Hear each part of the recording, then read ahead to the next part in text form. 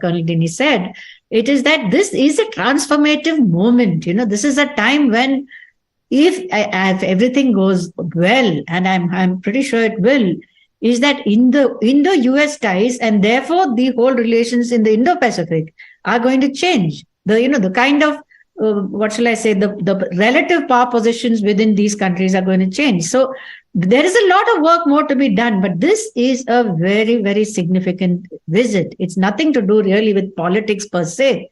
It is to do with where India is going forward and how the US can use India for its own benefit. Ultimately, it's about self-interest. It's self-interest for India, self-interest for the US.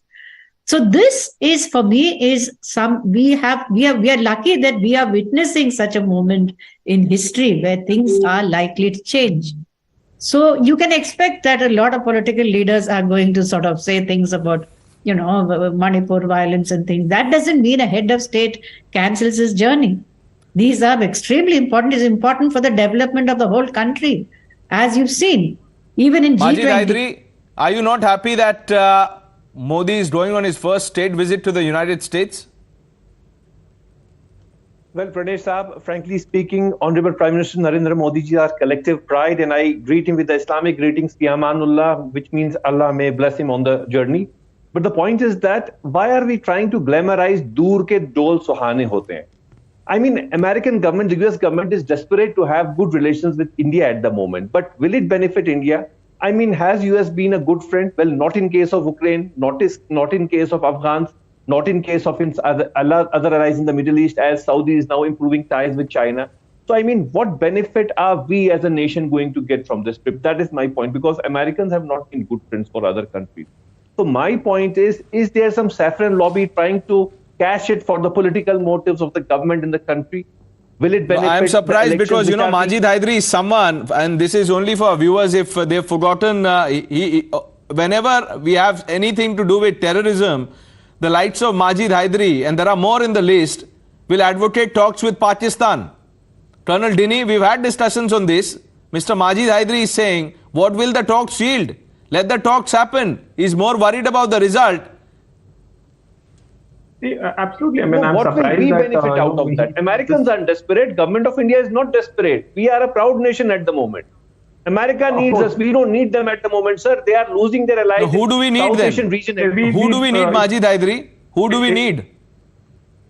I believe we need better relations with our neighbors, as Atalji said. Neighbors, you mean Pakistan? Name the neighbor. Come on. Name the neighbor that pushes terror. Our neighbor could be even the dragon. Why should we be at loggerheads with the dragon? If dragon feels annoyed because of this, why should we go for this? So you have no problems with Pakistan and China. Lionize China and call them dragon. They are occupying land. They are illegal occupation of our land through which the CPEC runs through. And Majid Hydari, you want talks with Pakistan and China. But here you have a problem when the Prime Minister goes to the US. Final comment, Colonel Dini, then we move out. Absolutely. See, there's one thing which I think Tara ma'am also mentioned, that all this thing hinges upon national interest.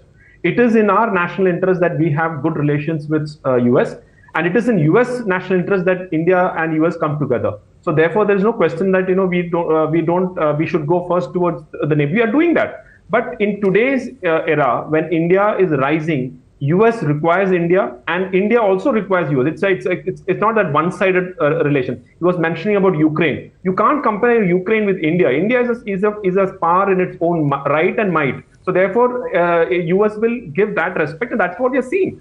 So therefore, to say at 2023, India does not require US, I think it's not correct. We should be above board as far as diplomatic relations and all. When it comes, we should keep our politics aside. I think that's what matters at this point. And diplomacy is much more than what Majid Hydari thinks it is. I thank all of you for joining us. We're building up to the big ticket event, the Super Summit, the Modi-Biden meeting in the United States. All the action updates on Times Now, your channel viewers. Shifting our attention to breaking inputs coming in. Naya Bharat has taken another giant leap. India's aviation growth story. Here's another example. After the record deal of 500 planes being ordered by Indigo, there's another historic deal on the cards. Air India, we are being told, is likely to buy 470 planes. Another Paris Pact for mega order that is on the cards. Madhav Das Gopalakrishnan, our national editor, will be joining us shortly. India set to dominate the Paris Air Show for a second day, with Air India expected to finalize a whopping order for 470 planes from Airbus. That deal, sketched out in February, was at the time the largest ever announced by number of planes, but it was surpassed just yesterday by Indigo when it ordered for over 500 Airbus narrow-body jets. Srinjoy Chaudhary now joining us for more on this. Srinjoy, what does this mean? Well, it clearly means that India, as far as the aviation sector is concerned, is right on top.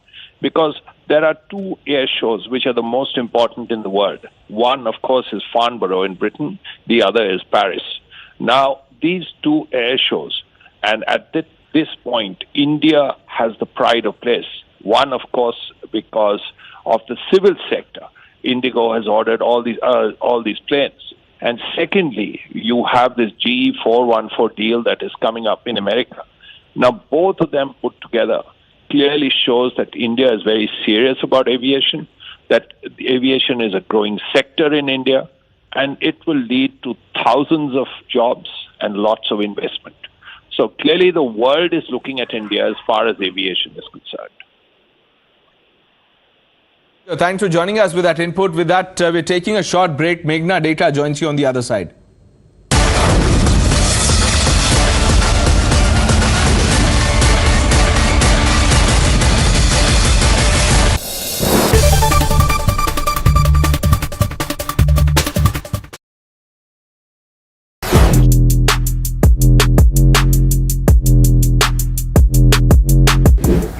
Guys, MG Comet के interior की कहानी अब हम आपको सुनाते हैं। Fan को करते हैं थोड़ा स्लो और शुरू करते हैं किससे। ठीक है, तो यहाँ पे सबसे पहले आपको बताएं कि इसे स्टार्ट करने के लिए चाबी कहाँ गई? भाई चाबी मेरे पॉकेट में है। तो इसे स्टार्ट करने के लिए आपको कोई इंजन स्टार्ट स्टॉप बटन नहीं मिलेगा। क्यों? क्योंकि आप इस खूबसूरत सी क्यूट सी जो चाबी है उसका अनलॉक बटन दबाइए, इस कार में बैठिए, 2 बार ब्रेक पेडल को दबाइए और car is ready to go. तो एक ये इंटरेस्टिंग आपको एस्पेक्ट इसमें देखने को मिलेगा। इसके अलावा 10.25 इंच के आपको 2 स्क्रीन यहाँ देखने को मिल रहे हैं। इंटरेस्टिंग इंप्रेसिव चीज़ ये है कि यहाँ पे आपको जो लुक और फील है और जो फीचर्स है, एमजी की गाड़ियों में आपने फीचर्स वैसे भी काफ़ी जो लिस्ट रही है उससे लंबा ही देखा है उस लिस्ट को। यहाँ पे भी आपको उस हिसाब से ये लोडेड ही नज़र आएगी। एंड्रॉयड, एप्पल कारप्ले, ये सभी आपको वायरलेस भी आपको इसमें ऑप्शन देखने को मिलेगा। और जो फील है, जो इसका रिस्पॉन्स, वो मुझे काफ़ी अच्छा इम्प्रेसिव सा लग रहा है। और जो डिस्प्ले है वो काफ़ी वाइब्रेंट सा भी आपको देखने को मिलेगा। राइट साइड में जो इंस्ट्रूमेंटेशन की जगह, अब इलेक्ट्रिक कार है तो वहाँ पर इंफॉर्मेशन तो आपको अलग अलग सेटअप में मिलेगा। लेफ्ट साइड में वोल्ट, करंट और पावर वगैरह की जानकारी आपको मिलेगी। ऊपर जो है कुछ एक जो साइंस है उसमें एक यूनिक या एक अलग चीज़ आपको देखने को मिलेगी। पिछली सीट पर जब आप बैठे हैं, सीट बेल्ट आपने नहीं लगाया तो भी इसमें बीपर जो है आपको याद दिलाएगा। राइट साइड में यहाँ पर फिलहाल न्यूट्रल में है गाड़ी, वो दिखा रही है। स्पीड आपको दिखाएगी। 72% बैटरी इसमें बची है। जो रेंज है वो 144 किलोमीटर इसमें देखने को मिल रहा है और ओडो इसका 199 किलोमीटर दिखा रहा है। यहाँ पर लेफ्ट में एक आप ग्रीन में छोटा सा देखेंगे इको मोड, उसे आप चेंज कर सकते हैं। यहाँ पर ड्राइव सेलेक्ट मोड है या ड्राइव मोड सेलेक्ट, इसे जब दबाए तो यहाँ नॉर्मल मोड होगा, स्पोर्ट्स मोड होगा और इको मोड होगा। तो यहाँ पर जब मैं नॉर्मल मोड में दबाता हूँ तो रेंज इज़ 142, स्पोर्ट्स मोड में दबाया है तो range is 142। So I guess जब ड्राइव करेंगे तब शायद इसमें चेंज हमें नज़र आएगा। इसके परफॉर्मेंस के बारे में भी हम तब डिटेल में बात करेंगे। फिनिश है, जो कलर्स हैं, जो यहाँ पर फैब्रिक जैसा मटेरियल है, जो प्लास्टिक है, उसकी क्वालिटी मुझे प्रीमियम लग रही है। Light grey, off white, cream, इन सब के इस्तेमाल के साथ ज़्यादा स्पेशियस और ज़्यादा प्रीमियम फील आपको नज़र इसमें आ रही है। बहुत ही मिनिमल है, तो ढेर सारे बटन्स और कंट्रोल्स इसमें नहीं हैं। और इसके अलावा सिंस दिस इज़ इलेक्ट्रिक तो यहाँ पर भी आपको पूरी जगह मिल रही है। गियर शिफ्ट यहाँ पर आपको यहाँ वो पैनल नहीं देखने को मिल रहा है। स्टीयरिंग व्हील की बात करें तो अच्छे से प्रीमियम फील के साथ ये आपको कवर्ड मिल रहा है और परफोरेटेड पैटर्न वाला यहाँ पर कवर है। जो मटेरियल इसके सेंटर में यूज़ हुआ है वो भी मुझे अच्छा लग रहा है और जो ये ऑफ वाइट या आइवरी कलर जो फिनिश इसमें दी गई ग्लॉसी सी वो भी मुझे अच्छी लग रही है। सो हाल फिलहाल में कुछ एक गाड़ियों में हमने ये लाइट थीम देखा है and I really like it. जो सीट है उसमें आप देख सकते हैं फिक्स आपको हेडरेस्ट है, लेकिन ओवरऑल जो फिनिश है वो मुझे फैब्रिक में भी कलर के हिसाब से आई रियली लाइक इट। इसके अलावा यहाँ पर नीचे में आप देखें तो यहाँ ड्राइव सेलेक्ट है, reverse charging, neutral drive mode ये आपको देखने को मिलेगा। जो विंडो के कंट्रोल हैं वो आप यहाँ पे देख सकते हैं, ये ऑटो है यानी मैंने बटन दबाया और शीशा पूरा खुद ब खुद नीचे या ऊपर गया है। यहाँ पर आप हैंड ब्रेक देख सकते हैं। कुछ एक क्लेवर चीज़ें हैं, जैसे यहाँ पर आप देखें तो ये जो बटन है या सॉकेट है उसमें आप जब उसको दबाएं तो नीचे हुक निकल कर आ जाता है, जिससे कि आप शॉपिंग बैग्स जो छोटे मोटे हैं वो आप इसमें रख सकते हैं। यहाँ एक चीज़ जो मुझे कमी नज़र आई वो ये है कि अगर आपके पास बड़ा फ़ोन है तो आप या तो किनारे रखें या यहाँ इस कप होल्डर में आएगा इस रखें जहाँ आप चाबी भी रखते हैं। ये जो जगह है मेरे ख्याल से बहुत प्रैक्टिकल नहीं होगी बड़े फ़ोन्स के लिए जो आजकल हम लोग आमतौर पर यूज़ करते हैं, तो उसके लिए एक और शायद बड़ी जगह की दरकार उसमें होगी, अनलेस आप उसे यहाँ पर रखना चाहते हैं तो, या फिर पॉकेट में अगर आप कनेक्टेड डिवाइस यूज़ कर रहे हैं तो। वैसे एक और एलिमेंट है जो ढूंढने में मुझे थोड़ा सा वक्त लगा, वो हैज़र्ड लाइट में ढूंढ रहा था क्योंकि शूट करते वक्त दोनों लाइटें ऑन होती हैं तो बड़ा अच्छा सा लगता है और वो ढूंढने में मुझे थोड़ा वक्त लगा। क्यों? क्योंकि यहाँ पर आपको नज़र नहीं आया। कहाँ है वो? तो वो यहाँ दिया गया है छत के ऊपर। तो ये कहानी आपको फ्रंट रो में देखने को मिलती है। अब आप पूछेंगे कार छोटी है, स्पेस कैसा है, तो मैं यहाँ पर 6.25 फीट की हाइट वाला अगर ड्राइवर हो और रिक्लाइन जो सीट है वो बहुत ज़्यादा ना हो, मैं कई बार बहुत ज़्यादा लेट बैक ड्राइविंग नहीं करता हूँ, लेकिन यहाँ पर जो हेडरूम है वो कम है मेरे हाइट के हिसाब से, वहाँ पर मैंने थोड़ा सा रिक्लाइन किया है एक्स्ट्रा अपने कंफर्ट के हिसाब से, तब जाकर यहाँ मुझे headroom adequate I would say मिल रहा है। हाँ, अगर मैंने वो स्पाइक्स टाइप के हेयर स्टाइल किए होते वो मेरा ज़रूर ख़राब होता, बट पॉइंट इज़ कि एवरेज इंडियन हाइट के लिए जगह आपको ठीक ठाक लगेगी। थोड़े से भी टॉल ड्राइवर हैं वहाँ पे ये एक चैलेंज है। क्यों? क्योंकि इसमें हाइट एडजस्टमेंट का फीचर नहीं दिया गया एंड आई थिंक वो एक अपॉर्चुनिटी मिस्ड मुझे लग रही है, क्योंकि हाइट एडजस्टमेंट के फीचर के साथ ये किसी भी हाइट के पैसेंजर के लिए स्पेशियस अर्बन कार होती, तो ये पॉइंट मुझे थोड़ा सा चुभा है and I am sure MG will work on this.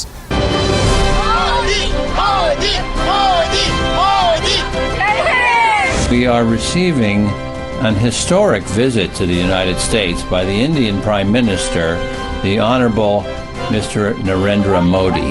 What a momentous special occasion this is, and we welcome him to the United States. Person with vision, person with strategic thinking, and a clear vision where the modern India should look like.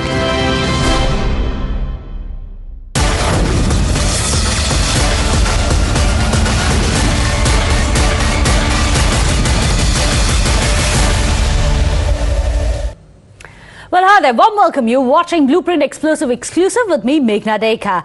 Well, let's first up take you across to Bengal, where the nomination process for the Bengal Panchayat polls have been marred with bloody violence. At least 7 lives have been cut short on record, and in the cycle of violence that has triggered right during the filing of the nomination process. It has, for this very reason, that the High Court ordered the deployment of the central forces across the state for Panchayat polls, but the Mamata government has been calling it an interference to get the message from the Supreme Court now. In fact, the Supreme Court made it very clear that elections cannot be a license for violence, as it calls it, and says that it has going to decide to rather dismiss Mamata Banerjee's government's plea challenging the High Court order. In fact, the government had asserted that 98% of the state had been peaceful ever since the filing of nominations. In fact, the apex court had reminded the state of its violent history when it comes to polls. The direct message is that holding elections can't be be a license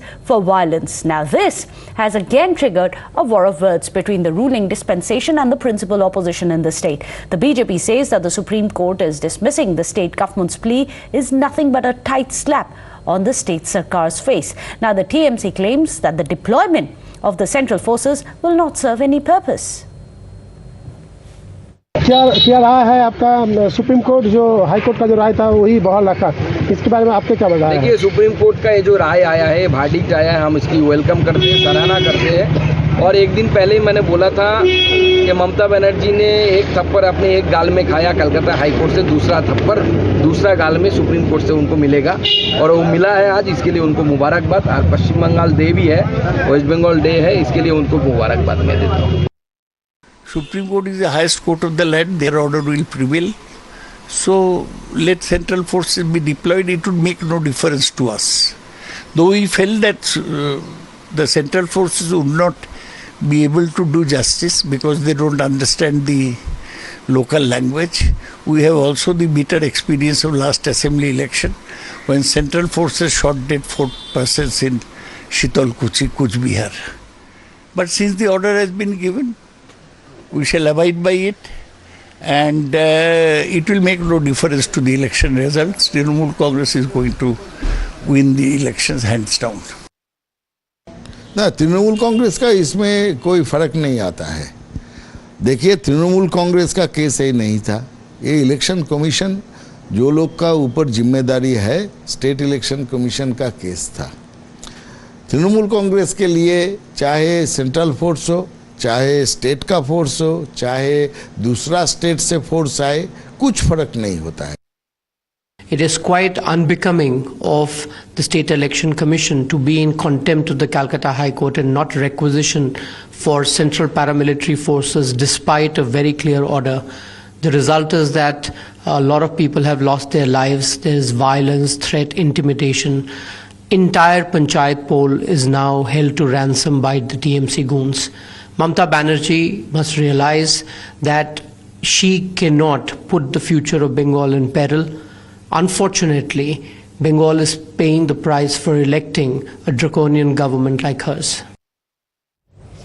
Well, in fact, let's go across to our guest. Joining us today on the show, Gargi Nandi Roy, a political analyst. Riju Datta is also joining us, the national spokesperson of the TMC. Mr. Riju Datta, I'm going to come to you first. Today, very categorically, the Supreme Court has said, and I'm going to quote the Supreme Court here, it says that after the spate of violence, just holding polls cannot be a license to violence. Is that not a massive rap on the knuckles, or perhaps, as the BJP would call it, a massive indictment of Mamata Banerjee personally as well, considering she is the Home Minister?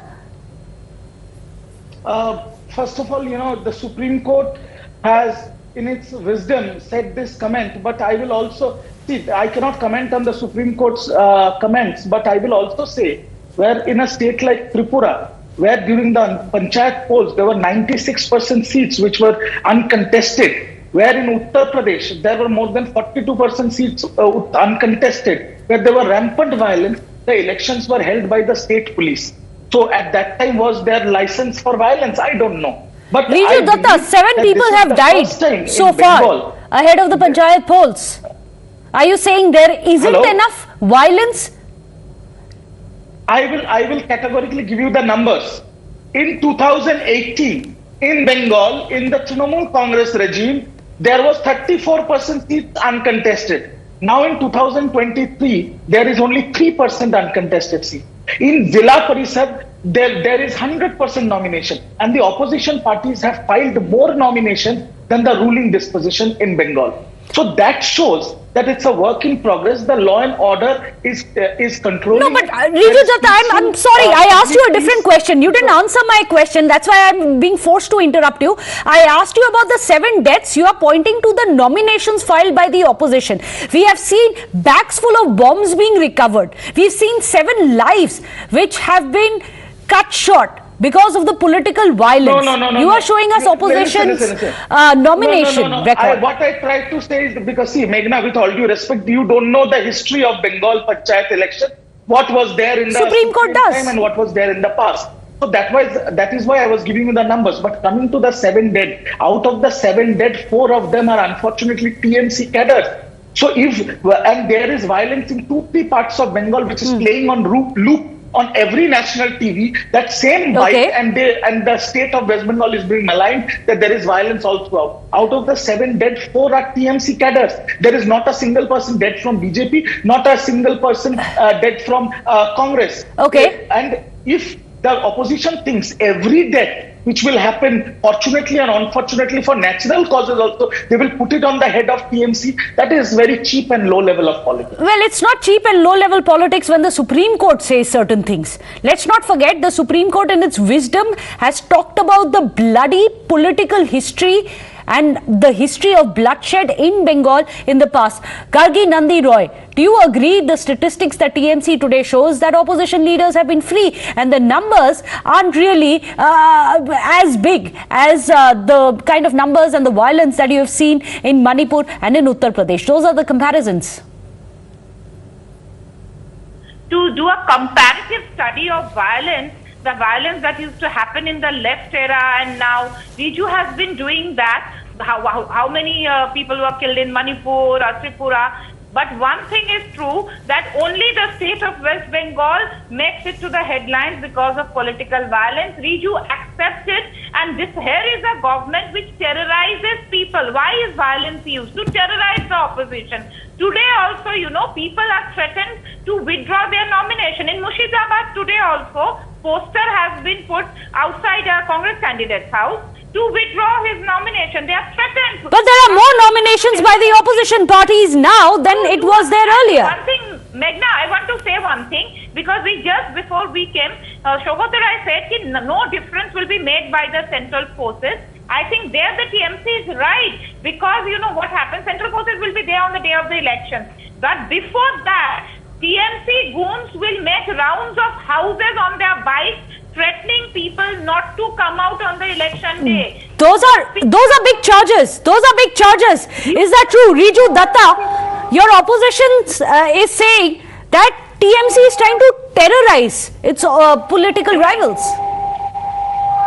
I'm saying categorically on a national television and national platform like this, that if TMC is terrorizing, if TMC is harassing, if TMC is creating all this violence, then none of the BJP Karyakartas have lost their lives. Thank God, but Trinamool Karyakartas have lost their lives. 4 TMC people have lost their lives. And if TMC is harassing and TMC is terrorizing, then out of 72,000 seats, BJP has filed 50,000 nomination, CPM 50,000 nomination, Congress 17,000 nomination, and Trinamool Congress 80,000 nomination. That means Gargi Nandi Roy, answer that. Opposition it is the BJP responsible, not the TMC. Gargi Nandi Roy, answer. Yes. Riju, when you start a violence, when you create Frankensteins, that come back to us, you also. Because it's natural. If you do violence, it will be retaliated. Do we... so you are accepting that there is retaliatory violence? No, I don't think retaliation. If people are attacked, they will be defending themselves, right? But Mamata Banerjee is the Home Minister. So isn't she responsible for the law and order? Any violence happening, any bombs being found, the Bengal has become a cottage industry of bomb making. You have driven away industries, so our cottage industry of bomb making is flourishing, Riju. This is a shame. This is a shame on Bengalis like us. Please. And that's a valid point. Point by point. Riju Datta, Mamata Banerjee being the Home Minister, TMC now can't come and say BJP is to blame for law and order deteriorating, violence happening. You have to let the buck stop. And that too, at the Home Minister of Bengal, at the Chief Minister of Bengal's doorstep, that happens to be Mamata Banerjee. You can't get away from that. I'm not... 10 seconds, Riju, 10 seconds, give me. Riju, 10 seconds. I want to say, okay, fine. When bombs were hurled in Bhangur, we have seen on television, the police is standing at a distance eating. And they are mute spectators, and they are telling journalists that they cannot hear the sound of bombs. So Bengal police have become deaf or what? Yes, we have the visuals of that. Bengal police comes under the Home Ministry of the state, led by the Chief Minister Riju Datta. You must answer this. After the Panchayat polls are declared and the model code of conduct in place, the law and order goes under the State Election Commission. Point number one. Point number two, in 2000... Which then wants to block central forces. In Bengal, then accept that this has happened, violence has happened, let central forces come. Can I finish? Can I finish? State Election Commission is under the West Bengal state. I am not going to go into a mudslinging match. Can I finish? Riju, you are telling I have not interrupted. Okay. Let Riju Datta finish. The State Election Commission, it comes under the TMC Sarkar, is what Gargi Nandi is saying, which is why it's trying to block the central forces. Riju Datta. One second. I will give you an answer. I'll just give a history lesson to people like Gargi and the viewers who probably don't understand the history of Bengal Panchayat election. In 2003 Panchayat election, there were 82 dead. In 2018 Panchayat elections, there were 17 dead. I'm not counting dead bodies. But now, unfortunately, there is 7 dead, and out of which 4 are TMC Karyakarta. Point number one. Point number two, central forces. We welcome the central forces. We welcome even if the court orders... Then why are you blocking it? To come. Tell the Supreme Court, you want the central forces. Tell the Supreme Court that here are the list of sensitive areas, because till date even that hasn't been given by the SEC. Has that been given? You are, please, I'll tell you, I have great respect for your channel. You should do a little bit of homework. All the sensitive booths, which are in number 15,600, has been submitted by the State Election Commission. I'm giving you the number also. Now let me come to the central forces, the question you have asked. The central forces conducted election in Bengal 1.5 years, barely 2 years ago, in 8 phases during the Vidhan Sabha. During peak COVID, what was the result? We went to Supreme Court, the state government went to Supreme Court, because as per the federal structure, none of the states during Panchayat elections, central forces has ever been deployed. That was a symbolic protest. But we welcome the central forces because we know even if... So that's very interesting. So TMC is still saying central forces coming in the Panchayat polls is going to really serve no justice to the people and ensure peace. However, the BJP all along has been saying that who's responsible then for this political violence that Bengal has been plunged into. However, we are running out of time. Thank you so much, Gargi Nandi Roy, for joining us, Riju Datta of the TMC for being here on the show. With that, a short break. Don't go anywhere.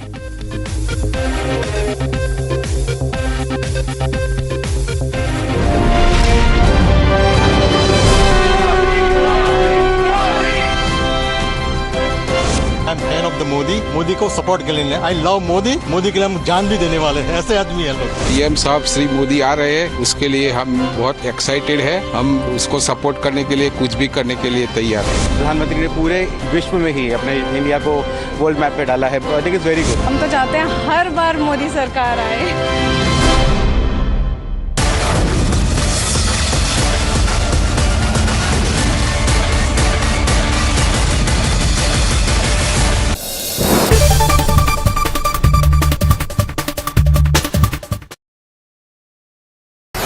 Whether you're an aspiring influencer or just want to create memories using your mobile phone cameras, I am here to share some really amazing 10 mobile photography tips that can actually turn your ordinary photos into some really good Instagram worthy photos.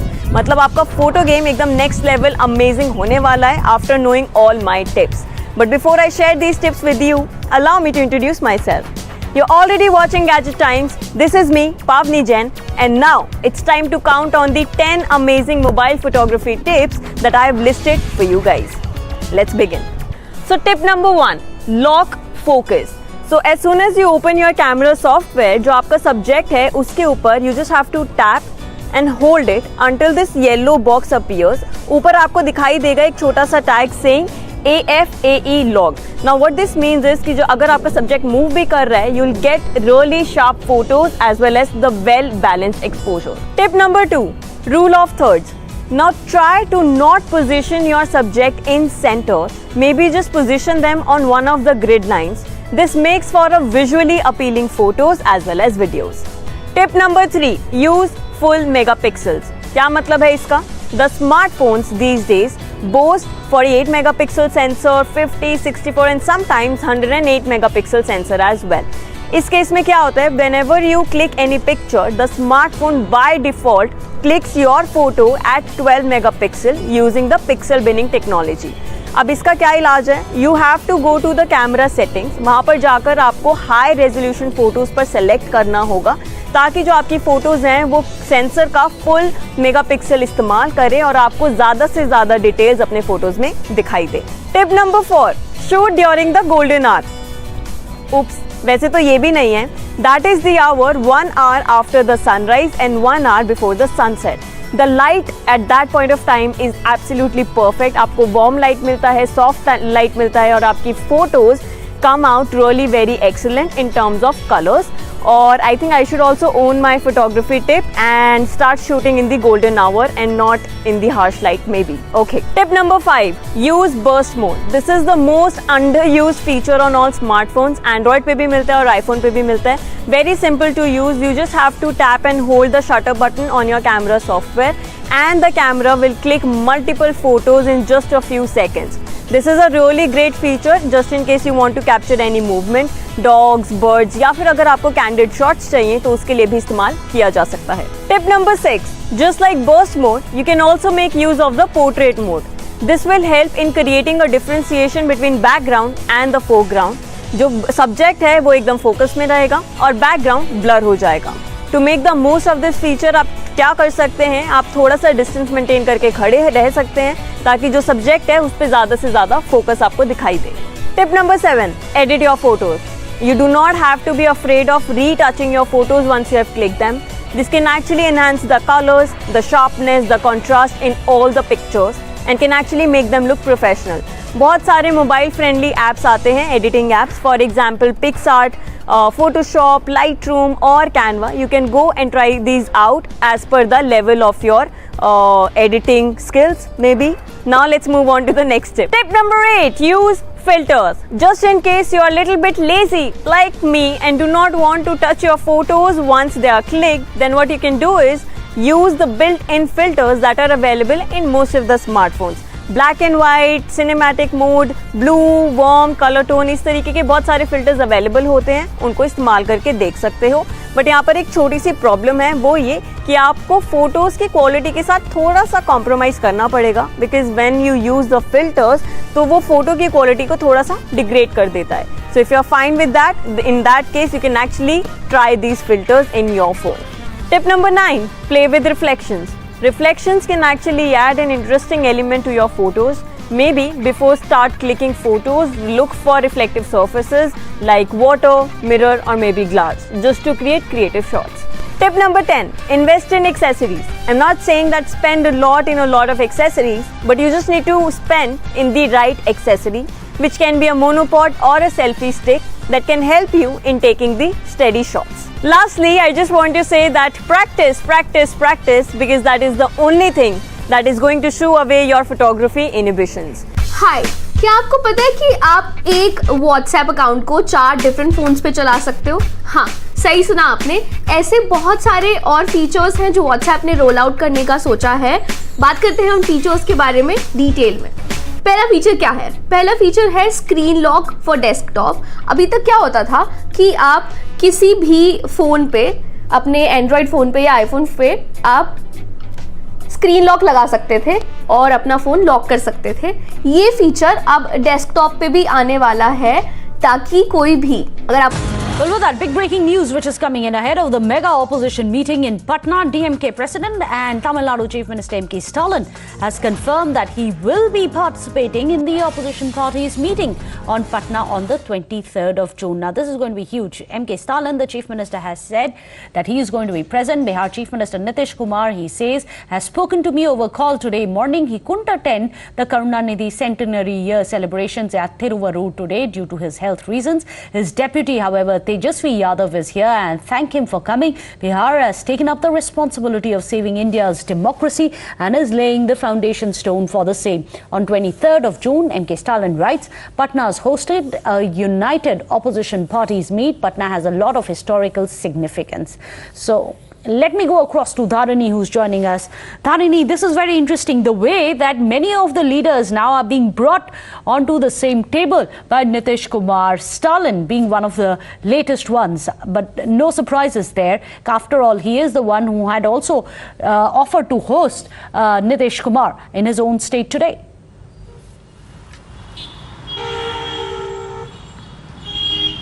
Nitish Kumar was supposed to come to Tamil Nadu for the centenary year celebrations of Karunanidhi, but unfortunately due to health reasons he was not able to make it. But his deputy Tejasvi Yadav was present here in Tamil Nadu, and both CM Stalin and Tejasvi Yadav they shared the same stage in which Chief Minister M.K. Stalin reiterated the importance of national united opposition. He told that we need to douse the fire of authoritarianism that's being spread by the BJP in the country for the past 10 years, and the first light of democracy will be lit up in Bihar under Nitish Kumar, and that it will spread across India in the next upcoming months. And he's also gone on to tell that we are living in tough times, the democracy needs to be saved, else Tamil Nadu, that is 3,000 to 4,000 years old, will cease to exist. So this is the most important statement here. Chief Minister M.K. Stalin has told that if democracy is not saved, if democracy is not saved, and if it's not being taken out of the BJP's hand, then Tamil Nadu, that is 3,000 to 4,000 years old, will cease to exist. So this is a very strong-worded, important statement from the Chief Minister. And he's also went on to tell that he'll be participating in this opposition party meeting in Patna on June 23, and he's also called for all the like-minded opposition parties to take part in this meeting, so that they form a very strong front against the BJP in the Lok Sabha polls. Right. So that's very interesting. So many of the alliance partners already, Akhilesh has confirmed. Congress, of course, comes with riders but has still agreed to be part of this larger coalition. It's interesting to see what happens on Friday. Thank you so much, Dharani, for joining us. With that, we're going to be wrapping up the show. Thank you for watching.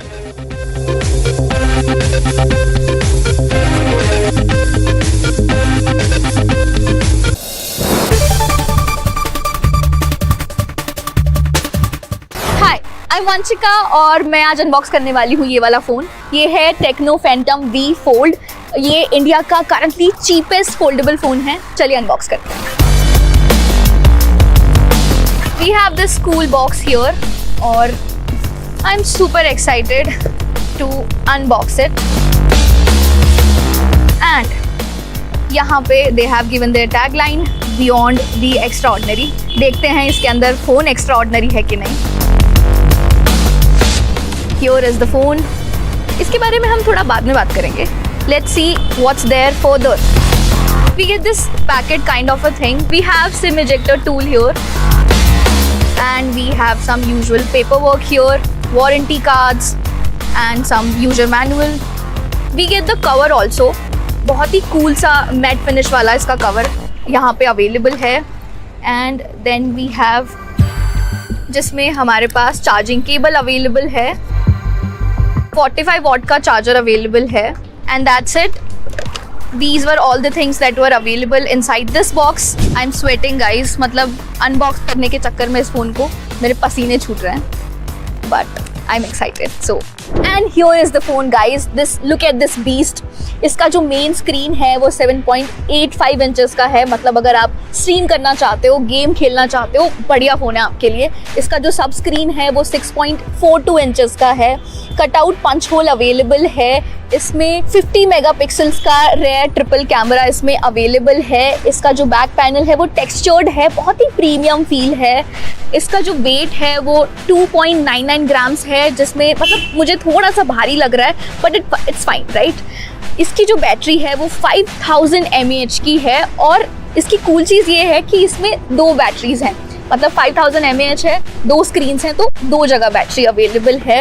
Apart from that what do we get in this phone? Usual है, जो power button होता है, volume button होता है. इसका जो frame है बहुत ही क्लासी फ्रेम है.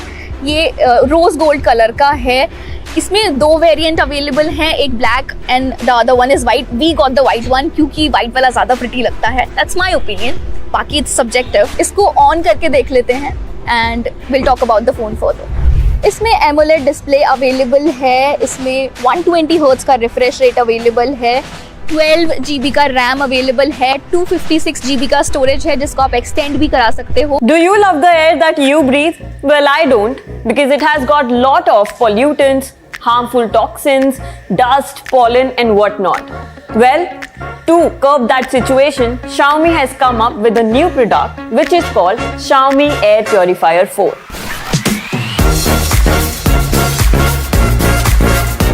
Hi, you're watching Edge Times. This is me, Pavni Jain, and this is the product I'm talking about, the newly launched Xiaomi Air Purifier 4. Company ने इसे हाल ही में लॉन्च किया है alongside Xiaomi Air Purifier 4 Lite, which is a toned down version of this device. पर आज के इस video में हम बात करेंगे एयर प्योरीफायर 4 की, जानेंगे इसके फिजिकल लुक्स के बारे में, all the buttons that it comes with and all the sensors और the qualities that this air purifier offers. This is the front side of the air purifier, जहां पर आपको मिलता है OLED डिस्प्ले. इसको जल्दी से पील ऑफ करते हैं इसका कवर. अब इसको ऑन कहां से करना है, let me show you. This is the back side of the air purifier और यहाँ पर जो आपको बटन दिखाई दे रहे हैं, this is the physical button to turn the display on and off. इस फिजिकल बटन के साइड में एक सेंसर दिया गया है which is temperature and humidity sensor. वहीं पर just right below it you will get to see the laser particle sensor. यहाँ पर इसको फिल्टर को अनकवर करने के लिए बटन दिया गया है जिस पर लिखा हुआ है remove the filter packaging before turning on the purifier. Now how do I remove it? Let me try. Let's remove the tapes first. I think I did it the wrong way in the first place. So this is how the filter looks like. अंदर आपको मिलता है mesh fabric. Now let's just put the filter inside so that we can start using the product. Now we'll cover this up with filter compartment cover. Guys, this is very easy to put back the filter compartment. बहुत ही आसान था. This comes with magnetic boundaries. यहाँ पे magnet लगी हुई है ताकि ये easily आसानी से you can put the filter back. Now let's turn on the air purifier. यहीं पर at the back of the purifier you will get to see the port जिसमें हम ये चार्जिंग केबल लगाएंगे और इस एयर प्योरीफायर को ऑन करेंगे. So this is the OLED display जो आपको सामने की तरफ मिलता है. इसमें अंदर आपको दो बटन्स दिखाई देंगे. One is the power button and the other one is the mode switch button. ऊपर की तरफ यहाँ पर आपको A लिखा हुआ एक बटन या इंडिकेटर दिखाई दे रहा होगा. That is to show all the modes कि आप स्लीप मोड में आपने इसको रखा हुआ है या फिर ऑटोमेटिक मोड पे या फिर आपने इसका स्पीड हाई लो या मीडियम रखा हुआ है. उसके साइड में आपको मिलता है WiFi indicator. Then you get to see the negative ion indicator. You will get to see the humidity levels and also the temperature. So this OLED screen is really very useful to show you all the things that is happening with your air purifier 4. This product is capable of purifying a 215 square feet in about 10 minutes. Now, being an air purifier, the USP of this product is its 3-layer filtration. It offers a primary HEPA filter along with an activated carbon filter. All you need to do is just connect this device with Wi-Fi to use the product, and just in case you are away from home, users can enable the product using the Xiaomi Smart Home app. Wi-Fi की बात की है, so let me tell you that the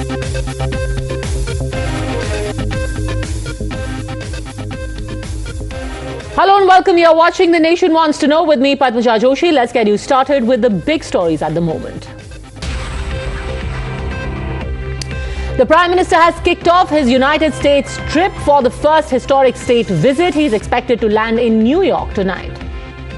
Ahead of his America visit, Prime Minister speaks to Wall Street Journal on China, US and India's role on the global stage.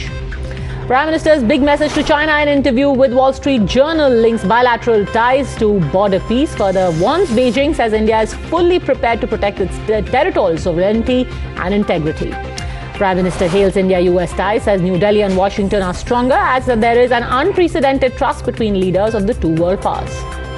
He also hailed growing defense cooperation between the two countries, calls it an important pillar of the Indo-US partnership. Prime Minister answers India doubters, says India not only tolerates but celebrates its diversity. However, adds that people of all faiths coexist peacefully and prosper in India. The Indian Prime Minister also spoke of India's role on global stage, says India is not supplanting any country but gaining its rightful position in the world. Russia-Ukraine conflict finds a mention in the interaction with Wall Street Journal. Prime Minister endorses dialogue, diplomacy and peace, saying all countries should respect international law and the sovereignty of countries. Prime Minister will also meet several prominent personalities. Times Now scoops the list of those who will be meeting with Prime Minister Modi, CEO of Twitter and Tesla, Elon Musk, also a part of the list. Indian diaspora from Gujarati Samaj of Houston gear up to welcome the Prime Minister on his historic state visit. New York decked up to welcome Prime Minister Modi. His posters are put up at Times Square. Ronald Reagan Center in Washington gears up to welcome Modi. Prime Minister will address NRIs in this hall. Temple in New York prepares to host the Prime Minister. People of Indian community prepare and offer tricolour garlands. Enthusiasm in the air as Indian children in America are waiting to catch a glimpse of the Prime Minister. People from Maryland make a tricolour. Indian community practice folk song ahead of their performance before the Modi visit. Indian Ambassador to America Taranjeet Sandhu spells out the top focus on Prime Minister's agenda, talks to be held over defence, health and education. United Nations General Assembly President Sabah Qureshi hails India, says it can make a big contribution for the welfare of the world. Indian-American singer and Grammy Award winner Falguni Shah pens a special song for Prime Minister Modi, further reveals that he invited her after winning the Grammy. Noted Hindi and Sanskrit scholar Elliot McCarter says Prime Minister's U.S. visit is important, further says that preparations in America are testimony to India's growing influence in the world. Ahead of his visit, the Prime Minister extended birthday wishes to President Draupadi Murmu, called her a beacon of wisdom, dignity and commitment to the welfare of people. Supreme setback for West Bengal government. Apex court refuses to halt deployment of central forces in the state, says elections not a license for violence. BJP hails the order, takes pot shots at West Bengal government, says top court has held up the mirror to Mamta Didi. TMC also slams the West Bengal governor over interference, says that he is the reason that there is no vice chancellor in universities. Congress wades into politics over Bengal violence, blames RSS and BJP for clashes, further demands action against those involved. Karnataka Chief Minister Siddaramaiah issues instructions to state police to identify source of fake news and take legal action against those responsible for spreading misinformation online. BJP attacks the Congress over fact-check team, says they had opposed Centre's decision to set up a fact-check team, calls the announcement hypocritical. Congress workers stage biryani protest against Centre over procuring rice for Anna Bhagya scheme. Hundreds of Congress workers gathered for the protest in Bengaluru. BJP workers stage a counter-protest against Congress's protest over Anna Bhagya scheme. Police detained protesters over lack of permission for agitation. Bhopal victim speaks to Times Now, narrates horrific ordeal, claims the accused harassed him in a bid to convert his religion, seeks police protection. He is the boy who was seen in a viral video being made to bark like a dog after being put on a leash. Madhya Pradesh Home Minister Uttam Mishra says none of the culprits who made a man behave like a dog will be spared, and such incidents will not be tolerated in the Shivraj Singh government. Tamil Nadu Chief Minister M.K. Stalin confirms he will be attending the opposition unity meeting in Patna on June 23, says that Kalangar had once said that democracy is like the light in a house and democracy will be reinstalled in the Patna meeting. Manipur cops arrest 4 suspected cadre of United National Liberation Front with 151mm mortar. Times Now accesses FIRs filed in Manipur over the violence. FIRs claim miscreants looted arms and ammunition. Internet ban has been extended for 5 more days in Manipur till June 25.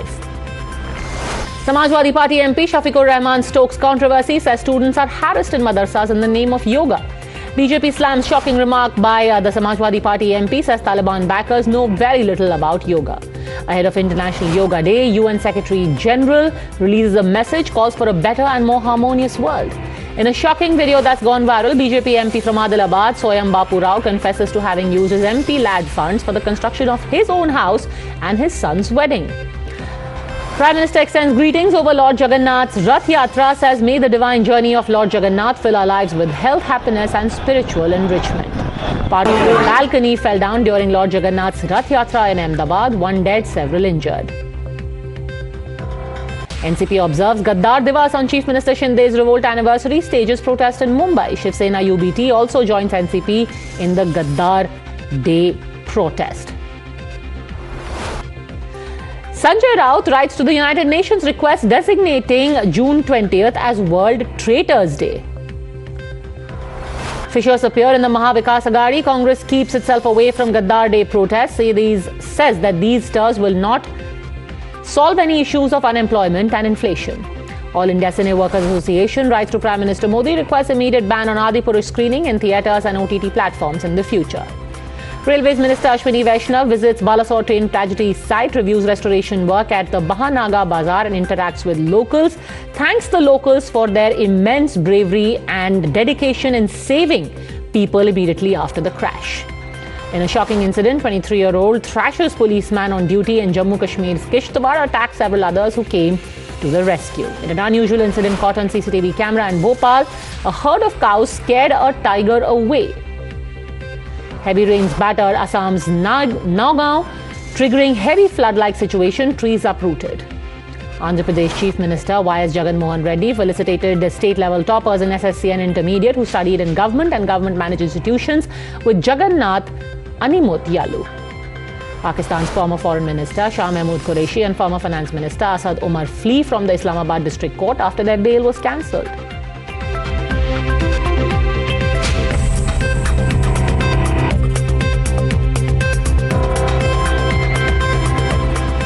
While the clock is ticking and just 3 days to go for the mega opposition meeting in Patna, for which Bihar Chief Minister Nitish Kumar has been busy rallying all parties opposed to the BJP. The Chief Minister today was to be in Chennai to attend the birth centenary event of the late Tamil Nadu Chief Minister M. Karunanidhi. However, he cancelled the visit at the last minute, raising many speculation, but his deputy Tejasvi Yadav represented him instead.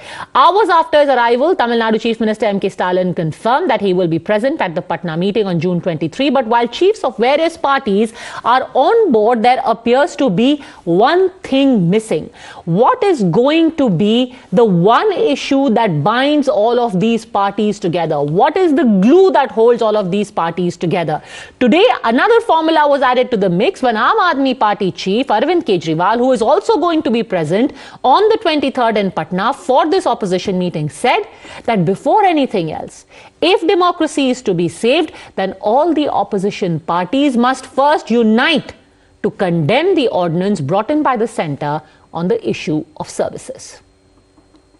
इस कांग्रेस से मैं उम्मीद करता हूं सारी पार्टियां पूछेंगी उस meeting में, भाई आप अपना स्टैंड बताइए। और मैं समझता हूं कि सबसे पहला उस मीटिंग का सबसे पहला एजेंडा होगा अध्यादेश, कि दिल्ली के अंदर जनतंत्र को ख़त्म करने के लिए, और मैं वहाँ सारी पार्टियों को समझाऊंगा, टेक्निकली भी कॉन्स्टिट्यूशन लेके जाऊंगा, मैं संविधान लेके जाऊंगा, कि आप ये ना समझें कि ये दिल्ली आधा राज्य है इसलिए दिल्ली के बारे में ये अध्यादेश आया है। ये अध्यादेश तमिलनाडु में भी आ सकता है, ये अध्यादेश महाराष्ट्र में भी आ सकता है, वेस्ट बंगाल में भी आ सकता है, पंजाब में भी आ सकता है। Now remember, there were various proposals that have been pitched by other party leaders as well. It appears that different parties have their own agenda on the table in the Patna meeting. Akhilesh Yadav yesterday said that we should focus on PDA, Pichda, Backward, Dalit, which is the Dalit community, and Alpsankyak, which means the minorities, to defeat the NDA. Now, how are all of these parties going to decide what part of the minority vote bank they are going to aim for and what other parties are going to aim for is still not clear. Now, Akhilesh Yadav had stressed that a joint opposition should support one party which is strong in a particular state. Congress, on the other hand, floated the idea of fielding a common opposition candidate on 450 seats to take on the BJP. And then there are leaders like Mamta Banerjee, like Jagan Mohan Reddy, like the BRS, who are saying, we have our own states that we are very protective about. The Congress should try and field their candidates in other states, but should stay off the turf of local satraps. Now, while all of these parties are going to be on one platform in Patna to draw out their 2024 strategy, will this shadow boxing behind the scenes finally end? And will they be able to zero in on that one issue that will be the glue that holds them together? मैं सिर्फ एक बात कर रहा हूं, विपक्षी एकता तो हो रही है, होगी, भाजपा 100 सीटों के अंदर समेट देंगे। पर राजस्थान के बारे में कहना चाहता हूं, एक आदर्श सरकार के रूप में काम कर रही है। श्रेष्ठतम और वरिष्ठतम मुख्यमंत्री हैं गहलोत जी। जो योजनाएं उन्होंने स्वास्थ्य के बारे में चलाई हैं, महिलाओं के बारे में चलाई हैं, गरीबों के बारे में चलाई हैं, उसका भी जिक्र हो। अब एक दूसरे से राजनीति में भाई नहीं कहा जाएगा, बहन नहीं कहा जाएगा, तो क्या गाली दी जाएगी? और भ्रष्टाचार की बात तो आप ना करें। जिसके 2 मंत्री अंदर हों, वो भ्रष्टाचार के लिए सलाह न दें। Now, the BJP has hit out naturally at the opposition parties and particularly Nitish Kumar, pointing out about how all of these parties are talking about saving democracy, but this very meeting is going to happen in a state where serious cases of corruption, from the collapse of an under construction bridge to a recently unearthed ambulance scam, of how tenders were awarded in an irregular fashion to a member of parliament of the JDU, a firm related to him. All of these are being unearthed. So if you're talking about saving democracy, can you turn a blind eye to corruption? क्या कांग्रेस के लोग नीतीश कुमार जी से सवाल पूछेंगे? क्या CPM के लोग नीतीश कुमार जी से सवाल पूछेंगे? क्या अखिलेश यादव सवाल पूछेंगे कि आपके राज्य में क्या हो रहा है? एक तरफ गंगा जी में पुल गिर जाता है और एक तरफ गरीब लोगों के स्वास्थ्य के साथ, जीवन के साथ खिलवाड़ होता है। क्या इसी सुशासन की बिना पर ये लोग साथ खड़े होंगे? ये सवाल हम जरूर पूछना चाहेंगे। This is the odd even formula of Arvind Kejriwal. On odd days he abuses the Congress, on even day he goes and sits with them, and therefore this kind of formula where you have dosti in Patna and kushti in Rajasthan only exposes the sheer hypocrisy on which this entire foundation of so-called opposition unity is resting. On the one hand, you have Prime Minister who is taking India's narrative forward with a mission and vision, and these parties are only there for saving their family, political profession, corruption, commission, and their obsession with Modi, and that's why they are only odd even friends. All right, joining us on the debate, we have Neeti Jain, spokesperson of the BJP, JVC Sriram, political commentator, Nikhil Jain, political analyst, and Irfan Trivedi, political analyst and supporter of the Aam Aadmi Party. Let me simply ask you this, Nikhil Jain. Arvind Kejriwal today has said that we'll talk about unity later. First of all, the Congress and others should come and tell us that they will support us on the issue of the services ordinance because democracy must be saved. Will you support them on the ordinance to save democracy? That's the point. He doesn't want to talk about building a united front. He doesn't want to talk about countering Modi together. He only wants to talk about something that is of his personal interest, holding power in Delhi. He only wants to talk about his ministers in jail on alleged corruption charges. That's the problem with Kejriwal, that Kejriwal isn't yet able to understand that in a country where it's a democracy, politics is a game of consensus. You can't be a lone wolf. If you are an opposition party and the government party or the ruling party is doing something wrong, you have to stand together. But that is exactly what he's telling the Congress. That here is the Modi government behaving in a dictatorial fashion. You can't even support him to support democracy. That's the least the Congress can do for democracy. When the Congress and other parties tell him that, boss, we are in a problem, our leaders are unfairly being jailed, and the BJP is clamping down on opposition leaders to stifle democracy in the country, then he doesn't care about it. When people in Kashmir were crying out that Article 370 has been removed, we have been turned into a union territory, our assembly has been taken away, then he was lauding and cheering on it. Oh wow, 370, I like 370. It's just such a hypocrisy on his part that a man who was cheering the complete taking away of a legislature of a state is now in a fix simply because his powers have been reduced. He continues to retain the legislature. He continues to be the chief minister in Kashmir, in Jammu and Kashmir, and in Ladakh. We still don't have a chief minister, right? Irfan Trivedi, is democracy the concern for Mr. Kejriwal or power? Nikhil Jain, who supports the Congress, says it's power. He's only concerned, mera government bacha rehna chahiye. 370 can go, Omar Abdullah can watch out for himself, Mr. Gehlot can watch out for himself. He even went to Rajasthan and he went and told Ashok Gehlot that you're as corrupt as Vasundhara Raje. Mr. Trivedi, you've muted yourself. Can you please unmute?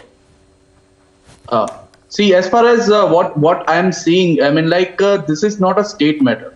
It's a matter of a national thing. I mean, democracy to be preserved in a very particular way that Congress itself has been suffering. I mean, it was being suffered in Maharashtra as well. When the governor interfered with the governance of whatever the public actually elected, there was an alliance between Shiv Sena, Congress, and NCP.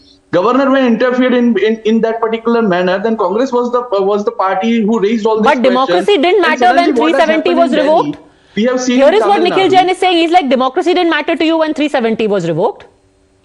So basically, when it is a national matter, I mean, like Congress. I know Congress is a mature party, and of course it's an old party, and they should think over it, and they should. I mean, whatever the grudges with Arvind Kejriwal as in person, but when it is a national matter, I mean, they should be very much. National matter. Nikhil Jain, look beyond, because tomorrow it could be Rajasthan. There could be an ordinance the centre brings in for Rajasthan, in Chhattisgarh. See, that is what all the opposition parties have been telling Mr. Kejriwal, that democracy is under threat across the country. It's not just Delhi, not just Kashmir, not just Rajasthan. It's everywhere. But he only listens when it concerns him. How can the opposition trust a man like that? See, he's trying to build a consensus with the Congress on one hand. On the other hand, where Rajasthan elections are about to come, and it is obviously justified between the Congress and the BJP, he's going on slinging mud at the Congress. Why is he not saying anything against the BJP? In Rajasthan, he will only sling mud at the Congress there, because that is what he's been doing all along. He's been going to those states where the fight is only between Congress and BJP, or Congress and some other party, and he's been going at it against the Congress. So why is the Congress, or any other opposition party for that matter, is going to support him? Just out of curiosity, Ihsan Trivedi, if you wanted to get into the good books of the Congress, Ashok Gehlot ko कायर और नीच कहना is hardly a way to woo him, no? You go to Ganganagar, you say बड़ी नीच हरकत कर दी, कितने कायर लोग हैं ये, and then you are like, आप हमारे पीछे क्यों नहीं खड़े हो रहे? I mean, why? I mean, see, when it is a matter of particular state, and whatever is happening in Rajasthan, Mr. Trivedi, I mean, people are watching. आदमी तो वही है ना, उसको कायर बुला के उससे उसका हाथ थोड़ी ना मिलाएंगे. You can't say you are a terrible person, but let us be friends. What a coward! But I love you. No. Why you are just? I mean, is Mr. Gehlot is Congress? Is Mr. Gehlot individual person? Is a Congress that government? Yes, is having he some is problems. from the Congress. He very much is from the Congress. As a national party, if there is wrong which is going on Rajasthan, I mean, people have right to. I mean, raise the questions and all that. Okay. But it is a matter of national thing that JVC Sriram, do you think it's interesting? Congress is, although it's interesting that you mentioned that. We are not seeking support of Gehlot ji. We are not seeking support of Mr. Gehlot. We are seeking support of any person who are willing to save democracy. All right. So Arvind Kejriwal is not appealing to Ashok Gehlot, JVC Sriram. Yes. He is appealing to Rahul Gandhi and Mallikarjun Kharge. And it's an interesting point that Ihsan Trivedi is making, because if Rahul Gandhi can ignore what Adhir Ranjan Chaudhary is saying in West Bengal, then maybe he can also ignore what Ashok Gehlot is saying in Rajasthan. There are only 3 chief ministers that the Congress has, if I'm right: Chhattisgarh, Karnataka and Rajasthan. And today, Mr. Rahul Gandhi is a disqualified MP. And do you think, disrespecting a chief minister of a state, that to a Congress leader who was supposed to have been contested for the presidency, is it the right side of Aam Aadmi Party? Point number 1. Point number 2, this is basically a bunch of political parties who are trying to create optics that things are not good. Somebody went walking saying that I'm going to unite India, and then he goes abroad and talks bad against India time and again. And this is just a show. And more importantly, where is unity, Padmaja? PRS is not there, JDS is not there, BSP is not there, YSRCP is not there, BJD is not there. Now, these are ruling parties. Now, you have YSRCP, which is ruling party. Biju Janata Dal is a ruling party. You have Samajwadi Party. If they come, Akhilesh comes, Mayawati will not come. If Mayawati comes, but Akhilesh will not come. Let me say this. You keep focusing on the people who are not attending. Among those who have confirmed, they have 250 seats between them, JVC Sriram. 250 seats. So if together they win 250 seats, then at least they have stopped the BJP in their tracks. They won't make the government for sure. I understand. Now, I can tell you, if there is a scope for opposition unity, I had mentioned it immediately after the 2019 election. Mamata Banerjee, Sharad Pawar and Y.S. Jagan Mohan Reddy need to come into the Congress. The family need to sacrifice their interest for the sake of Congress, which they have not done. Look at 1989, how Janata Dal was able to form a government, National Front, because Janata Dal contested only in 225 seats to 244 seats, and Bharatiya Janata Party contested only 225 seats, and there was one opposition candidate in most of the places. That is not going to happen. Do you think Congress is going to cede space to Aam Aadmi Party in Punjab? Okay, everyone wants to respond to you. First, Neeti Jain, and then I will come to you, Isam Trivedi, and I really must get in Lav Kumar Singh also. Neeti Jain, yes. Talking about is pretty evident on your debate with the first two speakers that were talking.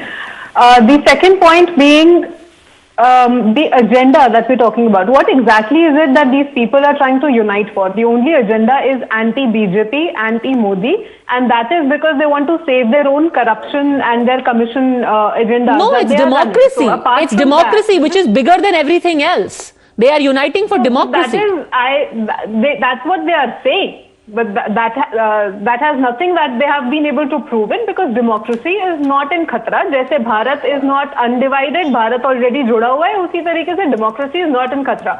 The second very important point that you said was the 250 seats of these collective people. Now the point there is that most of these parties are regional parties, and like you yourself said, that most of these regional parties don't want to cede their own seats to Congress. The regional parties, so if Nitish Kumar ji goes to West Bengal and fights elections, makes no dent. Mamata Banerjee goes to Bihar, fights the election, makes no dent. So the magic wand is Congress. Now Congress is asking for a majority number of seats. How many of these regional parties are letting the Congress party accommodate on Nitish Kumarji's agenda of one seat, one opposition? So that is where the entire fight is. These people are not on the same page ideologically, or in the states they are fighting. And if you say कि हमने आज अशोक गहलोत को बोल दिया, कांग्रेस को थोड़ी बोला, so the कार्यकर्ता that has been opposing you ideologically on ground is not going to support you for the Lok Sabha elections just because you come together with Rahul Gandhi. Okay, People on ground will still have those issues. Okay, Love Kumar Singh ji, ये बताइए कि इतने सारे मुद्दे सामने रखे गए हैं क्योंकि इसके सूत्रधार एक तरीके से नीतीश जी हैं, उनके सामने 4 मुद्दे रखे गए हैं। ऑर्डिनेंस दिल्ली वाला, या 450 सीटें पे कॉमन कैंडिडेट, या फिर करप्शन, या फिर मतलब यानी कि ईडी सीबीआई का मिसयूज, या फिर जो कि अखिलेश यादव कह रहे हैं कि आप पिछड़ा, दलित और अल्पसंख्यक वाला फॉर्मूला अपनाए, पीडीए। कौन सा फॉर्मूला होगा वो मैजिक बुलेट? देखिए पद्मजा, जब कोई बड़े उद्देश्य को लेकर आदमी चलता है तो छोटी छोटी चीजों को छोड़ना पड़ता है। सभी पार्टियों को एक पर लाने वाला जो नीतीश कुमार का एक फॉर्मूला है, एक के अगेंस्ट अगर एक लड़ेगा तो उस स्थिति में निश्चित तौर पर बीजेपी की सीटें 100 से नीचे आ जाएंगी, इसमें कहीं से कोई दो मत नहीं। भाई अपनी सीट दे कौन रहा है कांग्रेस को रीजनल पार्टीज में? सवाल तो वो उठता है ना सर। नहीं, सवाल देखिए, सवाल जैसे ही अभी तो कांग्रेस को सीटें छोड़नी पड़ेंगी या रीजनल पार्टीज को छोड़नी पड़ेंगी अगर ये लोग लड़ाई है तो वेयर इज दैट यूनिटी? नहीं, जिस तरह से यूनिटी की बात हो रही है, अभी 23 तारीख को मीटिंग रखा गया है, उसमें बहुत सारी चीजें डिसाइड होगी और सभी लोग एकजुट होकर लड़ाई लड़ेंगे, तभी अभी जो एनडीए की सरकार है उसको सर अभी मुद्दे पे ही एकजुट नहीं हो पा रहे हैं। आप तो सीट की बात कर रहे हैं, सीट तो बहुत बड़ी बात है, मतलब सीट छोड़ देना बहुत बड़ी बात है। सोचिए, मतलब कोई अगर बोले कि वहां सिटिंग एमपी है कांग्रेस का और कल को नीतीश जी कहें कि नहीं जी ये तो सारी सीटें जेडीयू और आरजेडी लड़ेंगे, ऐसा थोड़ी ना दे देंगे वो अपनी सीट। पद्मजा, ऐसा होगा भी नहीं ना। या बंगाल में अधीर रंजन चौधरी थोड़ा ना कहेंगे कि ममता जी आप लड़ लो मुर्शिदाबाद में चला, वो संन्यास छोड़ना ले लेंगे राजनीति से। मैंने पद्मजा बड़े स्पष्ट शब्दों में कहा कि इस तरह का नहीं होगा। सारा जो फार्मूला जो सबको मान्य होगा उसी पे लड़ाई लड़ी जाएगी। लेकिन रही बात, जब आप कोई बड़े उद्देश्य के लिए लड़ाई लड़ते हैं तो छोटे उद्देश्यों को तो पीछे रखना पड़ेगा ना, छोटी छोटी चीजों पर तकरार नहीं करना पड़ेगा। और सब अनुभव है, आप लोग कोई क्या करेंगे वो हमको नहीं सुनाई दे रहा, एनडीए को सफलता मिलेगी। Okay, JVC Sriram wants to make a quick point. These are small technicalities. JVC Sriram, yes. What is saving democracy?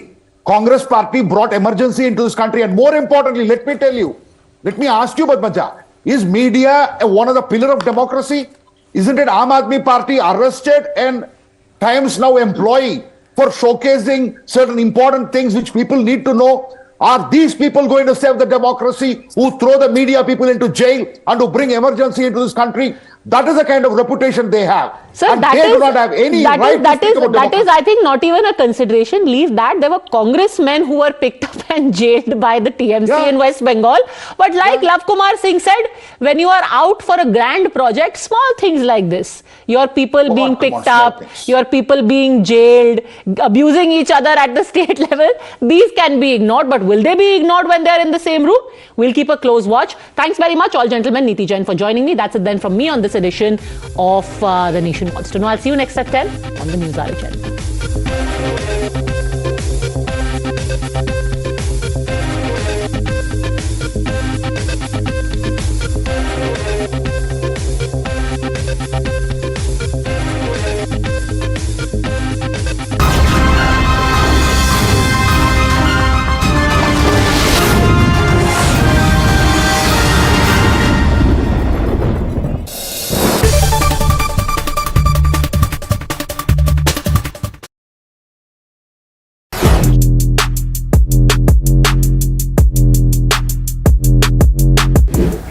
Guys, MG Comet के इंटीरियर की कहानी अब हम आपको सुनाते हैं। फ़ैन को करते हैं थोड़ा स्लो और शुरू करते हैं किससे। ठीक है, तो यहाँ पे सबसे पहले आपको बताएं कि इसे स्टार्ट करने के लिए चाबी कहाँ गई भाई?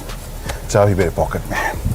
तो इसे स्टार्ट करने के लिए आपको कोई इंजन स्टार्ट स्टॉप बटन नहीं मिलेगा। क्यों? क्योंकि आप इस खूबसूरत सी क्यूट सी जो चाबी है उसका अनलॉक बटन दबाइए, इस कार में बैठिए, 2 बार ब्रेक पेडल को दबाइए और car is ready to go. तो एक ये इंटरेस्टिंग आपको एस्पेक्ट इसमें देखने को मिलेगा। इसके अलावा 10.25 इंच के आपको 2 स्क्रीन यहाँ देखने को मिल रहे हैं। इंटरेस्टिंग इंप्रेसिव चीज़ ये है कि यहाँ पे आपको जो लुक और फील है और जो फीचर्स है, एमजी की गाड़ियों में आपने फीचर्स वैसे भी काफ़ी जो लिस्ट रही है उससे लंबा ही देखा है उस लिस्ट को। यहाँ पे भी आपको उस हिसाब से ये लोडेड ही नज़र आएगी। एंड्रॉयड, एप्पल कारप्ले, ये सभी आपको वायरलेस भी आपको इसमें ऑप्शन देखने को मिलेगा। और जो फील है, जो इसका रिस्पॉन्स, वो मुझे काफ़ी अच्छा इम्प्रेसिव सा लग रहा है।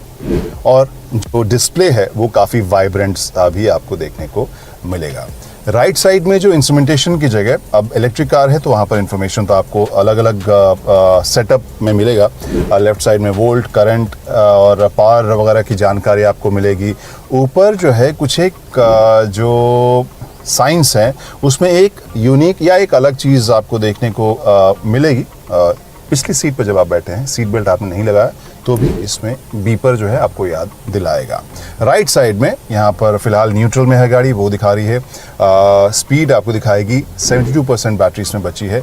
जो रेंज है वो 144 किलोमीटर इसमें देखने को मिल रहा है और ओडो इसका 199 किलोमीटर दिखा रहा है। यहाँ पर लेफ्ट में एक आप ग्रीन में छोटा सा देखेंगे इको मोड, उसे आप चेंज कर सकते हैं। यहाँ पर ड्राइव सेलेक्ट मोड है या ड्राइव मोड सेलेक्ट, इसे जब दबाएं तो यहाँ नॉर्मल मोड होगा, स्पोर्ट्स मोड होगा और इको मोड होगा। तो यहाँ पर जब मैं नॉर्मल मोड में दबाता हूँ तो रेंज इज 142, स्पोर्ट्स मोड में दबाया है तो range is 142। So I guess जब ड्राइव करेंगे तब शायद इसमें चेंज हमें नज़र आएगा। इसके परफॉर्मेंस के बारे में भी हम तब डिटेल में बात करेंगे। फिनिश है, जो कलर्स हैं, जो यहाँ पर फैब्रिक जैसा मटेरियल है, जो प्लास्टिक है, उसकी क्वालिटी मुझे प्रीमियम लग रही है। Light grey, off white, cream, इन सब के इस्तेमाल के साथ ज़्यादा स्पेशियस और ज़्यादा प्रीमियम फील आपको नज़र इसमें आ रही है। बहुत ही मिनिमल है, तो ढेर सारे बटन्स और कंट्रोल्स इसमें नहीं हैं। और इसके अलावा सिंस दिस इज़ इलेक्ट्रिक तो यहाँ पर भी आपको पूरी जगह मिल रही है। गियर शिफ्ट यहाँ पर आपको यहाँ वो पैनल नहीं देखने को मिल रहा है। स्टीयरिंग व्हील की बात करें तो अच्छे से प्रीमियम फील के साथ ये आपको कवर्ड मिल रहा है और परफोरेटेड पैटर्न वाला यहाँ पर कवर है। जो मटेरियल इसके सेंटर में यूज़ हुआ है वो भी मुझे अच्छा लग रहा है और जो ये ऑफ वाइट या आइवरी कलर जो फिनिश इसमें दी गई ग्लॉसी सी, वो भी मुझे अच्छी लग रही है। सो हाल फिलहाल में कुछ एक गाड़ियों में हमने ये लाइट थीम देखा है and I really like it. जो सीट है उसमें आप देख सकते हैं फिक्स्ड आपको हेडरेस्ट है, लेकिन ओवरऑल जो फिनिश है वो मुझे फैब्रिक में भी कलर के हिसाब से आई रियली लाइक इट। इसके अलावा यहाँ पर नीचे में आप देखें तो यहाँ ड्राइव सेलेक्ट है, reverse charging, neutral drive mode ये आपको देखने को मिलेगा। जो विंडो के कंट्रोल हैं वो आप यहाँ पे देख सकते हैं, ये ऑटो है यानी मैंने बटन दबाया और शीशा पूरा खुद ब खुद नीचे या ऊपर गया है। यहाँ पर आप हैंड ब्रेक देख सकते हैं। कुछ एक क्लेवर चीज़ें हैं, जैसे यहाँ पर आप देखें तो ये जो बटन है या सॉकेट है उसमें आप जब उसको दबाएं तो नीचे हुक निकल कर आ जाता है, जिससे कि आप शॉपिंग बैग्स जो छोटे मोटे हैं वो आप इसमें रख सकते हैं। यहाँ एक चीज़ जो मुझे कमी नज़र आई वो ये है कि अगर आपके पास बड़ा फ़ोन है तो आप या तो किनारे रखें या यहाँ इस कप होल्डर में आएगा इस रखें जहाँ आप चाबी भी रखते हैं। ये जो जगह है मेरे ख्याल से बहुत प्रैक्टिकल नहीं होगी बड़े फ़ोन्स के लिए जो आजकल हम लोग आमतौर पर यूज़ करते हैं, तो उसके लिए एक और शायद बड़ी जगह की दरकार उसमें होगी, अनलेस आप उसे यहाँ पर रखना चाहते हैं तो, या फिर पॉकेट में अगर आप कनेक्टेड डिवाइस यूज़ कर रहे हैं तो। वैसे एक और एलिमेंट है जो ढूंढने में मुझे थोड़ा सा वक्त लगा, वो हैज़र्ड लाइट में ढूंढ रहा था, क्योंकि शूट करते वक्त दोनों लाइटें ऑन होती हैं तो बड़ा अच्छा सा लगता है, और वो ढूंढने में मुझे थोड़ा वक्त लगा क्योंकि यहाँ पर आपको नज़र नहीं आया कहाँ है वो, तो वो यहाँ दिया गया है छत के ऊपर। तो ये कहानी आपको front row. The biggest faces? No Prime Minister of India has ever addressed the Congress twice. Very few world leaders have done. It will be a very solid visit. The most relevant voices. This essentially reflects the bipartisan support that India has in the U.S. Congress. In-depth and incisive analysis. State visits and dinners are extended to the most closest friends of the United States, and Prime Minister Modi is the third premier who is being hosted for a state visit by the US. Reports from Action Epicenter, the Diaspora Connect. Indian American community is together here, going to welcome Prime Minister Modi. Diplomacy, Diaspora, Dosti and Peace. Mega coverage only on Times Now.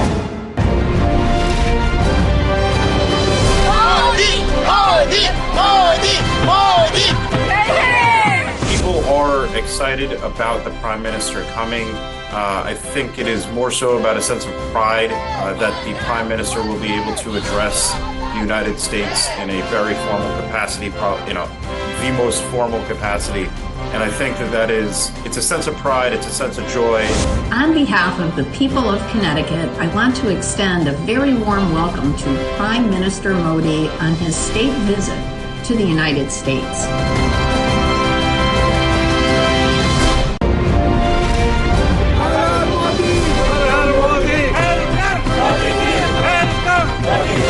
Welcome to Washington, D.C., Prime Minister Modi. Prime Minister's state visit is a significant moment in the U.S.-India relationship. This trip was not only a chance for me to meet with Indian civil society leaders, it was an opportunity to engage with India's history, culture, and diverse religious traditions.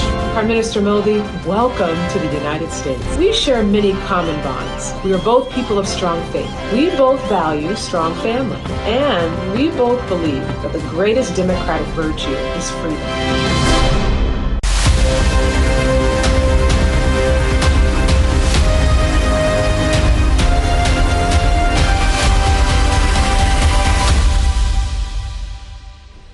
Well, hi there. Warm welcome. You're watching Times Now. I'm Meghna Dekha. The focus continues to be the Modi-Biden Super Summit. It is, of course, the summit which will be pivotal in India putting itself in pole position to claim its rightful place in the world. As Prime Minister Modi is all set to land in America for his maiden state visit, he has given a clear and unambiguous message to the world. In an interview to Wall Street Journal, Prime Minister has said, I'm going to quote him here, India deserves a much higher, deeper, wider profile and a role. We see this process as India gaining its rightful position in the world. We do not see India as supplanting any country. The world today is more connected and interdependent than ever before. I present my country to the world as my country is and myself as I am. I am the first Prime Minister to be born in free India, Prime Minister says. My thoughts and conduct is inspired by my country's attributes and its traditions. Now listen in to the expectations, not just in furthering the cooperation between the two nations, but also strengthening the ties, the bilateral ties, as well as the personal chemistry between the two leaders. So this is indeed a historic and a path-breaking visit. There are three aspects of this which are very important. One, you will see the personal chemistry reflected in a number of interactions. In fact, this visit will show perhaps the maximum interaction between Prime Minister and President of the United States. Number two, you will see that the next level of the partnership will be visible. Thirdly, if I may add that the global good, and as Prime Minister Modi has often described that this is a partnership for global good, that will also be very clearly visible. However, the opposition lashes out at the historic visit, calling it a publicity stunt. Prime Minister's got a good sense of humor because 9 years there's no peace. Attacking minorities, Manipur burning, attacking scheduled caste, scheduled tribe. So Prime Minister's sense of humor is good. There's no peace in India. Attacking journalists, attacking anybody opposing the government, but he's talking about peace. He must first bring peace in India, no? 24/7 tension ही है. कभी दीपिका पादुकोण का bikini पर जो tension, सड़ावा dialogue लिखने वाला Manoj सड़ावा picture बनाने के लिए उसका tension. So he must, first Prime Minister must reduce tension in the country. Prime Minister should stop preaching peace when he's not able to practice peace inside the country. See, ultimately, they are just creating an event and publicizing it. That's what they are doing throughout their career, throughout their government in power. They are creating the event. They created event in Australia. Now they are creating event in even for that matter. Bhagwant Mann is doing the same thing because they are doing the same ideology, same system. They have curtailed the wings of media, which is the fourth pillar of the democracy. Whatever happening, they just wanted to hide it from the general public and from even the media. They don't want to bring the truth to the system. देखिए, प्रधानमंत्री को विदेश जाने का बड़ा शौक है और पिछले 9 सालों में आधी दुनिया वो घूम चुके हैं. उन्हें इस बात की परवाह नहीं है कि मणिपुर जल रहा है. उन्हें इस बात की परवाह नहीं है कि मणिपुर के राजनीतिज्ञ उनसे वक्त मांगते मांगते थक चुके हैं. लेकिन उन्हें खुशी इस बात की है कि प्रेसिडेंट बाइडेन ने उन्हें डिनर पे बुलाया है. Well, interestingly, Rahul Gandhi has just wrapped up his U.S. visit ahead of the Prime Minister's. Now, let's remind you how Rahul had proclaimed that India's democracy is failing. And in contrast, Prime Minister's message that India has arrived in the world. Now, you, the viewer, decide whom will the world trust. They sort of generate a certain amount of hatred in society. They polarize society. And they are not inclusive. There is a definite capture of the institutions of the country. There is a definite capture of the press in the country. You know, I don't believe everything I hear. I walked across India, walked from Kanyakumari to Kashmir, and talked directly to millions of Indian people, and they didn't seem very happy to me. It is felt most strongly by the Muslim community, okay, because it is done most directly to them. But in fact, it is being done to all minorities.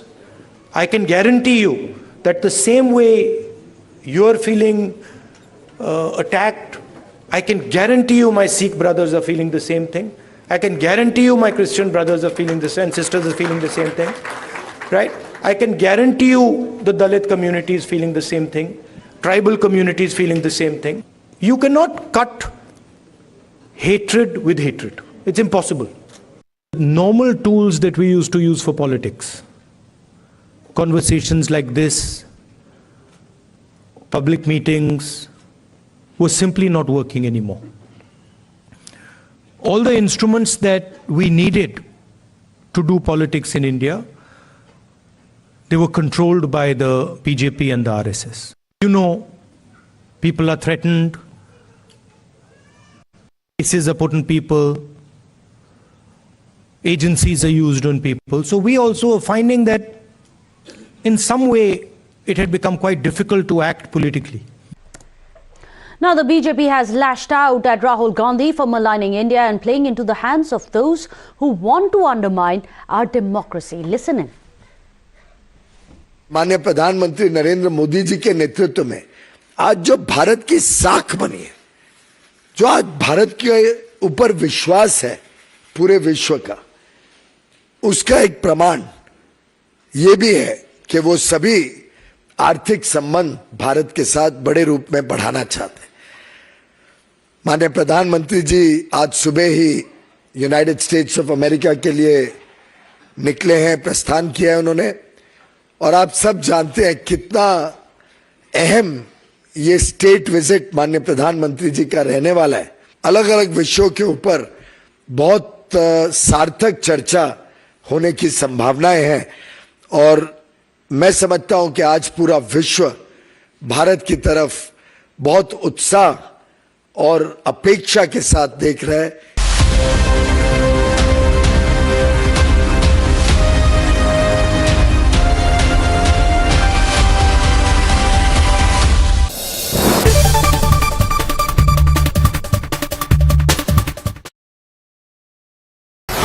Whether you're an aspiring influencer or just want to create memories using your mobile phone cameras, I am here to share some really amazing 10 mobile photography tips that can actually turn your ordinary photos into some really good Instagram worthy photos.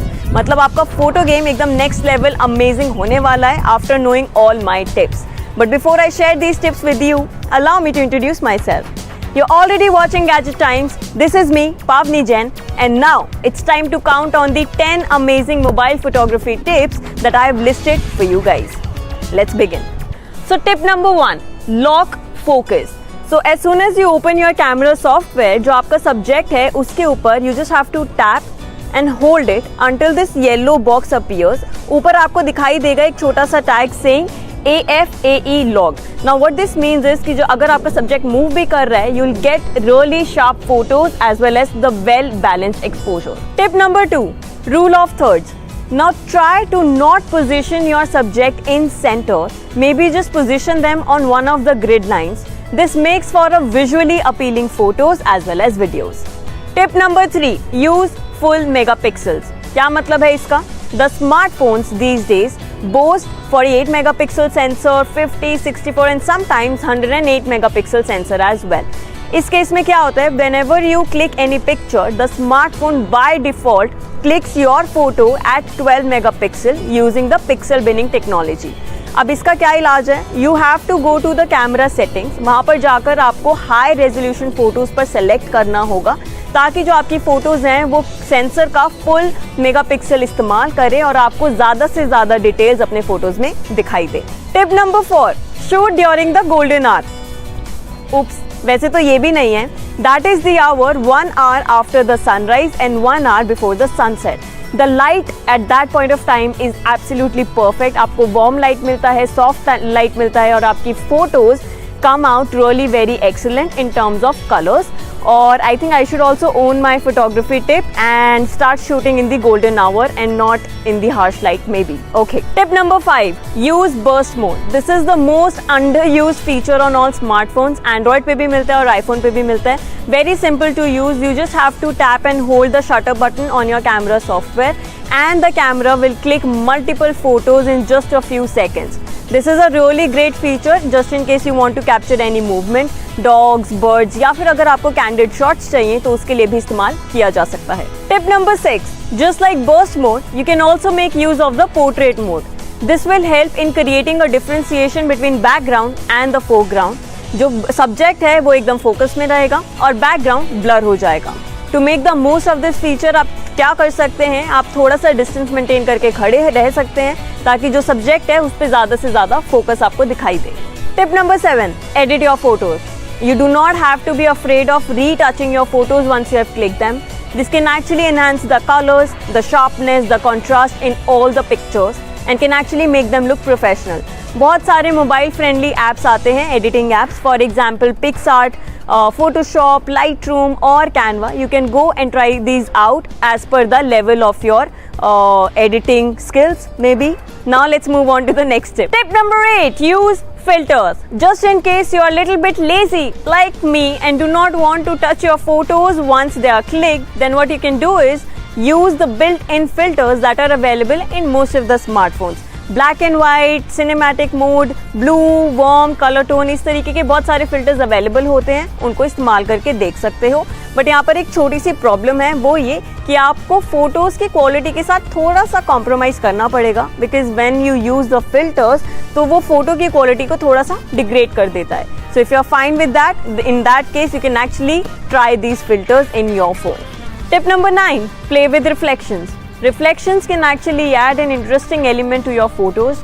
Maybe before start clicking photos, look for reflective surfaces like water, mirror or maybe glass just to create creative shots.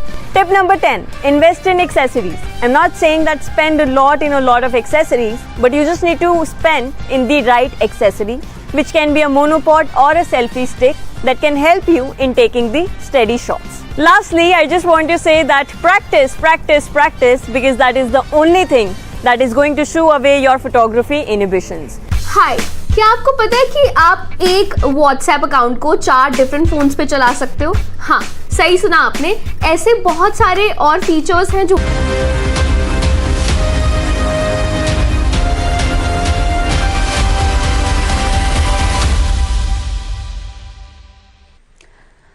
Welcome back. Modi-Biden Super Summit. That continues to be our continuous coverage here on Times Now. Well, ahead of the Yoga Day tomorrow, as India gears up to celebrate it, with Prime Minister leading the celebrations at United Nations headquarters, 3-time Grammy Award winner Ricky Cage has released a special song for Yoga Day, which is appropriate while performing yoga. Listen in.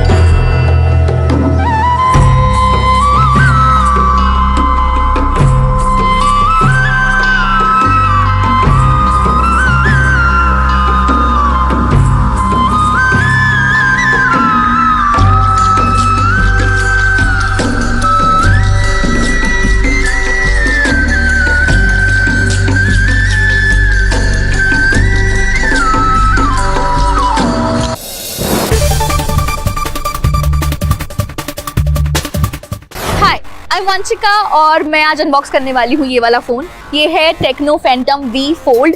ये India का currently cheapest foldable phone है. चलिए unbox करते हैं. We have this cool box here और I am super excited to unbox it. And यहाँ पे they have given their tagline Beyond the Extraordinary. देखते हैं इसके अंदर फ़ोन extraordinary है कि नहीं. Here is the phone. इसके बारे में हम थोड़ा बाद में बात करेंगे. Let's see what's there further. We get this packet kind of a thing. We have SIM ejector tool here. And we have some usual paperwork here, warranty cards and some user manual. We get the cover also. बहुत ही cool सा matte finish वाला इसका cover यहाँ पे available है. And then we have जिसमें हमारे पास charging cable available है. 45 watt का charger available है. And that's it. These were all the things that were available inside this box. I'm sweating guys. मतलब unbox करने के चक्कर में इस फोन को मेरे पसीने छूट रहे हैं. But I'm excited. So, and here is the phone guys. Look at this beast. इसका जो मेन स्क्रीन है वो 7.85 इंचेस का है. मतलब अगर आप स्ट्रीम करना चाहते हो, गेम खेलना चाहते हो, बढ़िया फ़ोन है आपके लिए. इसका जो सब स्क्रीन है वो 6.42 इंचेस का है. कटआउट पंच होल अवेलेबल है. इसमें 50 मेगापिक्सल्स का रेयर ट्रिपल कैमरा इसमें अवेलेबल है. इसका जो बैक पैनल है वो टेक्सचर्ड है, बहुत ही प्रीमियम फील है. इसका जो वेट है वो 2.99 ग्राम्स है, जिसमें मतलब मुझे थोड़ा सा भारी लग रहा है, but it's fine right.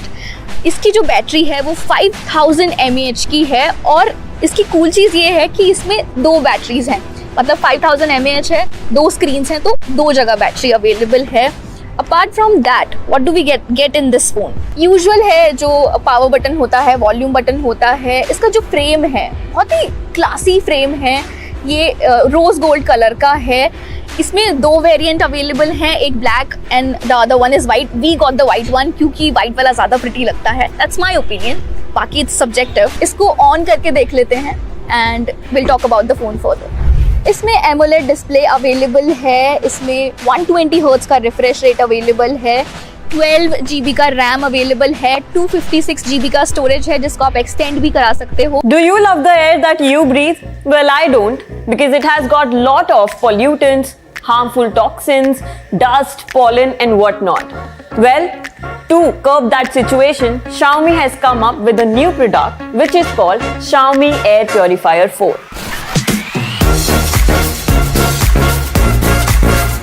Hi, you're watching Edge Times. This is me, Pavni Jain, and this is the product I'm talking about, the newly launched Xiaomi Air Purifier 4. Company ने इसे हाल ही में लॉन्च किया है alongside Xiaomi Air Purifier 4 Lite, which is a toned down version of this. Well, with that, there is some big breaking news which is coming in. Assam's delimitation proposal has now been released. Remember, it has been in the talks for a very long time.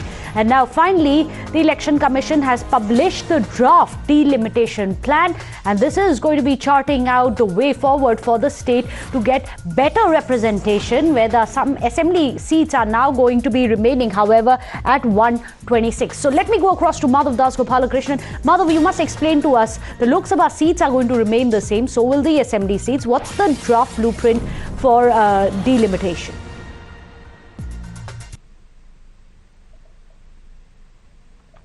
Madhav? It is concerned, and that is on the basis of the population that this particular redistribution is supposed to take place. In the case of Assam, however, it has been hanging fire for over 4 decades. So even in the state of Jammu and Kashmir, for instance, where it took place in the 90s, there was recently a delimitation exercise that was carried out. Now, in the case of Assam, due to multiple political considerations and other issues within the state of Assam, it had not been done for over 4 decades. That is going to be undone now, as a draft delimitation proposal for Assam has in fact been published, and this is till July 11th that suggestions and objections have been invited. The Election Commission is set to visit Assam again in July 2023 for public hearing on the draft proposal, and also very important that they have received representations from 11 political parties and 71 organizations when they visited in March earlier this year. So a very, very important and long pending demand that has been fulfilled by the Election Commission this time around. Very important that 19 assembly seats and 2 parliamentary seats have been reserved for scheduled tribes. 9 assembly seats and 1 parliamentary seat has been reserved for scheduled castes. So very important. The details of what really has been proposed are there in black and white at the moment, and this is something that we will be seeing implemented now in coming days as well. Well, keep tracking the developments on that front. This is going to be very interesting to see how it pans out, and also the political discussions and the discourse around it. Thank you so much, Madhav. But with that, let's move on in the bulletin, tell you how the Law Commission seeking fresh suggestions on Uniform Civil Code. The debate over One India, One Law has now been reignited. In fact, responding to the ongoing criticism, Union Defence Minister Rajnath Singh has questioned the controversy which has been created. In fact, the Raksha Mantri has reminded that UCC was part of the directive principles of the state policy laid down in the Constitution. In fact, he even congratulated the Uttarakhand Chief Minister for setting up an expert panel to draft Uniform Civil Code. Listen in. Uniform civil code, पहली बात तो मैं बतलाना चाहता हूं, uniform civil code को लेकर विवाद क्यों हो रहा है? क्या भारत के संविधान के डायरेक्टिव प्रिंसिपल में नहीं है? नीति निर्देशक सिद्धांतों में नहीं है? क्यों बहस हो रही? क्यों इस पर विवाद खड़ा किया जा रहा है? और क्या गोवा में common civil code, uniform civil code नहीं है? क्यों आपत्ति हो रही है? क्या मध्य प्रदेश में यूनिफॉर्म सिविल कोड नहीं है? क्यों आपत्ति हो रही है? हवा खड़ा किया जा रहा है, वोट बैंक की पॉलिटिक्स। और मैं बधाई देना चाहता हूं यहां के मुख्यमंत्री श्री पुष्कर सिंह धामी को, जो इस मामले में उन्होंने पहल की है। उत्तराखंड के अंदर यूसीसी लागू करने के लिए हमने कमेटी का गठन किया था, और कमेटी ने सभी स्टेक होल्डरों से बात की है, जनता के सुझाव भी लिए हैं, विधि विशेषज्ञों से भी बात करी है। सबसे बात करने के बाद अब उनका ड्राफ्ट लगभग तैयारी पूरी हो चुकी है, और जैसे ही हमको ड्राफ्ट मिलेगा हम इसको लागू करने की दिशा में आगे बढ़ेंगे। नहीं, ये समान नागरिक संहिता उत्तराखंड के अंदर हम जब इसको लाए थे तो हमने ये कहा था कि सभी धर्म, सभी पंथ, सभी समुदाय, सबके लिए हम एक समान कानून उत्तराखंड के अंदर लागू करने की दिशा में आगे बढ़ेंगे। हमारी तो अपेक्षा है कि हिंदुस्तान के सभी राज्य इसको लागू करें। Well, in fact, taking strong exception to all of this, the massive push which has come in for UCC, Samajwadi Party's MP has now come out and said that the law will not work. Instead, it will only create more hatred in the country. मुल्क के हालात के हिसाब से जो लोग एतराज़ कर रहे हैं तो ये उनको देखना चाहिए कि क्या पिक्चर में क्या कमी है, क्या चीज़ है। ये गवर्नमेंट देखे, हम इसमें हम कोई दखल नहीं देना चाहते। लेकिन जो सही बात हो उस पर अमल किया जाए, मुल्क के हालात जो बिगड़ रहे हैं उसको सुधारने की कोशिश की जाए। पूरे देश को ज़रूरत नहीं है, ये कोई सियासत का मसला नहीं है। जो इसको सियासत का मसला बनाकर थोपना चाहते हैं, इससे हालात ख़राब होंगे, बिगड़ेंगे। देखिए, हमारा देश अनेकताओं में एकता का देश है। हम शरीयत के कानून अगर हम अपने ऊपर कुछ लागू कर रहे हैं तो किसी दूसरे को तकलीफ़ क्यों है? हम मुसलमान अल्लाह के अहकामात को जो कुरान पाक में साफ साफ लिखे हैं उसको फॉलो करते हैं। इन अहकामातों से किसी दूसरे को कोई तकलीफ़ नहीं है। ये हमारे पर्सनल लॉज हैं, इसको अगर ख़त्म करेंगे तो इसका हम ज़बरदस्त विरोध करेंगे। अब तक 75 साल से कौन से कानून मान रहे हैं? क्या परेशानी आई किसी को? असल में सवाल इस बात का नहीं है, यूसीसी नहीं है, ये 2024 की तैयारी है। Well, with that big breaking news which is coming in, Congress has said that there should be a consultative process instead. Listen in.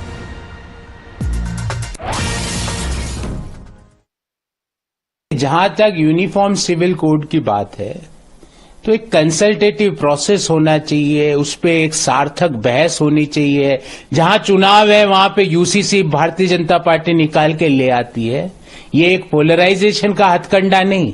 हाँ, अगर इस पे सार्थकता से बहस हो, इस पे एक कंसल्टेटिव प्रोसेस अपनाया जाए तो इसके अच्छे परिणाम आ सकते हैं। पर भाजपा इसको पॉलिटिक्स ऑफ पोलराइजेशन के लिए प्रयोग करती है। जिस राज्य में चुनाव है वहां यूसीसी का ढोल पीटना चालू हो जाता है। जैसे ही चुनाव संपन्न होते हैं यूसीसी उस राज्य से खत्म हो जाती है। Well, with that, I'm going to be wrapping up the show. Thank you so much for watching. I'll hand it over to Pranesh for India Upfront. Meghna, thank you for taking us through the top stories. It's time for India Upfront, where we put hard facts first. Viewers, it's the Super Summit, which will be pivotal in India putting itself in pole position to claim its rightful place in the world. as Prime Minister is set to land in America in a short while from now, in a few hours, in fact, for his maiden state visit, he has given a clear and unambiguous message to the world. In an interview to the Wall Street Journal, Prime Minister Modi said, and I'm quoting from that piece, "India deserves a much higher, deeper, wider profile and a role. We see this process as India gaining its rightful position in the world. We do not see India as supplanting any country. World today is more interconnected and interdependent than ever before. I present my country to the world as my country is and myself as I am. I am the first Prime Minister to be born in free India. My thoughts and conduct is inspired by my country's attributes and traditions," unquote. But listening to the expectation not just in furthering the cooperation between the two nations but also strengthening the ties between two leaders, voices speaking out. So this is indeed a historic and a path-breaking visit. There are three aspects of this which are very important. One, you will see the personal chemistry reflected in a number of interactions. In fact, this visit will show perhaps the maximum interaction between Prime Minister and President of United States. Number two, you will see that the next level of the partnership will be visible. Thirdly, if I may add that the global good, and as Prime Minister Modi has often described that this is a partnership for global good, that will also be very clearly visible. However, the opposition has lashed out at the historic visit, calling it a publicity stunt. They have said that India under Modi is slipping when it comes to upholding the rule of law. Institutions have been weakened and Prime Minister Modi must introspect. Prime Minister's got a good sense of humor because 9 years there's no peace. Attacking minorities, Manipur burning, attacking scheduled caste, scheduled tribe. So Prime Minister's sense of humor is good. There's no peace in India. Attacking journalists, attacking anybody opposing the government, but he's talking about peace. He must first bring peace in India, no? देखिए, प्रधानमंत्री को विदेश जाने का बड़ा शौक है और पिछले 9 सालों में आधी दुनिया वो घूम चुके हैं। उन्हें इस बात की परवाह नहीं है कि मणिपुर जल रहा है। उन्हें इस बात की परवाह नहीं है कि मणिपुर के राजनीतिज्ञ उनसे वक्त मांगते मांगते थक चुके हैं, लेकिन उन्हें खुशी इस बात की है कि प्रेसिडेंट बाइडेन ने उन्हें डिनर पे बुलाया है। They are just creating an event and publicizing it. That's what they are doing throughout their career, throughout their government in power. They are creating the event. They created event in Australia. They have curtailed the wings of media, which is the fourth pillar of the democracy. Interestingly, Rahul Gandhi had wrapped up his US trip ahead of Prime Minister Modi's. Now let's remind you of Rahul had proclaimed that India's democracy is failing and contrast that to PM Modi's message that India has arrived in the world. Now you, the viewer, will decide what message you must back. Sample this. They sort of generate a certain amount of hatred in society. They polarize society, and they are not inclusive. There is a definite capture of the institutions of the country. There is a definite capture of the press in the country. You know, I don't believe everything I hear. I walked across India, walked from Kanyakumari to Kashmir, and talked directly to millions of Indian people, and they didn't seem very happy to me. It is felt most strongly by the Muslim community, okay, because it is done most directly to them. But in fact, it is being done to all minorities. I can guarantee you that the same way you are feeling attacked, I can guarantee you my Sikh brothers are feeling the same thing. I can guarantee you my Christian brothers are feeling the same, sisters are feeling the same thing, right? I can guarantee you the Dalit community is feeling the same thing, tribal community is feeling the same thing. You cannot cut hatred with hatred. It's impossible. Normal tools that we used to use for politics, conversations like this, public meetings, were simply not working anymore. All the instruments that we needed to do politics in India, they were controlled by the BJP and the RSS. You know, people are threatened, cases are put on people, agencies are used on people. So we also are finding that in some way it had become quite difficult to act politically. This is what Rahul Gandhi had said. Now the BJP has lashed out at Rahul Gandhi and the Congress party. Their charge is that in saying what he said, Rahul maligned India, played into the hands of those who want to undermine our democracy. माननीय प्रधानमंत्री नरेंद्र मोदी जी के नेतृत्व में आज जो भारत की साख बनी है, जो आज भारत के ऊपर विश्वास है पूरे विश्व का, उसका एक प्रमाण ये भी है कि वो सभी आर्थिक संबंध भारत के साथ बड़े रूप में बढ़ाना चाहते हैं। माननीय प्रधानमंत्री जी आज सुबह ही यूनाइटेड स्टेट्स ऑफ अमेरिका के लिए निकले हैं, प्रस्थान किया है उन्होंने, और आप सब जानते हैं कितना अहम ये स्टेट विजिट माननीय प्रधानमंत्री जी का रहने वाला है। पूरा विश्व भारत की तरफ बहुत उत्साह और अपेक्षा के साथ देख रहा है। Why is Rahul Gandhi meeting these groups? The Congress party and some of these foreign forces are aligning to dislodge a democratically elected government in India. Let's open this up. Shazia Ilmi, the national spokesperson of the Bharatiya Janata Party, Dr. Anand Ranganathan, like I say, needs no introduction. Kamruzaman Chaudhary, leader of the Congress, Dr. Sumansi Raman, political analyst, Shyam Prasad Mekha, leader of the Congress. Good evening, all of you.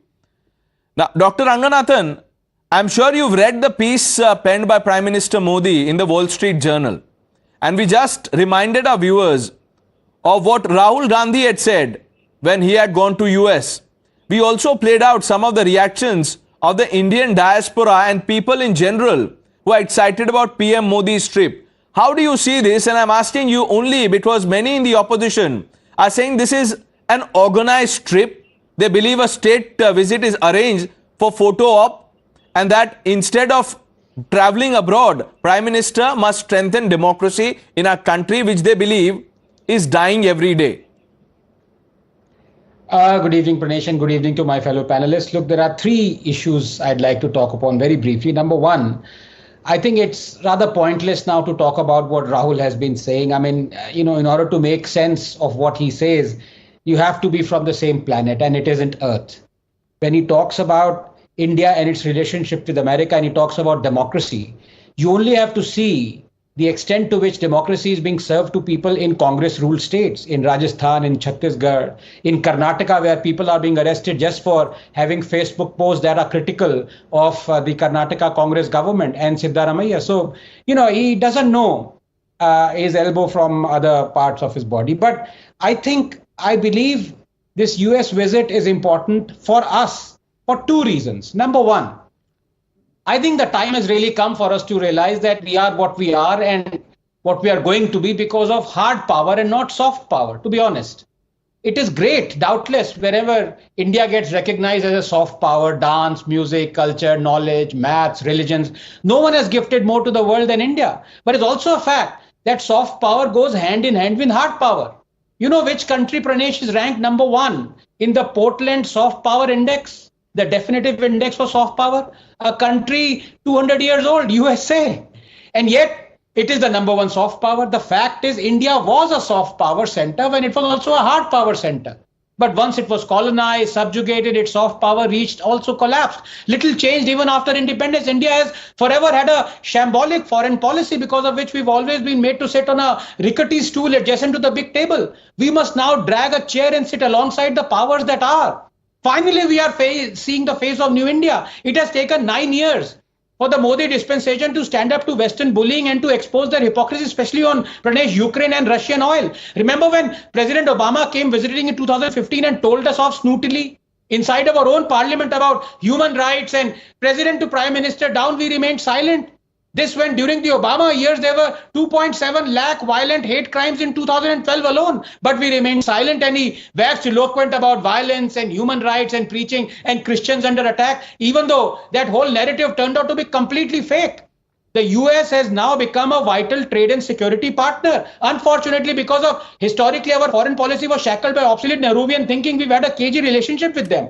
But things are on the bend. 34% to 38% of Indian stock market assets are now American investments. Indo-US trade has surged from $16 billion in 1999, Pranesh, to $160 billion now. Almost double of French-US trade. NASA and ISRO are now partnering heavily. We have more than 200 American satellites that we've sent into space. Our science and technology collaboration is strong. There is talk of building nuclear reactors together. Energy is one sector where both nations are looking for trade and collaborate heavily.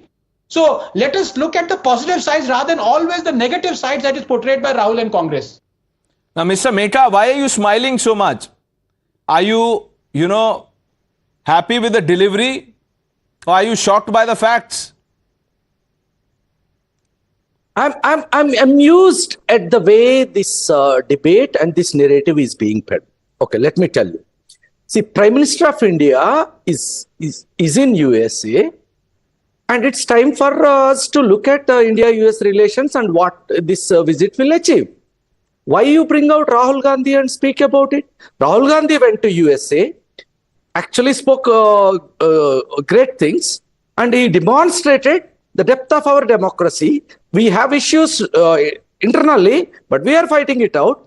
And people of USA will see the robustness of our democracy. Hey, we have a very dynamic opposition leader, and we have the prime minister, and that's what we should be talking about. Now, our friend is talking about first criticized Nehruvian model.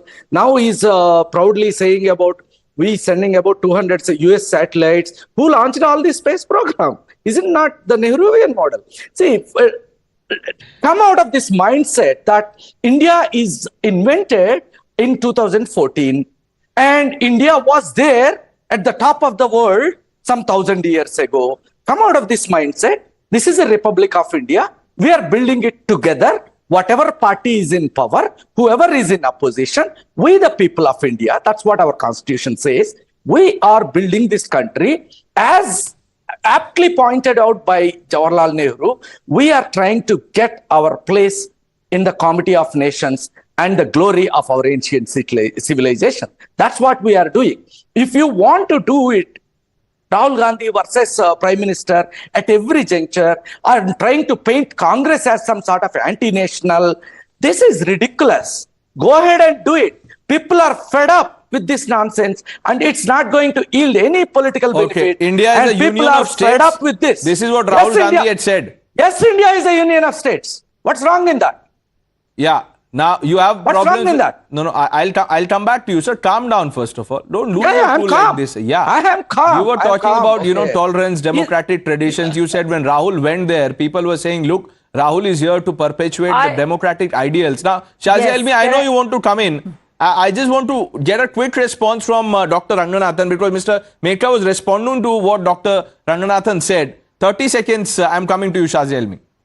No, very briefly, when the Congress spokesperson, who's a very wonderful erudite gentleman, when he talks about not giving credit to Nehru, I didn't say that. I talked about the shambolic foreign policy, which on record was responsible for the resignation of Dr. Ambedkar. In fact, if the spokesperson were to actually, Mr. Shyam, were to read the last speech of Dr. Ambedkar in the parliament, when he resigned, he talked about the shambolic Nehruvian foreign policy. So I am stating history. And number two, he must know, maybe if he's a scientist, I don't know, that there is no such thing as historical enabling in science. Just because Nehru, made a couple of fantastic institutes in 1950s and 60s doesn't mean that they would still be functioning as good as they were functioning then. Yes, he did. They started all of a sudden functioning very well after 2014. Please, sir, please. As far as Rahul is concerned, all those institutions that he says are now undemocratic were also made then. So according to you, some institutions survive and some are demolished like Supreme Court. Now, Shazia Ilmi, what kind of logic is this? Shazia Ilmi, Mr. Mehta is saying, why is the BJP suddenly talking about Rahul Gandhi? Do you not have anything else to talk about? You know, but Mr. Meka is absolutely right. Why should we talk about Rahul Gandhi? The fact of the matter is that Rahul Gandhi is one of the worst hate mongers you have, at this side of the hemisphere. And my problem with him is not that he's ill-intentioned, because he clearly is. My problem with Rahul Gandhi is that he's ill-read. I just heard the various speeches that you played out, the various bites, in which he talks about minorities and the way they're being attacked, the various institutions that are not working. Now, clearly the man is ill-read and also does not have good intentions when it comes to what he wants to convey. So it is not just, I think so, it's deliberate misguiding of the people and fooling of the people. So I do not credit him with much, and we should not bring him up, because he really does not matter a count. Now, why I think it's important to talk about the importance and the import and the gravity of this visit is not because it's Modi ji per se, but we all know that while the opposition tries to underplay and wants to go into the Nehruvian era and talk about non-alignment movement and NAM and Abdul Jabbar Nasir and General Tito and what have you. But the fact of the matter is that today US is looking at India having a great bilateral relationship at a global strategic partnership. One, if you look at the trade, just trade, let's look at trade, technology and also diaspora. So if you look at just trade, I mean, it's fantastic, because India is, we are looking at a total of $191 billion of record trade that India those has numbers, touched, those numbers are there, and USA. I don't think anyone can dispute the numbers. Number. The larger debate that we are having, Shazia Elmi, I understand the point you're trying to make. I'm talking about facts. Yeah. No one. I don't think Mr. Meka can dispute the facts. We should talk on facts. Also, minorities. Mr. Meka, I want to tell Mr. Meka to tell Rahul Gandhi that you can now tom-tom this fact about minorities not being treated well. But that's really passé, because we all know that despite 14% of the Indian population, más o menos, more or less, we realize that now the beneficiaries of the Indian government schemes, welfare schemes, which includes housing, which includes water, which includes subsidies, which includes mudra, which includes clean toilets and Har Nal Jal. Right. 34% of the beneficiaries of these schemes are Muslims. So that is also a fact, and we must rely on fact and not just rhetoric. Because how long can they play on this? And that's all they've done. There is nothing real to say. So they keep attacking Modi on this. There is nothing real to say, which is why Kamruzaman Chaudhary, we need to talk about every what is time a Congress leader has to say something, they say that, look, democracy in India is dead. Do you remember? Are you suggesting that when Prime Minister Modi put... Semiconductors and the chip war, where did we stand? Point taken, Shazia Elmi.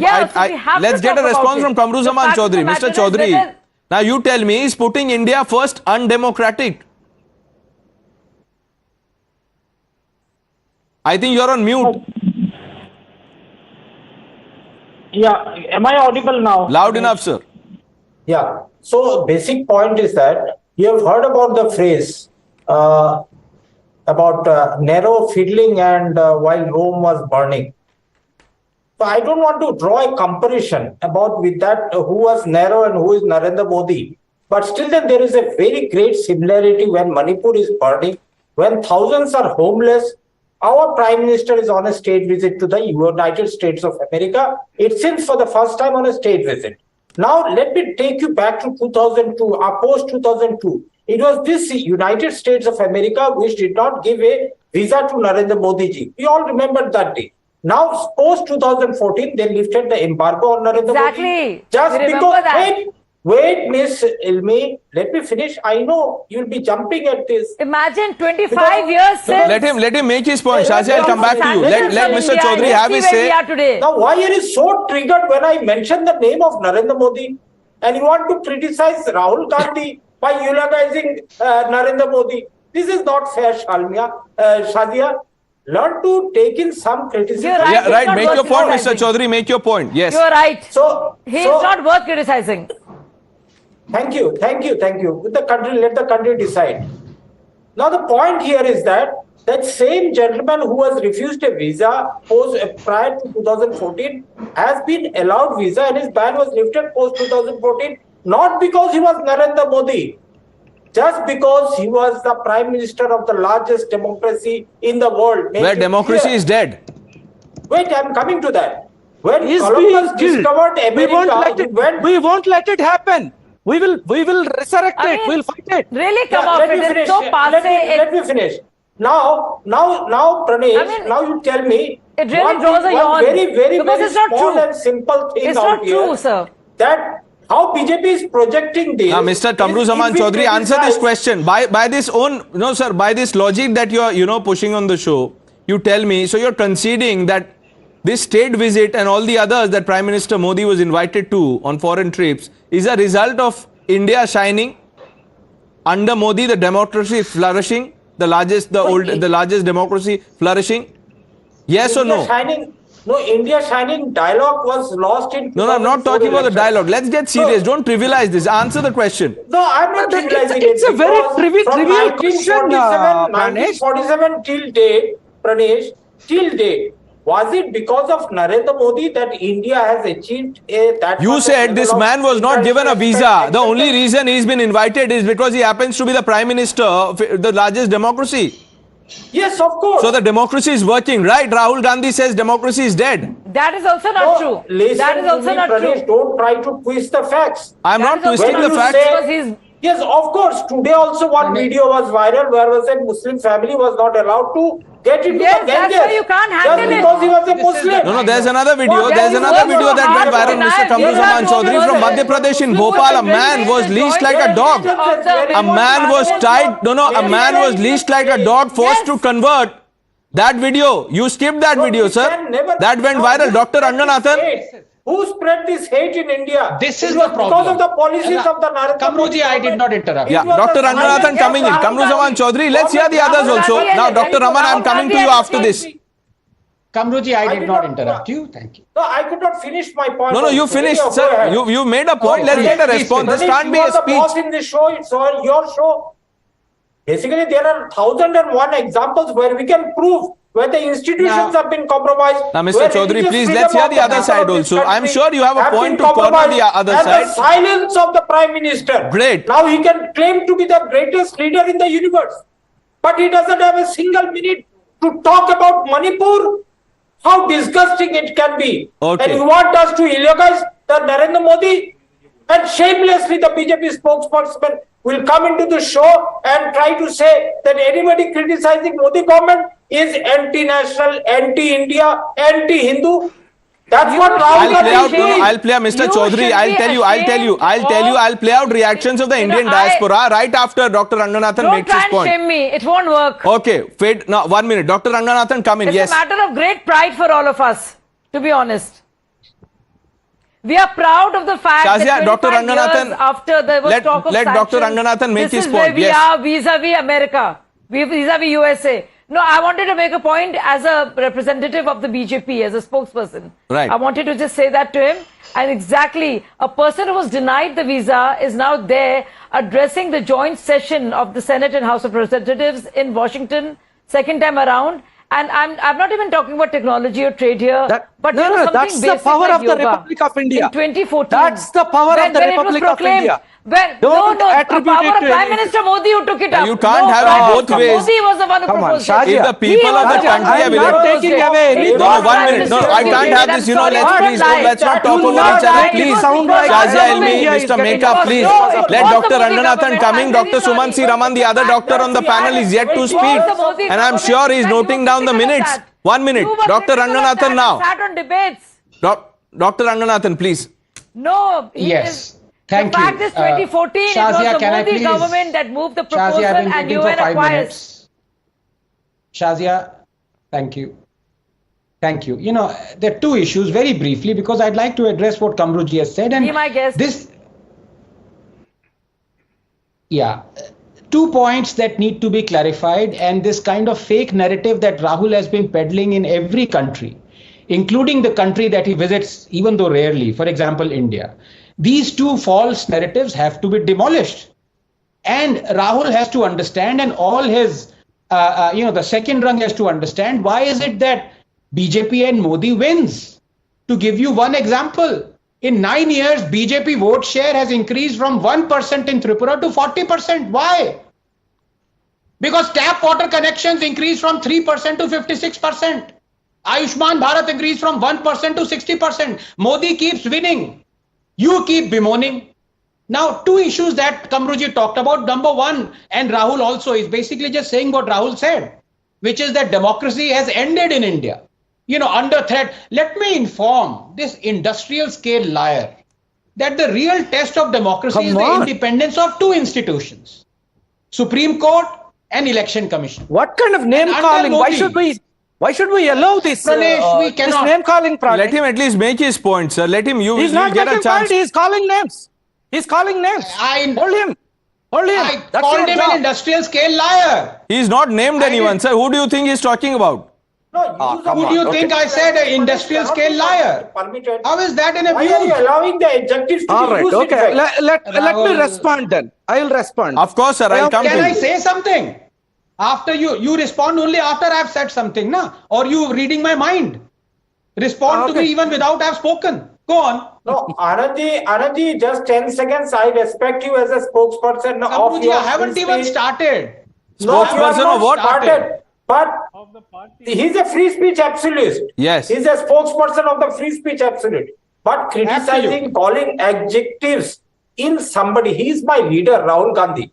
He's my leader. You call him names with adjectives, this is not done. I can expect that from the Bharatiya Janata Party spokesperson, but not you. You might have your opinion. You might have a difference of opinion. But I believe calling Rahul Gandhi as Rahul Gandhi. If you're calling out his lies. I just want to ask you. Okay, let me ask Dr. Ranganathan. Dr. Ranganathan, who are you referring to? Okay, let me ask him. Let me ask him. Dr. Ranganathan, who are you referring to? Should be Indian Pinocchio. Now, Kamruji, with due respect, if you were so aggrieved, because you're a very dear friend, very erudite, if you're so aggrieved at my calling someone whose lies I haven't even begun exposing, I did not abuse him or, indulge in ad hominem. I just called him an industrial scale liar because I want to go ahead and prove why he is an industrial scale liar. So you think calling somebody on a national television a liar is not an abuse? That's the standard you are trying to set. Liar is an abuse? He goes all over the world lying. Isn't it? He goes all over the world lying. Isn't it? He goes all over the world lying. Not an abuse. have a difference of now you change somebody to call out his lies. Pranesh, I don't know how to That's the Modi's India. Okay, I understand. No, I understand sentiments. Mr. Peka, 1 minute. Let's have a civilized debate. No name calling here, please. He didn't take anyone's name. You know. Rahul, come on, Pranesh. Don't try to be smart by 1.5. Okay. I'm not trying to be smart by 1.5. Pranesh, can I please continue uninterrupted? Can I please?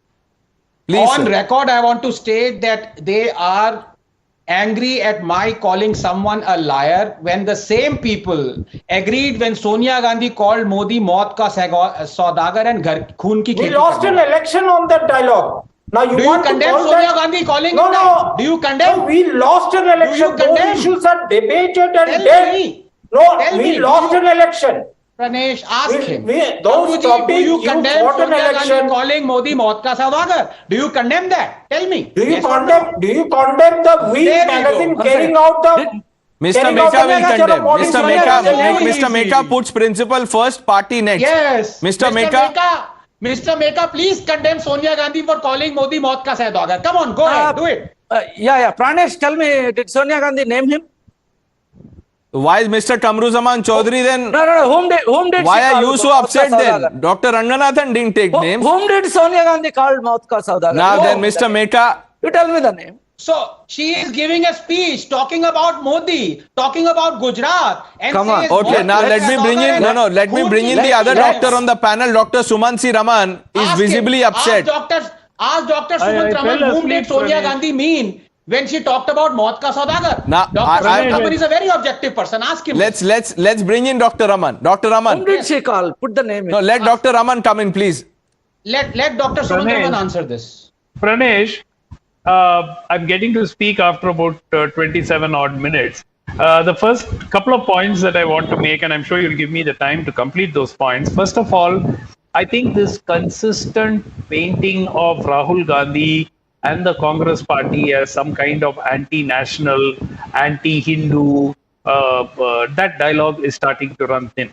And I think that the BJP will need a new script for 2024. This same script is not going to work. I think the tide, at least to some extent, is starting to turn in some states, certainly. Perhaps not in other states, for instance, Uttar Pradesh or Gujarat. I don't expect the tide to turn. But in many of the other states, there is a perceptible feeling that the dialogues which have worked very well for the last 8-9 years are no longer likely to work. Now, as far as this particular visit is concerned, this visit to the United States is a visit of the Indian Prime Minister to the United States of America. Now, let's keep that in perspective. Whatever the US says is a recognition of the country, not just one individual. The individual there is representing the country. So let's be very clear. If there is a state dinner which is given, now that state dinner is as much a representation of India as an emerging nation as much as it is an honor for Prime Minister Modi. So let's not go overboard with all this tamasha and all that. You know what? He said something. He said that this is the greatest visit that's ever happened in history and so on. Somebody else said something else. Can I come in now, No, let Dr. Raman make his point. Yeah. Between you and Dr. Ranganathan, you have spoken for more than half. So, Sumanji, I would like to say that let him make his point. Shazia Almi, please, I request you. No, I did not. I request you because Dr. Raman will then come after me and I have another debate to do. No, Ranesh, I feel this over obsession. Yeah, so you should, because there are 3 Congress spokespersons, you should give me a chance to speak. I will, ma'am, I will. And rebut all that you're saying. Suman Sangarathan-ji, you are saying that BJP is working on this. The fact of the matter is... Okay, let's get serious now, please. That's okay. That can happen. Pardon me, my bad. Dr. Raman, that can happen now. Come on, make your point. I apologize for that. I apologize for that, but Sumanji... Let me make my point. Shazia Almi, let him make his point, please. Shazia Almi, let's just hear him out, then I'll come back to you, please. Betcha, what is the point you're making? Make you're the point. You all are waiting for you to make your point. I will. Now, if you can wait for me to make my go ahead. Silence, that will help.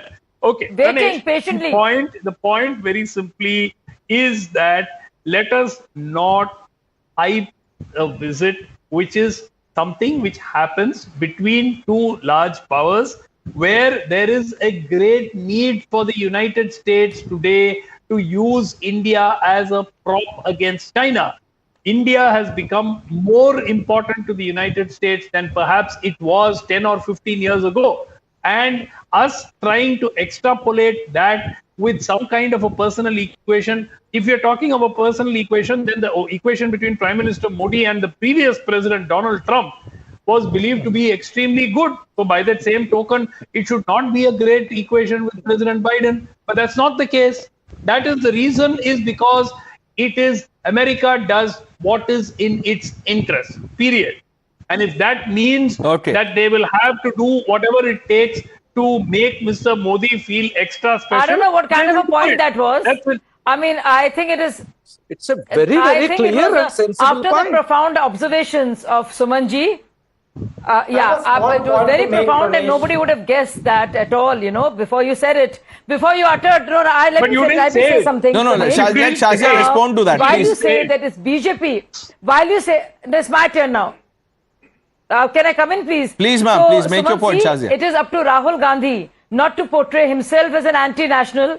It is up to Rahul Gandhi not to lie when he travels all over the world, bandying lies about democratic institutions do not work, speaking against courts of India, saying things like he is not allowed to speak Madam, in you the haven't parliament answered the Manipur when question. He has spoken a total of Have you heard of a 43 state minutes called Manipur? and cancelled. No, I'm not answering that. Let me finish. Let me come in. Why are you interjecting? Why are you interjecting? Why are you interjecting? No, I'm answering. I have to answer. I will answer what I'm saying. You will not be interjecting me. No, let's not heckle each Pranesh will other, allow me please. to speak. Let Pranesh will Shazia allow Ilmi me to speak, speak and please. not be heckled. Kamruzaman Chaudhary, Pranesh will allow me not to be Mr. heckled. Meka, Dr. Raman, please. Yeah, Pranesh, you will. Yes, Pranesh, you must ensure that civility prevails. Absolutely. And nobody comes in to heckle like a nasty troll in this very important debate when we're discussing the fate of our country and its relationship with a very powerful country called the U.S. Pranesh, Yes, it is a meeting of two people, one president and one prime minister. But that prime minister is Modi. That prime minister is Mr. Modi. Chaudhary, And I find she was again, not interrupting when you spoke. Please, Yes, can we have some order here, please, Mr. Chaudhary, no please? We can't have a debate like this, please. I'll have to lower your fader then. You're forcing me to do that. Pranesh, you must allow me to come in. Dr. Raman made a point. Allow Shazia Ilmi to respond to that. So the three congressmen are so peeved and behaving in this juvenile manner because they can't digest the fact that while the entire ecosystem and a eco chamber which they are a part of works tooth and nail to prevent a man who was then the chief minister of Gujarat to have his visa cancelled and not go to America, is now addressing a joint session of the U.S. Senate, House of Representatives in Washington for the second time. Right. And is going right there at that level which benefits India and Indian relationship with US. Shazia Ilmi, I underline the question that Dr. Raman wants you to answer. He's saying, what about Manipur? Why is Rahul Gandhi? I will answer that. Yeah. I will answer He's that. not answering it. Why does Rahul Gandhi lie? He's not answering. First he answer why is Rahul Gandhi a liar? Please, by all means, take him to court. About Supreme Court, about Election Commission, about Courts of India, about all the institutions. Why does he lie? Manipur, what is your answer on Manipur? You haven't opened your mouth. You haven't opened your mouth. Who's interested in Manipur? The whole country is interested except you. Okay, we'll have to move on. We'll have to move on. Unfortunately, we've run out of time on this one. Let's see what unfolds in the next 2 days. I'm sorry, we've run out of time. Thank some of you for joining us. Dr. Ranganathan Kamruzaman Chaudhary, stay on as we go ahead to topic number 2. Ahead of the International Yoga Day, while anticipation and excitement is building, there are many in the ecosystem who've linked it to hate and bigotry. There are some within our country who aren't happy with India being put on global stage. One such element is the Samajwadi Party member of parliament from Sambhal, Dr. Shafiqur Rahman Barq, who has now stoked a controversy by not just opposing the celebration of Yoga Day inside madrasa. His warped logic is that yoga is not part of madrasas. According to Shafiqur Rahman, madrasas are made for education and only training day should be marked in madrasas. And then he's giving it a communal spin by saying, stop harassing students in name of yoga. Listen to this, then we open this up. मदरसों का तो ये हिस्सा है नहीं, मदरसों में तालीम के लिए बनाइए, मदरसों में तालीम की बस बनाइए कि लोगों को ये एहसास दिलाया जाए कि भाई तुम कम पढ़ रहे हो नहीं पढ़ रहे हो, तुम्हारी तालीम में क्या कमी है। तो ये तो मदरसों के अंदर तो तालीम दिवस बनाना चाहिए। योग दिवस से क्या मतलब है? तो योग दिवस को कैसा मानते हैं? मतलब अभी योग अच्छी चीज है, उसमें कोई बुरी चीज तो है। आदमी अपने घर भी योग कर सकता। अरे ये मदरसों में हैरेसमेंट फैलाने के लिए सिर्फ, और ये चाहते हैं कि ये मदरसे न चले और मुसलमान बच्चे वो अपने मजहबी तालीम हासिल न करें, तो ये इनका एक ही मंशा है। The BJP has lashed out at the ecosystem / opposition and said that this is nothing but yoga fear-mongering. Samajwadi party की पेट में इसलिए दर्द हो रहा है कि यदि मदरसों में या मौलाना लोग या इमाम लोग या मुस्लिम सेलिब्रिटीज़ योग करेंगे तो उसको भारतीय जनता पार्टी से वो जोड़ लेंगे, वो बीजेपी के समर्थक हो जाएंगे। शकील रहमान वर्क या हसन साहब को या अखिलेश को प्रॉब्लम है, लेकिन अमेरिका के राष्ट्रपति को दिक्कत नहीं है, रूस के राष्ट्रपति को, प्रधानमंत्री को दिक्कत नहीं है। तुष्टीकरण करने के लिए वो मौन है। वैसे जहां तक मुझे याद है, खलीफ अल मंसूर ने पतंजलि योग शास्त्र का पूरा अनुवाद किया था अरबी में। आप शफीकुर रहमान बर्क उनसे बड़े आलिम फाजिल हो गए हों तो बात अलग है, मगर यहाँ बात आलिम फाजिल की नहीं है, यहाँ तो बात सियासत की है। अब जिसके जो ये बोल चुके थे मेरे दिल में तालिबान रहता है, उनके दिल में योगा कहाँ से आ पाएगा। एमपी साहब के बोलने पर हमारे भाजपा के प्रवक्ता बोलेंगे बर्क साहब पर। आज पूरी दुनिया योग मना रही है, कई मदरसों में लोग प्रेम से योग मना रहे हैं, क्योंकि योग स्वास्थ्य का है, योग संस्कार का है। Let's open this up. Anila Singh, spokesperson of the Bharatiya Janata Party. Dr. Ranganathan stays on. Kamruzaman Chaudhary, Anirban Banerjee, political analyst, completes the panel. Now, Kamruzaman Chaudhary, what is the problem with yoga? How is yoga harassment? No, Pranesh, you have got the entire context wrong out here. Okay, there is a context to this. Let's understand. I'm coming. Have you gone to the movie hall and sung the national anthem? Yes or no, Pranesh? I'm asking you a question. Yes, sir. You have sung. So those who did not sing, they were anti-national, they were anti-India, they were Pakistanis, they were Khalistanis and whatnot were names were called against them. Why? Because some political line of thought, some ecosystem wanted that these people should be singing the national anthem. I don't know which movie hall you go to. No, let me finish, Pranesh. Don't interrupt like this because the basic point will be missed out here. Now, this is called imposition of a particular ideology on the rest. Singing of the national anthem on the cinema halls seems to be a part of the nationalism project. Okay, fine, accepted. Now come to the imposition of the culture. You went to Karnataka, you saw what differences were created in Karnataka society because some students wanted to wear a religious practice of wearing hijab into the schools. They were banned. The Karnataka government, BJP government came out against the court upheld the ban, sir. The court upheld, the High Court upheld the ban. Let me finish. What the context I'm coming to is this. Now, yoga is being celebrated across the world. Even I practice yoga being a Muslim. I don't have any problem with it. Why are you harassing yourself? No, why I'm not harassing? It is my free will to practice a yoga, a practice that is brought out by the Indian culture, Indian civilization from thousands of years. We have developed it. Now Pranesh is coming to my house and saying that Mr. Chaudhary from tomorrow आपको योगा करना होगा वरना आपको पाकिस्तानी कहलाया जाएगा वरना आपको जो है कि खाली where is this diktat, Mr. Chaudhary? I don't have a copy. You have a copy of such a diktat that if you don't perform yoga. Now in madrasas, the singing of the national anthem was made compulsory. That's a very good thing. All school institutions, all education institutions should be singing. Now, when a particular section of the society think that yoga seems to be coming from a particular... What is this particular section? I don't understand the context and the content of what you are saying. So Dr. Ranganathan, can you help us understand what is this? I think it's an off day for my good friend Kamruji. He is wrong on almost every point that he's made. Number one, come on, that is why Kamruji, please, Kamruji, please allow me. Please. Yes.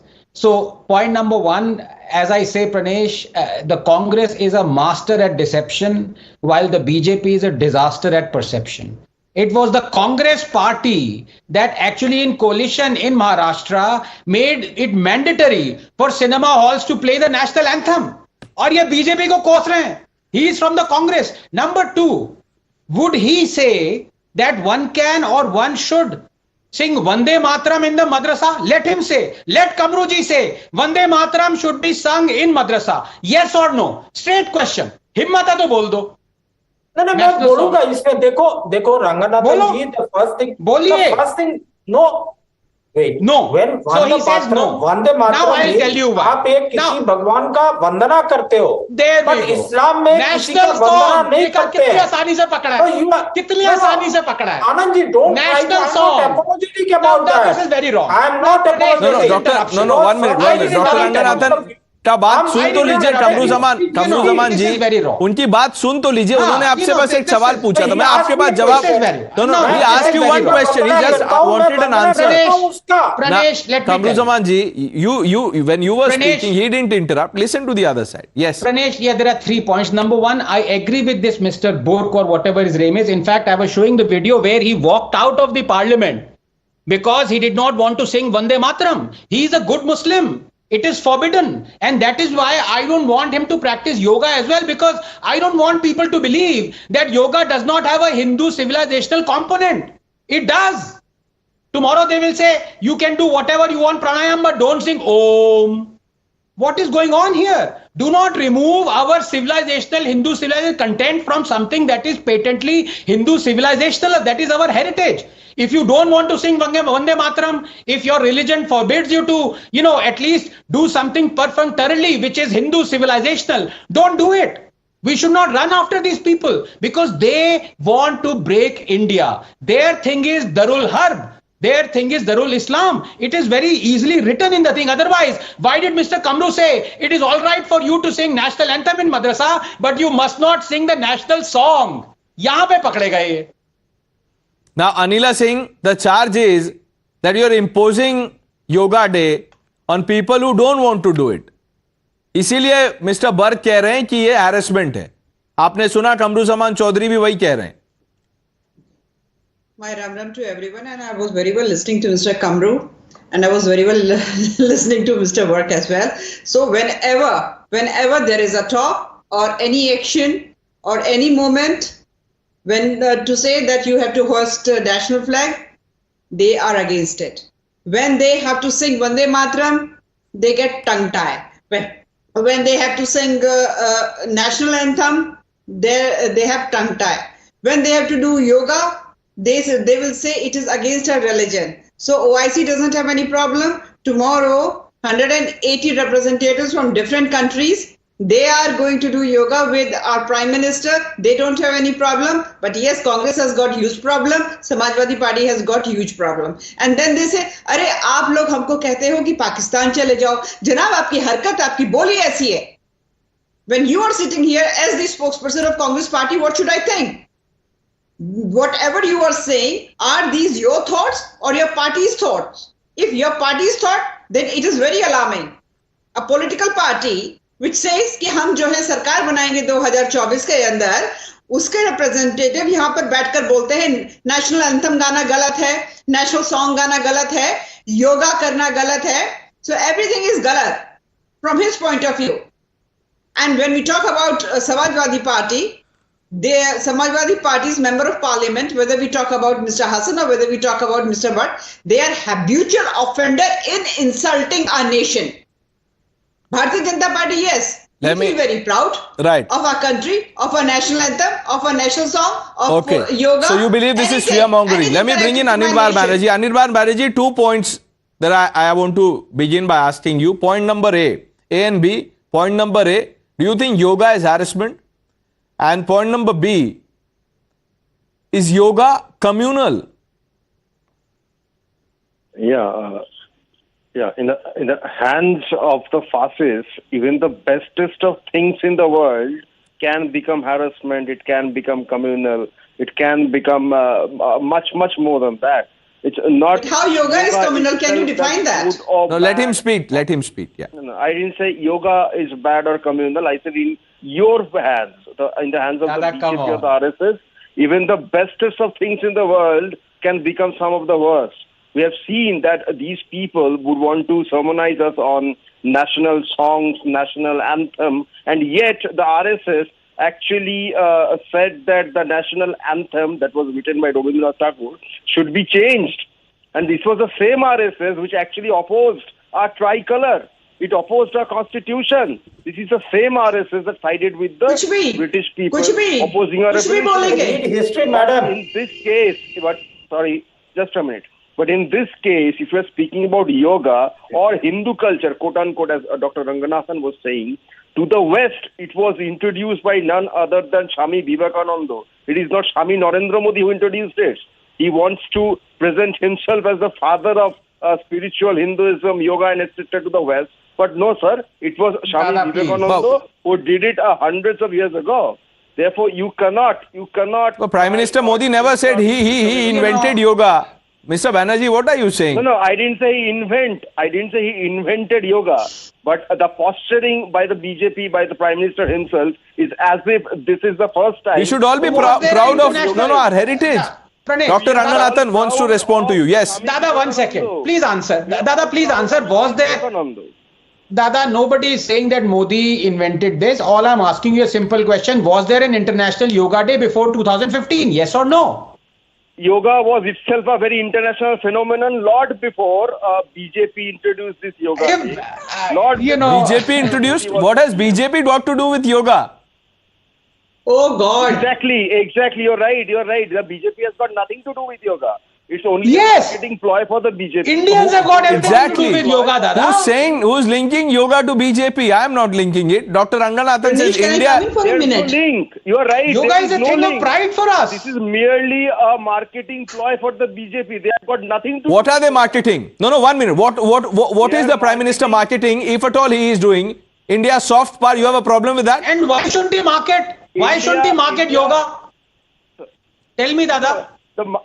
Yoga had a global market decades before the BJP introduced the Yoga Day. I have no problem with the International Yoga Day, but I have a problem with the posturing, the marketing postures of the BJP and Mr. Narendra Modi. Marketing helps the country. As if he is the one. He is popularizing something that is great for your fitness, for your health.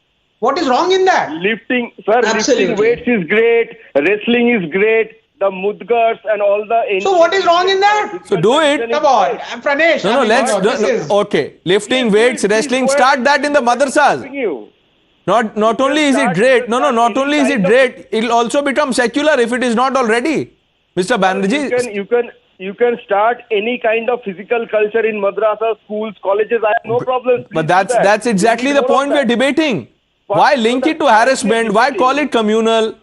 The point we are debating is the usage of the BJP, of the yoga or ancient Indian culture, traditions, whatever you might want to call it. But ancient Indian culture is Indian culture.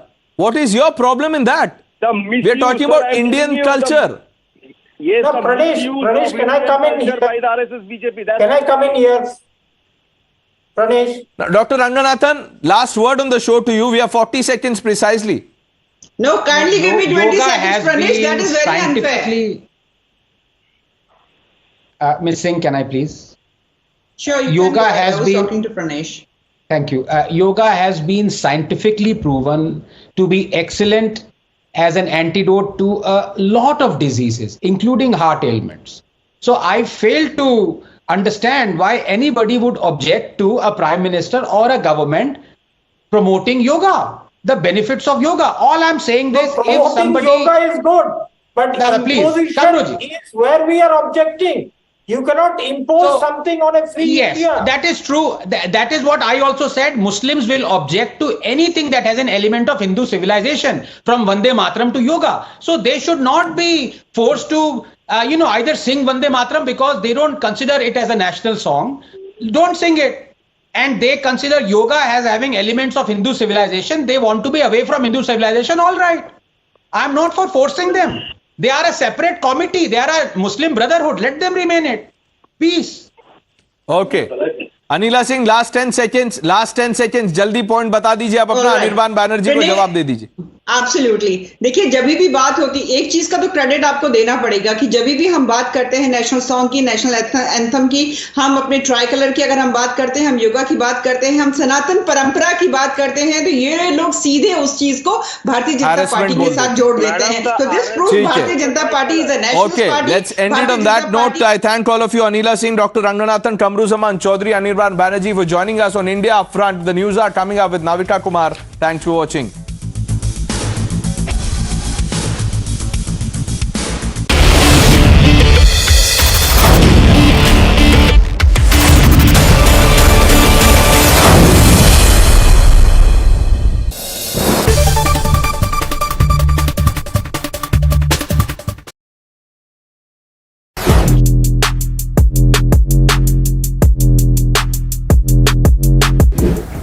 Guys, MG Comet के interior की कहानी अब हम आपको सुनाते हैं। Fan को करते हैं थोड़ा स्लो और शुरू करते हैं किससे। ठीक है, तो यहाँ पे सबसे पहले आपको बताएं कि इसे स्टार्ट करने के लिए चाबी कहाँ गई भाई? चाबी मेरे पॉकेट में है। तो इसे स्टार्ट करने के लिए आपको कोई इंजन स्टार्ट स्टॉप बटन नहीं मिलेगा। क्यों? क्योंकि आप इस खूबसूरत सी क्यूट सी जो चाबी है उसका अनलॉक बटन दबाइए, इस कार में बैठिए, 2 बार ब्रेक पेडल को दबाइए और car is ready to go. तो एक ये इंटरेस्टिंग आपको एस्पेक्ट इसमें देखने को मिलेगा। इसके अलावा 10.25 इंच के आपको 2 स्क्रीन यहाँ देखने को मिल रहे हैं। इंटरेस्टिंग इंप्रेसिव चीज़ ये है कि यहाँ पे आपको जो लुक और फील है और जो फीचर्स है, एमजी की गाड़ियों में आपने फीचर्स वैसे भी काफ़ी जो लिस्ट रही है उससे लंबा ही देखा है उस लिस्ट को। यहाँ पे भी आपको हिसाब से ये लोडेड ही नज़र आएगी। एंड्रॉयड, एप्पल कारप्ले, ये सभी आपको वायरलेस भी आपको इसमें ऑप्शन देखने को मिलेगा। और जो फील है, जो इसका रिस्पॉन्स, वो मुझे काफ़ी अच्छा इम्प्रेसिव सा लग रहा है। और जो डिस्प्ले है वो काफ़ी वाइब्रेंट सा भी आपको देखने को मिलेगा। राइट साइड में जो इंस्ट्रूमेंटेशन की जगह, अब इलेक्ट्रिक कार है तो वहाँ पर इंफॉर्मेशन तो आपको अलग अलग सेटअप में मिलेगा। लेफ्ट साइड में वोल्ट, करंट और पावर वगैरह की जानकारी आपको मिलेगी। ऊपर जो है कुछ एक जो साइंस है उसमें एक यूनिक या एक अलग चीज़ आपको देखने को मिलेगी। पिछली सीट पर जब आप बैठे हैं, सीट बेल्ट आपने नहीं लगाया तो भी इसमें बीपर जो है आपको याद दिलाएगा। राइट साइड में यहाँ पर फिलहाल न्यूट्रल में है गाड़ी, वो दिखा रही है। स्पीड आपको दिखाएगी। 72% बैटरी इसमें बची है।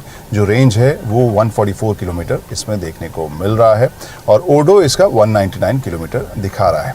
यहाँ पर लेफ्ट में एक आप ग्रीन में छोटा सा देखेंगे इको मोड, उसे आप चेंज कर सकते हैं। यहाँ पर ड्राइव सेलेक्ट मोड है या ड्राइव मोड सेलेक्ट, इसे जब दबाएं तो यहाँ नॉर्मल मोड होगा, स्पोर्ट्स मोड होगा और इको मोड होगा। तो यहाँ पर जब मैं नॉर्मल मोड में दबाता हूँ तो रेंज इज़ 142, स्पोर्ट्स मोड में दबाया है तो range is 142। So I guess जब ड्राइव करेंगे तब शायद इसमें चेंज हमें नज़र आएगा। इसके परफॉर्मेंस के बारे में भी हम तब डिटेल में बात करेंगे। फिनिश है, जो कलर्स हैं, जो यहाँ पर फैब्रिक जैसा मटेरियल है, जो प्लास्टिक है, उसकी क्वालिटी मुझे प्रीमियम लग रही है। Light grey, off white, cream, इन सब के इस्तेमाल के साथ ज़्यादा स्पेशियस और ज़्यादा प्रीमियम फील आपको नज़र इसमें आ रही है। बहुत ही मिनिमल है, तो ढेर सारे बटन्स और कंट्रोल्स इसमें नहीं हैं। और इसके अलावा सिंस दिस इज़ इलेक्ट्रिक तो यहाँ पर भी आपको पूरी जगह मिल रही है। गियर शिफ्ट यहाँ पर आपको यहाँ वो पैनल नहीं देखने को मिल रहा है। स्टीयरिंग व्हील की बात करें तो अच्छे से प्रीमियम फील के साथ ये आपको कवर्ड मिल रहा है और परफोरेटेड पैटर्न वाला यहाँ पर कवर है। जो मटेरियल इसके सेंटर में यूज़ हुआ है वो भी मुझे अच्छा लग रहा है। और जो ये ऑफ वाइट या आइवरी कलर जो फिनिश इसमें दी गई ग्लॉसी सी, वो भी मुझे अच्छी लग रही है। सो हाल फिलहाल में कुछ एक गाड़ियों में हमने ये लाइट थीम देखा है and I really like it. जो सीट है उसमें आप देख सकते हैं फिक्स्ड आपको हेडरेस्ट है, लेकिन ओवरऑल जो फिनिश है वो मुझे फैब्रिक में भी कलर के हिसाब से आई रियली लाइक इट। इसके अलावा यहाँ पर नीचे में आप देखें तो यहाँ ड्राइव सेलेक्ट है, reverse charging, neutral drive mode ये आपको देखने को मिलेगा। जो विंडो के कंट्रोल हैं वो आप यहाँ पे देख सकते हैं। ये ऑटो है, यानी मैंने बटन दबाया और शीशा पूरा खुद ब खुद नीचे या ऊपर गया है। यहाँ पर आप हैंड ब्रेक देख सकते हैं। कुछ एक क्लेवर चीज़ें हैं, जैसे यहाँ पर आप देखें तो ये जो बटन है या सॉकेट है, उसमें आप जब उसको दबाएं तो नीचे हुक निकल कर आ जाता है, जिससे कि आप शॉपिंग बैग्स जो छोटे मोटे हैं वो आप इसमें रख सकते हैं। यहाँ एक चीज़ जो मुझे कमी नज़र आई वो ये है कि अगर आपके पास बड़ा फ़ोन है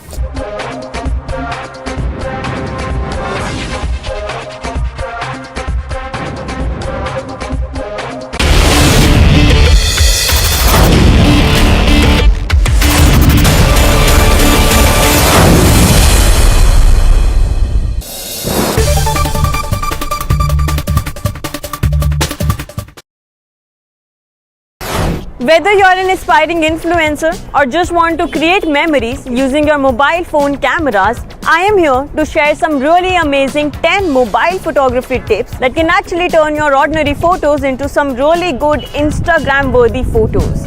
मतलब आपका फोटो गेम एकदम नेक्स्ट लेवल अमेजिंग होने वाला है after knowing all my tips. But before I share these tips with you, allow me to introduce myself.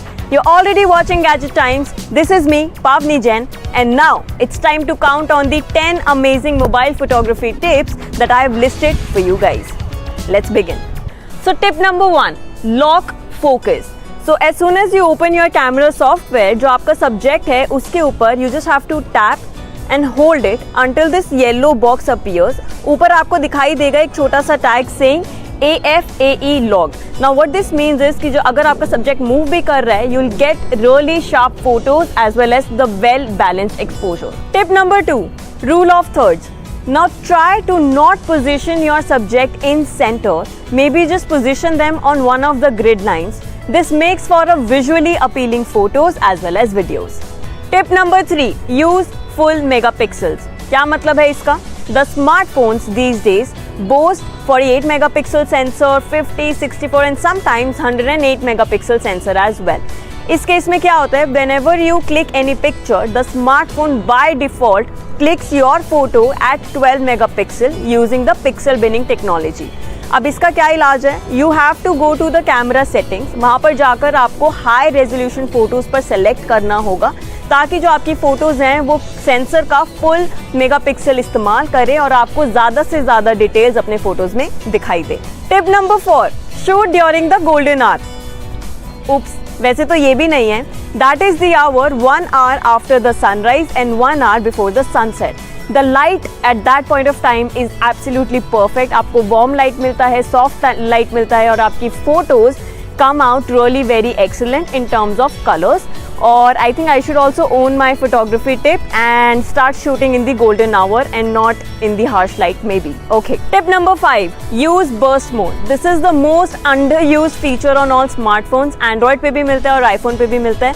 Very simple to use. You just have to tap and hold the shutter button on your camera software and the camera will click multiple photos in just a few seconds. This is a really great feature just in case you want to capture any movement, dogs, birds या फिर अगर आपको candid shots चाहिए तो उसके लिए भी इस्तेमाल किया जा सकता है. Tip number 6, just like burst mode, you can also make use of the portrait mode.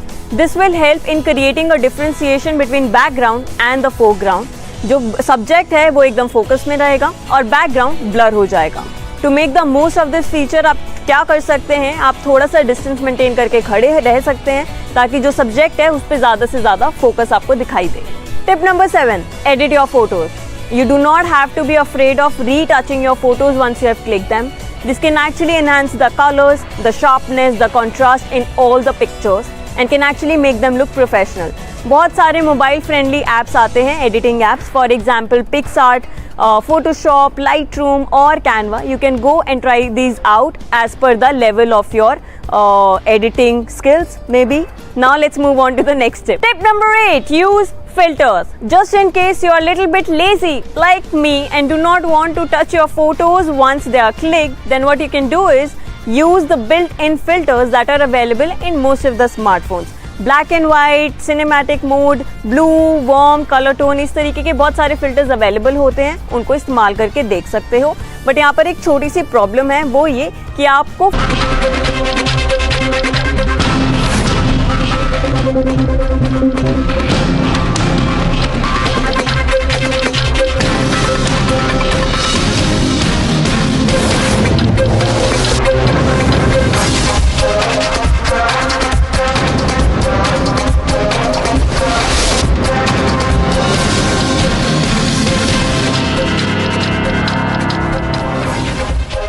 Good evening, ladies and gentlemen. As Prime Minister Modi took off on a 3-day state visit to the United States, hopes of an entire nation looking to find its place in the global world order also took off. While India is the fastest growing economy in the world with rapid gains made on most developmental goals, the nation is yet to reach its promised potential as a global powerhouse, with scale and technology being its biggest challenges in achieving fully developed status. This is why this 3-day visit to the United States is not just a recognition of India's rise as a peaceful democratic power, but also an opportunity to seal crucial deals that will help it modernize and become Atmanirbhar at a faster clip. It will also help her bridge key technological gaps to safeguard its borders from terror sponsors and expansionist powers. However, when the Prime Minister Modi lands in America, he will not be seen as a man in need for US assistance, but a man who can meet the US President as his equal. He will rub shoulders with the leaders from the world's biggest superpower as an emerging superpower of his own, with a lot to offer in return. Viewers, that is why Biden is pulling out all stops to showcase US recognition for the defining relationship of the current century. It is a moment poignant with hope and pride. Yet, there are some that are invested in undermining the India story. While Pakistan's ISI has launched a sly propaganda to discredit Prime Minister Modi, the opposition parties in India too are refusing to unite behind its leader, who is shining on the world stage in the light of India's glory. Listen in to what Uddhav Thackeray's Member of Parliament, Sanjay Raut, had to say. और हमारे prime minister, हमारे गृह मंत्री, केंद्र की सरकार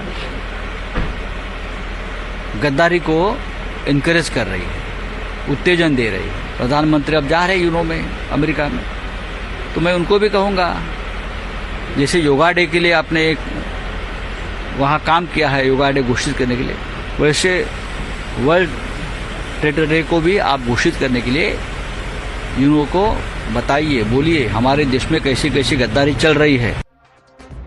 Even as the opposition continues to criticize Prime Minister Modi's visit, Samajwadi Party Member of Parliament Shafiqur Rahman today opposed celebrating Yoga Divas in madrasas, saying instead of Yoga Divas, Talim Divas should be celebrated in madrasas because yoga only harasses those in madrasas. Listen it. मदरसों का तो ये हिस्सा है नहीं। मदरसों में तालीम के लिए बनाइए, मदरसों में तालीम की बस बनाइए कि लोगों को ये एहसास दिलाया जाए कि भाई तुम कम पढ़ रहे हो, नहीं पढ़ रहे हो, तुम्हारी तालीम में क्या कमी है। तो ये तो मदरसों के अंदर तो तालीम दिवस बनाना चाहिए। योग दिवस से क्या मतलब है? तो योग दिवस को कैसा मानते हैं? मतलब अभी योग अच्छी चीज है, उसमें कोई बुरी चीज तो है। हर आदमी अपने घर भी योग कर सकता। अरे ये मदरसों में हैरेसमेंट फैलाने के लिए सिर्फ, और ये चाहते हैं कि ये मदरसे न चले और मुसलमान बच्चे वो अपने मजहबी तालीम हासिल न करें, तो ये इनका एक ही मंशा है। Not just these two political parties, the Congress also put out a tweet saying that bye-bye Manipur, hi America, clearly doing politics of the internal crisis in Manipur and saying that the Prime Minister should have paid attention to that before he left for the US. And that is the Congress's latest take. Let's also now listen in to the BJP, which has hit back at the opposition, accusing it of trying to malign Bharat's image on the world stage. माननीय प्रधानमंत्री नरेंद्र मोदी जी के नेतृत्व में आज जो भारत की साख बनी है, जो आज भारत के ऊपर विश्वास है पूरे विश्व का, उसका एक प्रमाण ये भी है कि वो सभी आर्थिक संबंध भारत के साथ बड़े रूप में बढ़ाना चाहते हैं। माननीय प्रधानमंत्री जी आज सुबह ही यूनाइटेड स्टेट्स ऑफ अमेरिका के लिए निकले हैं, प्रस्थान किया है उन्होंने, और आप सब जानते हैं कितना अहम ये स्टेट विजिट माननीय प्रधानमंत्री जी का रहने वाला है। आज पूरा विश्व भारत की तरफ बहुत उत्साह और अपेक्षा के साथ देख रहा है। The Congress party and some of these foreign forces are aligning to dislodge a democratically elected government in India. देखिए, आज देश के पहले प्रधानमंत्री हैं संसार के अंदर, विश्व के अंदर जिस प्रकार से अनेकों समस्या है, या बॉर्डर की समस्या रही हो, चाहे पानी की या पर्यावरण की, पूरा देश, पूरा विश्व मोदी जी की तरफ देखता है। और आज सही बात है कि अगर कोई शांति देश विश्व के अंदर ला सकता है तो नरेंद्र मोदी जैसा व्यक्तित्व भी ला सकता है। Meanwhile, as Prime Minister Modi is expected to land in New York tonight, my colleague Sushant Sinha brings this ground report from Times Square. His state visit in America is going to be a historic one. Not because it is important for India, but it is more important for America, which is struggling to revive from what happened here after COVID pandemic and what happened during Russia-Ukraine war. And if you talk about America, they are looking more eagerly to welcome Narendra Modi in Washington as well and sign some deals which are going to be a game changer, not for India but for America as well. And if you see, मैं इस वक्त यहाँ time square पर हूँ और यहाँ पर सारी जगमगाहट जो है, लाइट्स हैं, बड़े बड़े स्क्रीन्स हैं, सब कुछ है, लोगों की भीड़ है, लेकिन अमेरिका में ये जो जगह चमचमा रही है वो चमचमाहट अर्थव्यवस्था में, इकोनॉमी में नहीं है और इसीलिए महंगाई यहाँ पर बहुत है, बैंक्स बंद हो रहे हैं, यहाँ पर लोगों की नौकरियां जा रही हैं और जो बाइडेन प्रशासन जो है वो इस बात पर निर्भर कर रहा है कि कैसे इंडिया के साथ जो दुनिया में ब्राइट स्पॉट बना हुआ है, India which is leading the world should also collaborate with America, which will bring jobs here, which will help in easing inflation, which will help Joe Biden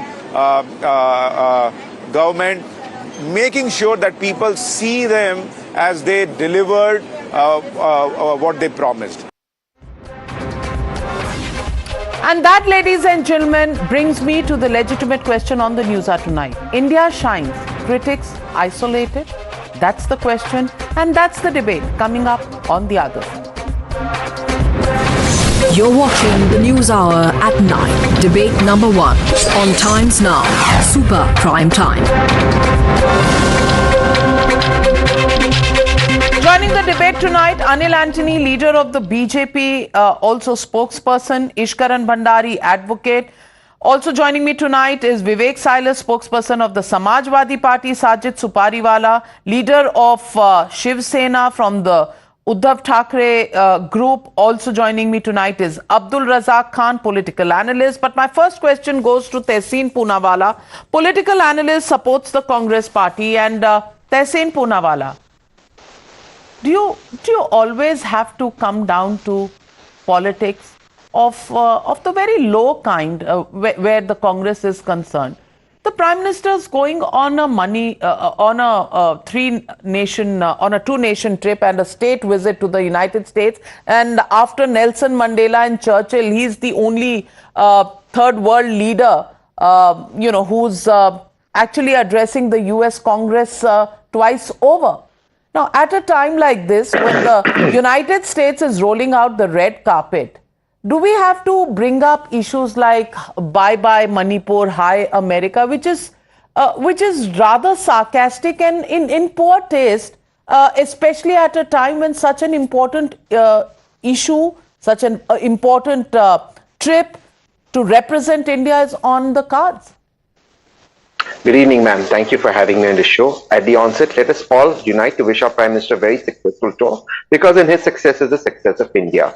But the pertinent questions raised by the Congress in the opposition, I will not speak for the Shiv Sena because I think that was a ridiculous letter put out by Sanjay Raut, and we'll get to that later. But the pertinent questions raised by the Congress, I think this requires some amount of consideration and some amount of merit. There are two issues that we raised. One, proud that India is a part of Quad. And of course, we know that the next battles will be in the South Pacific Sea. But we have two massive problems pertaining to our neighbors. One, our trade deficit with China is over 100 billion, and China, Russia, Pakistan axis now with wheat, with crude oil and with gas is seriously undermining India, with Russia refusing to take our rupees, and we cannot trade in dollar. There is a strategic problem there. We haven't been able to convince the US to make the exception that Prime Minister Manmohan Singh had made with the US for the Iran trade. Prime Minister Modi has not been able to do that. Point number 2, we have a massive problem in Manipur. Ma'am, I'm involved in Manipur trying to send some relief. For the last 15 days, no trucks are going there. It's almost as if this integral part of India is cut off. And the Honorable Prime Minister, while I wish him the best for America, has not bothered to address this very critical issue where across the border through drug routes, AK-47s, 56s and rocket launchers are being used to kill Indian citizens. And you know, it's like a genocide as if happening in Syria and Afghanistan. It is something that we need to stand up and speak more about. And the Prime Minister and the Home Minister hasn't addressed those issues. I think it's legitimate for the opposition to ask these very pertinent issues. Have we given up on Manipur? If we haven't given up on Manipur, why isn't the Honorable Home Minister addressing it? He went there for a few days. What is the solution? It's cut off from the country. Nothing is going there. How do we save our citizens? And this is again with a bordering state, Myanmar. And you know the Chinese influence on Myanmar. The Chinese army controls the Myanmar army. There's been a coup there. Weapons are coming into India. Aren't these legitimate questions that the Indian National Congress is asking? Of course, you have the right to ask every question, Tehseen Poonawalla. Who's taking away that right from you? The question is why to bring it to contest with the U.S. trip. That is the question that is being raised. And Anil Antony, the question is that China is feeling threatened. China's Global Times actually says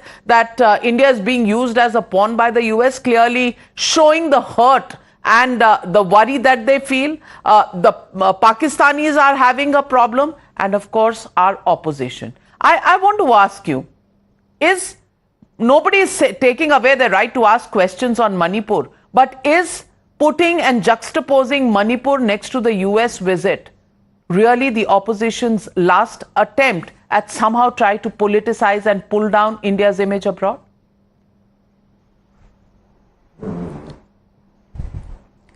Thank you, Navika. Right now, Prime Minister Modi ji's trip to the United States, it's a historic and momentous occasion.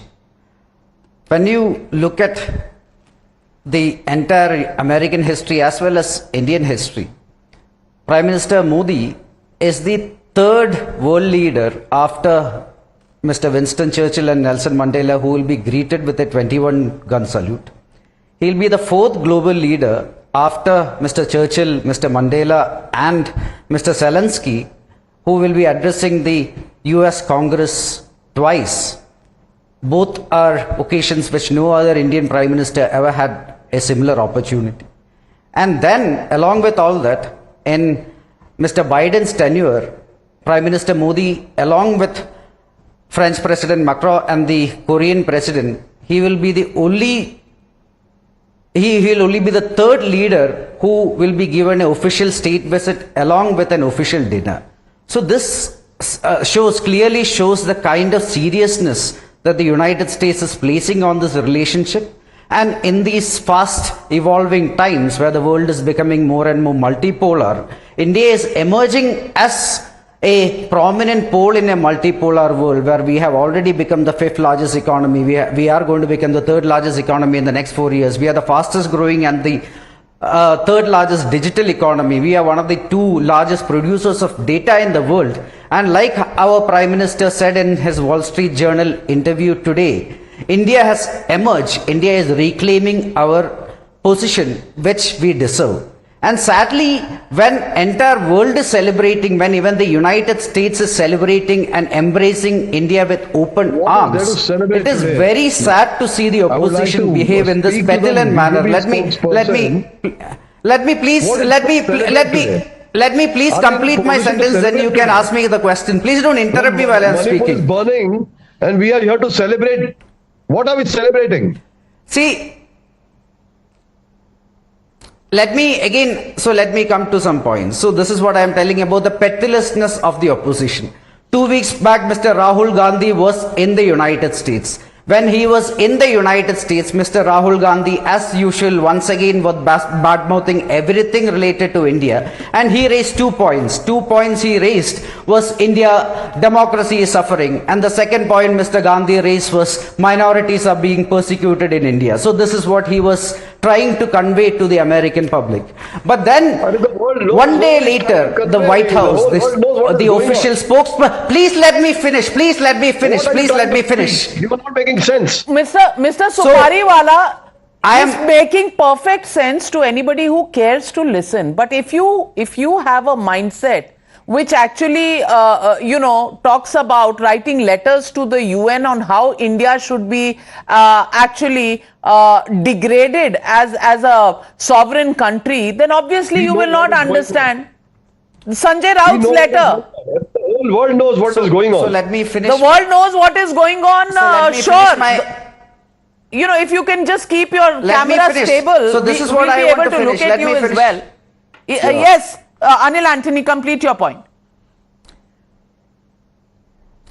So Mr. Gandhi went to the US, he raised 2 points. So these were the 2 points. One was democracy is suffering in India. Second is minorities are persecuted in India. One day later, the official spokesperson of the White House, the official spokesperson, he was on record, he was praising the vibrancy and the greatness of Indian democracy. Then 3-4 days later, one of the leading American publications based out of Washington, they had a survey. There was a Pew survey, and what they said in the survey was 98% of Indian minorities, they are absolutely free to follow the religion in India. There are no persecutions happening there. This was a finding, and this is after Rahul Gandhi's speech there. So this is the difference between what the opposition is perceiving, where they believe in an alternate realities which is cut off from Indian ground realities and Indian public consciousness. It's an echo chamber where they believe that everything is wrong in India. They believe that minorities are suffering in India. They believe that there is a lack of democracy in India.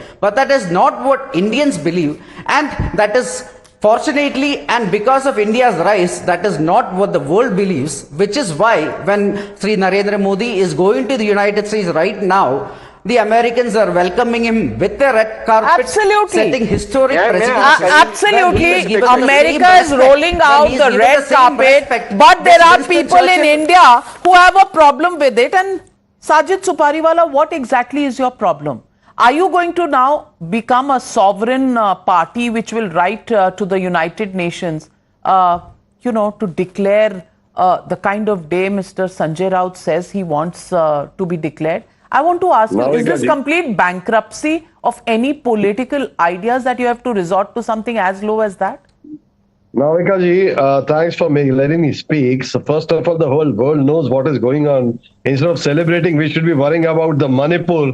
What is the condition of Manipur? People are dying here. People, they have taken law in their hands. There are automatic weapons being used. And our honorable Prime Minister is going to America. He should be first visiting Manipur and sorting out the condition, solving the problem of the people instead of going to America. Was it so important to go to America right now? Couldn't he just go to Manipur, pay a visit there? Their own leaders are being targeted. Well, even BJP is being targeted. Well, Mr. Supariwala, I don't know if you are reading newspapers or watching news televisions. The Home Minister visited Manipur, stayed there for 3 days, spoke to all kinds of groups over there, tried to bring in peace. These things don't happen overnight. But I want to ask you, is that the reason Mr. Sanjay Raut is campaigning for UN to celebrate a Gaddar Divas? A Gaddar Divas? Is that your creativity of domestic politics? Right now, we have to look at our domestic politics only. Instead of going to a US and going international politics, why not sort the problem over here? Oh my God. So you're saying that domestic politics of your brand are more important than going to the United States? I don't know what to say to that, but Ishkaran Mandari, the floor is yours. The floor is yours. Gaddar Divas more important than the Prime Minister's visit to US, where there are technology components, where technology will be transferred for fighter jet engines for Indian fighters to HAL. Not just that, there are drones, Predators which will be got, that technology. There are business meetings. There is a US Congress address, but all that is not important according to Sanjay Raut's party. Our India is burning with problems. Our Manipur is burning with problems. Their own BJP leaders are being targeted. I'm not talking about my leaders. I'm talking about their BJP They're leaders. also your leaders, my friend. Everybody's leaders. They're now calm down, Mr. Supariwala. Calm down, Mr. Supariwala. Ishkaran Bhandari is responding. Thank you.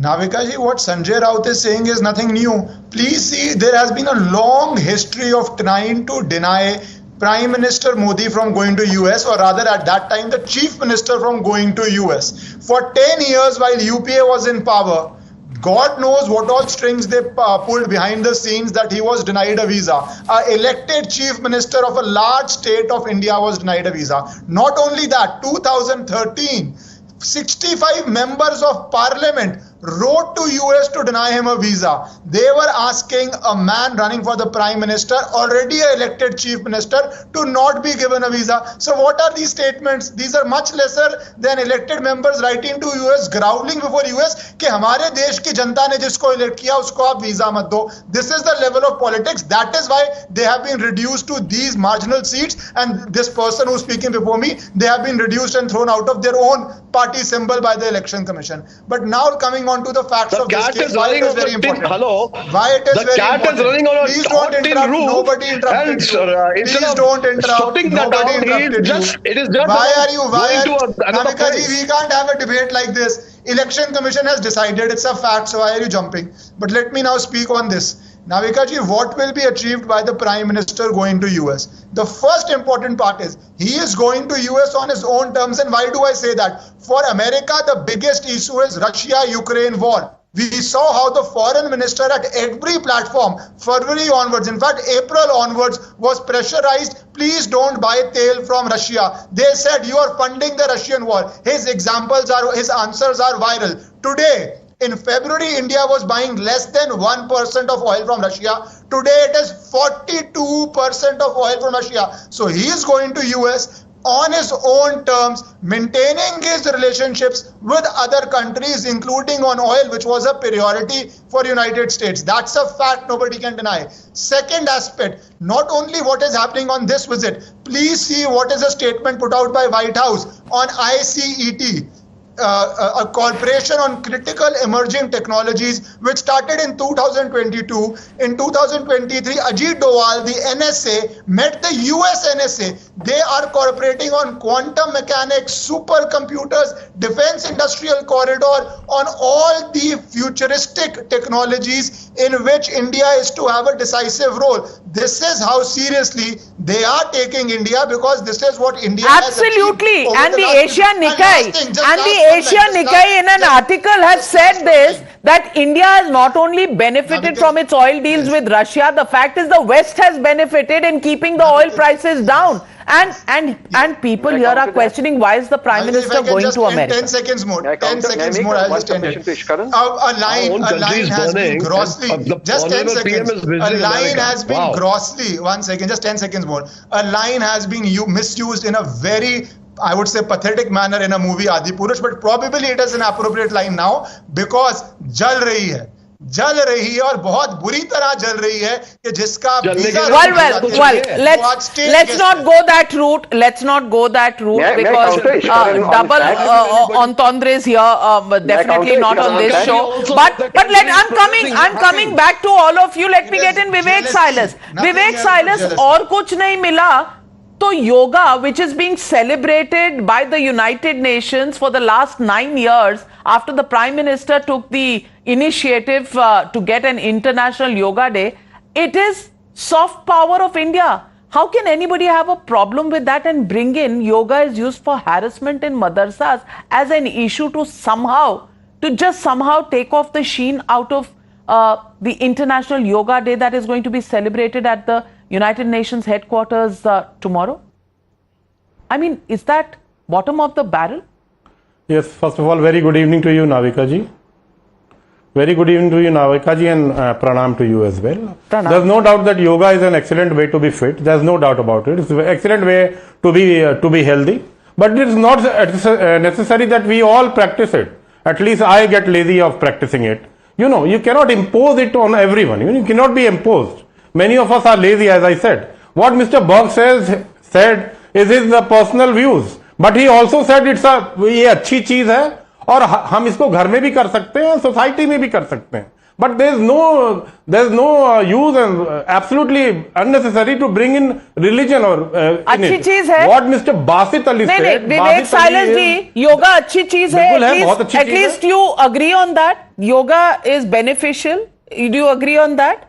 Of course. अच्छी चीजें school में नहीं सिखानी चाहिए, मदरसों में नहीं सिखानी चाहिए. अच्छी चीज. आपकी पार्टी में भेज दें लोगों को बुरी चीजें सीखने के लिए. बस I'm just asking, अच्छी चीजें अगर स्कूल में मदरसों में नहीं सिखानी चाहिए तो कहां सिखानी चाहिए? And 47 Islamic countries don't have a problem with yoga, लेकिन Samajwadi party has a problem. Pakistan वाले योगा कर लेंगे लेकिन समाजवादी पार्टी वाले नहीं करेंगे. What kind of logic is this? Ma'am, I think very humbly I am trying to tell you, maybe you have not heard the statement of Mr. Basit Ali, who is the state head of BJP Uttar Pradesh Minority Commission. What he said today after Mr. Burke's statement, he said, Atank ka adda. That is the problem. That is the problem. Whatever we speak, whatever we try to say, Mr. Burke said, okay, that is his personal views. He said it's a good thing, but it can also be practiced at home or even in the society.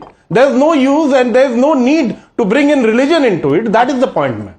We should also discuss what Mr. Basit Ali said. Ishkaran Bhandari, the United Nations is out of its mind that it is holding a session of yoga in the headquarters of the United Nations because the Samajwadi Party knows better. And official views are not expressed by the member of parliament of the Samajwadi Party, but personal views are expressed by him. Is this argument defying logic? Why do we keep seeking logic in people who are not appealing to logic, who are appealing to a particular vote bank? If you want logic, the logic is that the member of parliament thinks that his vote bank, which that is what the Bharatiya Janata Party says, Mr. Ishkaran Bhandari. That is why. Please comment on also Mr. Basit Ali, what Mr. Basit Ali said. Otherwise, is that the official statement of the Bharatiya Janata Party? What Mr. Basit Ali said? I didn't interrupt you. What Mr. Basit Ali said, please speak something about that as well. Is he not trying to address people who vote for him? Is that the reason you are giving me? Obviously, because yoga is a thing which everybody should do. Mr. Silas is also admitting it's a very good thing. He may be lazy. I would hope he is not lazy. He is a very prominent gentleman. He should stay fit. Laziness can cause a lot of problems. So they should be active. In fact, there are a lot of allegations on Samajwadi Party being very lazy. That is why probably they are in that electoral situation. So it's good to be active. But coming on to the personal aspect of the things, the personal aspect is a good thing like yoga should be taught everywhere, should be encouraged everywhere. Why would you object to something which will cause you benefit? But it cannot be imposed. Reason, which is an illogical reason. Nobody is being forced. It's being promoted. So if you do not want to do it, you are addressing a particular vote bank which you think will be happy with it. That is your choice. But as a nation, we should export our soft power. We should be happy that something from Bharat is being recognized all over the world, and we should definitely promote it. All nations promote its culture, and I am very glad that this Prime Minister is unapologetically promoting his culture. Well, let me also tell you, Mr. Vivek Silas, that in the recently concluded civic polls, your party made a number of promises, including setting up of yoga centers in the city's main parks. क्यों भाई? योगा में तो आपको interest ही नहीं है. अच्छी बात है लेकिन स्कूल में मत बताइए, मदरसे में मत बताइए, घर में बताइए. बिल्कुल अच्छी चीज है, ये हम कह रहे हैं अच्छी चीज है पर करिए मत. मदरसों में हैरेसमेंट हो जाता है. अच्छी चीज है पर मदरसों में हैरेसमेंट हो जाता है. लेकिन Abdul Razak Khan, let me come to you now. नहीं, योगा को आप रिलीजन से नहीं जोड़ सकते हैं. तो हम तो नहीं जोड़ रहे. Yoga is for health my friend. Yoga is for health. If it is to be done in schools, yes, it should be done in madrasas as well. Where is religion coming into this? Except in your mind. Navika ji. So Abdul Razak Khan. Navika ji. Yes, sir. Yoga से परेशान है कि prime minister के America trip से परेशान है. It was mentioned in Rig Veda. Madam, why should my children go ahead and practice a Hindu tradition? You don't allow our children to wear hijab at schools. With what morality do you ask our children to do yoga today? There is nothing. I am saying why should there is my nothing. children There is do a nothing Hindu immoral, practice my into friend, tradition? about practicing Madam, healthy exercise routines. What is immoral about it, Abdul Razak Khan? I would like to say something on this. We the Muslims, bow down in front of one God. We don't, worship the creations. We worship the Creator. For example, Surya Namaskar is equal to worshipping a creation, which I don't want my children to do. भैया आप If it is शीर्षासन not a कर Hindu लो, tradition. सूर्य नमस्कार मत करो, शीर्षासन कर लो. योगा में बहुत अरे हमें से क्यों करना आसन भाई? है. आपको Our सूर्य नमस्कार से mamas दिक्कत teach है. our Let me show you children- pictures here. Our children. Pakistan की पिक्चर्स है. Arab News Pakistan, and I'm just looking at their Twitter account. अरे बाहर में जाए पाकिस्तान का एग्जाम्पल हमको क्यों दे रही है? नहीं 47, अच्छा पाकिस्तान का नहीं देती, 47 अदर इस्लामिक नेशंस. आप उनसे ज्यादा सच्चे मुसलमान हैं कि वो इस्लामिक कंट्रीज में योगा कर लेंगे, आप नहीं करेंगे. आप उनसे ज्यादा सच्चे मुसलमान हैं.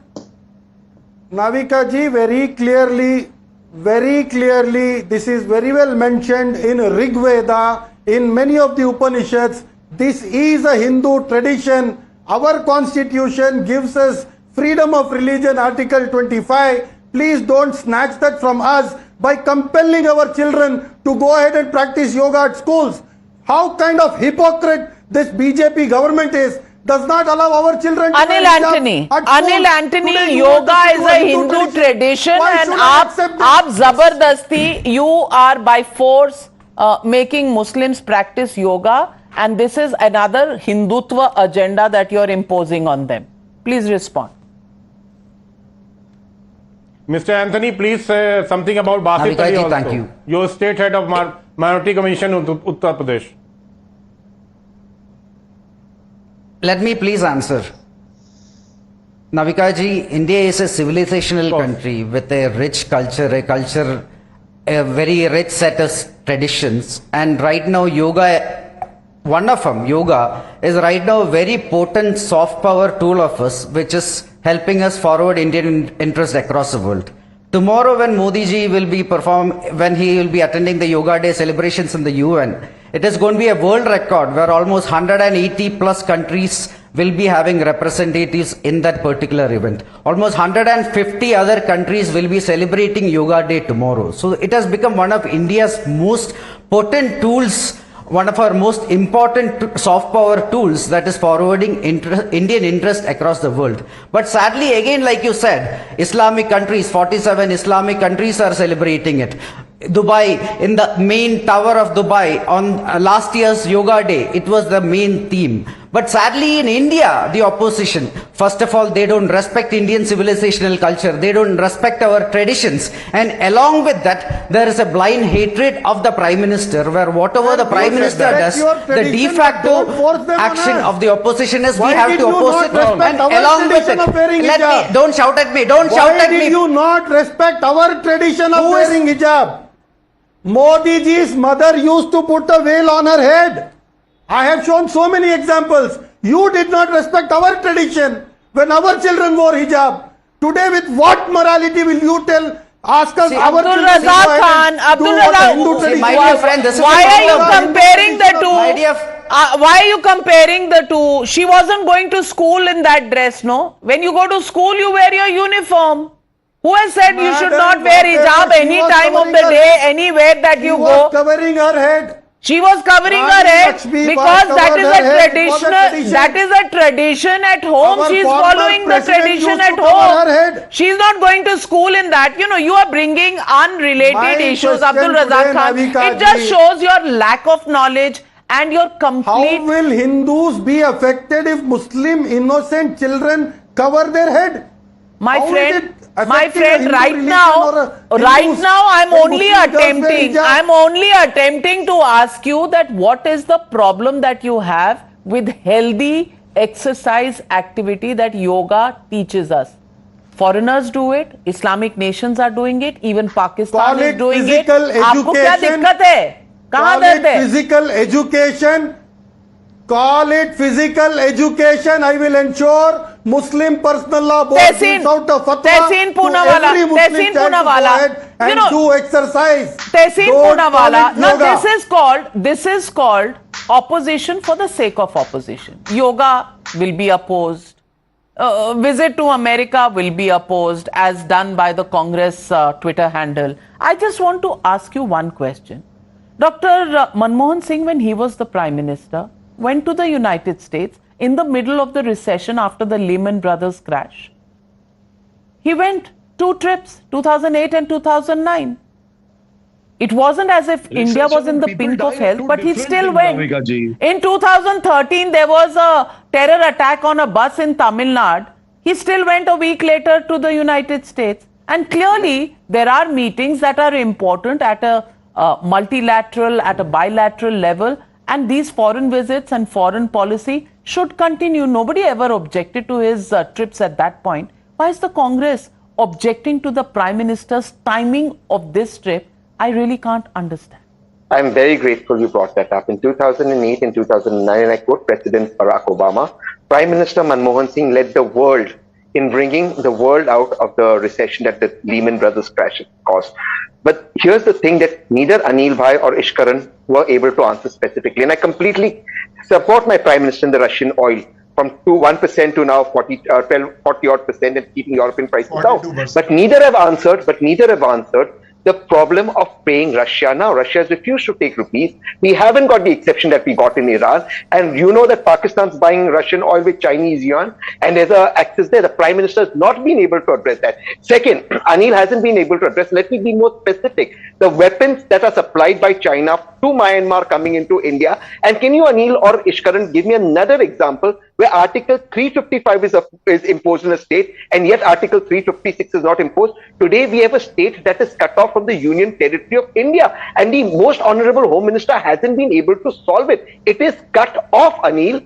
There is a serious problem. Okay, Anil Anthony, respond please. I would like one more point. No time. Anil Anthony, last response. Last response. And the upgrading of the F-16 for Pakistan. Thank you. So when you look at Manipur, our Honorable Home Minister had visited that place multiple times, and the situation is slowly being brought under control. These kind of things cannot be done in a day. And it is like Ishkaranji himself, like my Tehseenji already mentioned, it is a situation that is caused with a lot of foreign interference, arms and drugs, etc. coming from Myanmar and China. There are issues that are happening there, but that place had been unstable for a long time, and in the first time the riot started, within 2-3 days the situation was initially brought into control. Now again steps are happening there. It is done by absolutely, and the army is out there. Army is out there.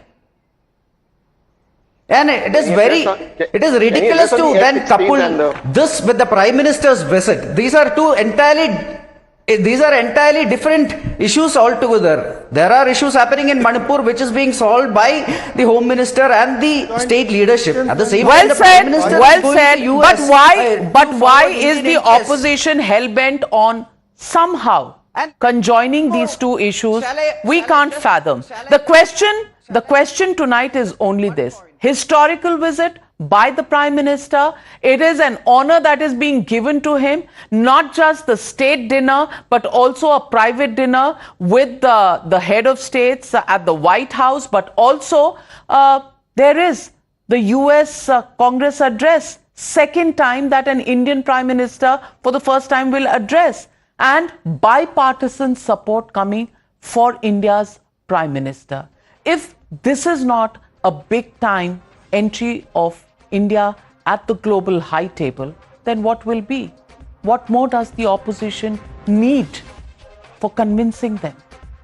We'll leave it at that for now, as we promise to bring you all the updates of that historic visit of the Prime Minister, who's expected to land in the United States very soon, anytime now. Thank you very much to all my panelists for joining me on debate number 1. On the other side, ladies and gentlemen, the opposition unity meet. Just 3 days to go for that mega opposition meeting in Patna that aims to form a united bloc potent enough to dislodge the Narendra Modi-led BJP Sarkar from power, and yet there seems to be little unanimity on the core formula for unity. Aam Aadmi Party convener and Delhi Chief Minister Arvind Kejriwal has declared that his efforts will be focused more on enlisting support of all opposition parties for defeating the centre's ordinance curbing the powers of the Delhi government on the bureaucrats' appointments. On the other side, the Congress sees this as an unnecessary precondition and completely refutes it. The Congress in turn asks for its own question of the formula of 250 seats that Mr. P. Chidambaram has stated. But that's not the sole challenge that the opposition unity meet faces. Samajwadi Party Chief Akhilesh Yadav has made a separate page for a front named PDA, which stands for Pichhade, Dalit and Alpsankyak, to defeat the NDA. Apart from this, there's still no clarity if the Congress will agree to the 450-seat formula that seeks to limit the number of seats the party is allotted to fight in the next Lok Sabha elections. So, the question is this really an opposition meeting that can get a united front together? In fact, the BJP raising questions of the ambulance corruption deal that is happening under Nitish Kumar's own Sarkar. Those are the questions, and those are the conflicting ideologies that have surrounded this meet.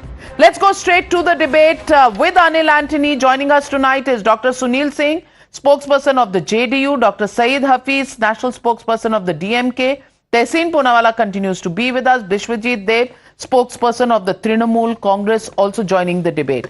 Sunil Singh ji, kya karenge aap? Your party will have to now balance the PDA to compete with the NDA before this united front comes together. There are demands made by the Samajwadi Party, there are demands made by Arvind Kejriwal's party, and the demands made by the Congress Party. How are you going to balance all these out? Navika, you are a very senior journalist. You should see the writing on the wall. The way we have ousted BJP out of power with opposition unity with Bihar formula, the same thing we got in the Karnataka, and the way we are having opposition leader meeting on 23rd, don't you think so that basic nitty-gritties have already been worked out? We are meeting on one platform, and then the things will start rolling as to how NDA will be ousted out of power with whatever slogan you might call it. It's PDA or whatever it is, because in socio-political life, we go by the people's aspiration and wishes. People are fed up of BJP misrule. They want BJP Mukt Bharat, and that we are going to do it in 2024, and even in the assembly elections in early 2024 things will come out. And if you can't see that these things, I'm surprised. You are such a senior journalist, because it is little bit of nitty-gritty is what you are saying.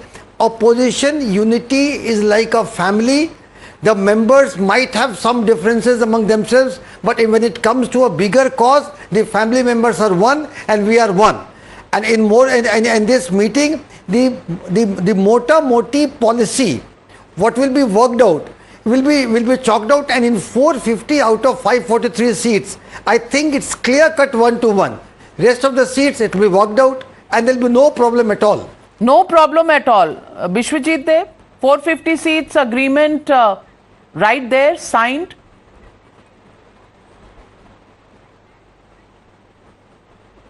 You see, there should not be any problem. Whatever BJP is trying to think or do, that there will be no opposition unity or they will try to break the opposition unity, things will not go on like this. You see, they should understand that 2024 election will be an election of change. People will see a change in the central government in 2024, and people are bent upon to do that, because if you want to restore democracy in this country, if you want to save the constitution, then this particular government has to be removed, and the people will take a clarion call. I am again saying that the people have decided, it is the people's decision, and it is going to happen.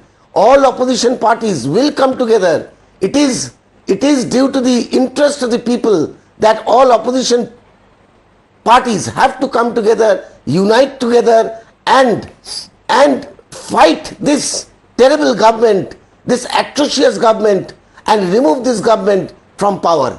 And this will happen. So, Mr. Biswajit Dev, I just want to ask you, how many seats will you give the Congress party in Bengal?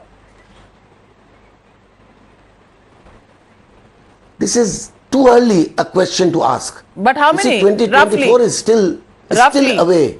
Would you give any seats to them? It's still 9 to 10 months away. No, but don't worry. We will work out. We will work out a formula. We will work out a formula. In which the Congress gets 0 seats. It's just the beginning.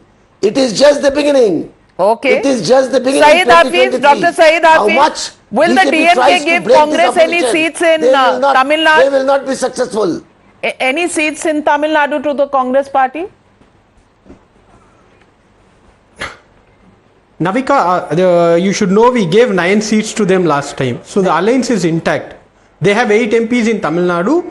This time certainly we will give seats, and it is for the leadership of both the parties to come on the numbers. It is not the duty of the spokesperson to come on the number of seats that we are going to give. See, the whole opposition unity is about this. 2019 NDA got 45% of the votes roughly, and this opposition unity is about creating an alliance which is going to at least get 46% of the vote. 1% vote more than what NDA gets is what opposition unity is about. It doesn't matter, it is too early. I'll give you an example of a BJP alliance in Tamil Nadu. You are talking about ideological differences. Here in Tamil Nadu, there is ADMK, PMK and BJP alliance who fought together the 2021 elections, where 3 different parties have 3 different views on need. But they still had the alliance. The seat sharing happened. So when it comes to seat sharing, ideologies, yes, it matters. But as far as the 2024 elections are concerned, the bigger problem is the misrule of BJP has to go. The misrule of BJP has to go. That is the mantra. So for that mantra, the opposition unity started to work, and we still have 9 months to come to a conclusion. The Bihar meet is evidence of a consensus that all the parties have come to, that we want to defeat this BJP. I don't see a consensus. The Samajwadi Party is talking about a Pichda Alpsankhyak alliance. You're talking about something else. The Congress, let me get in Tehseen Poonawala. Tehseen Poonawala, is the Congress ready to be restricted? 1 minute, let me complete. 1 minute, 1 minute. Everything is about chasing Modi away or BJP away. That's it. So anti-Modi front. That is your only agenda. That is the only favicol that you have. Yes, what is wrong? What is wrong in being anti-Modi friend? Navika, let me complete.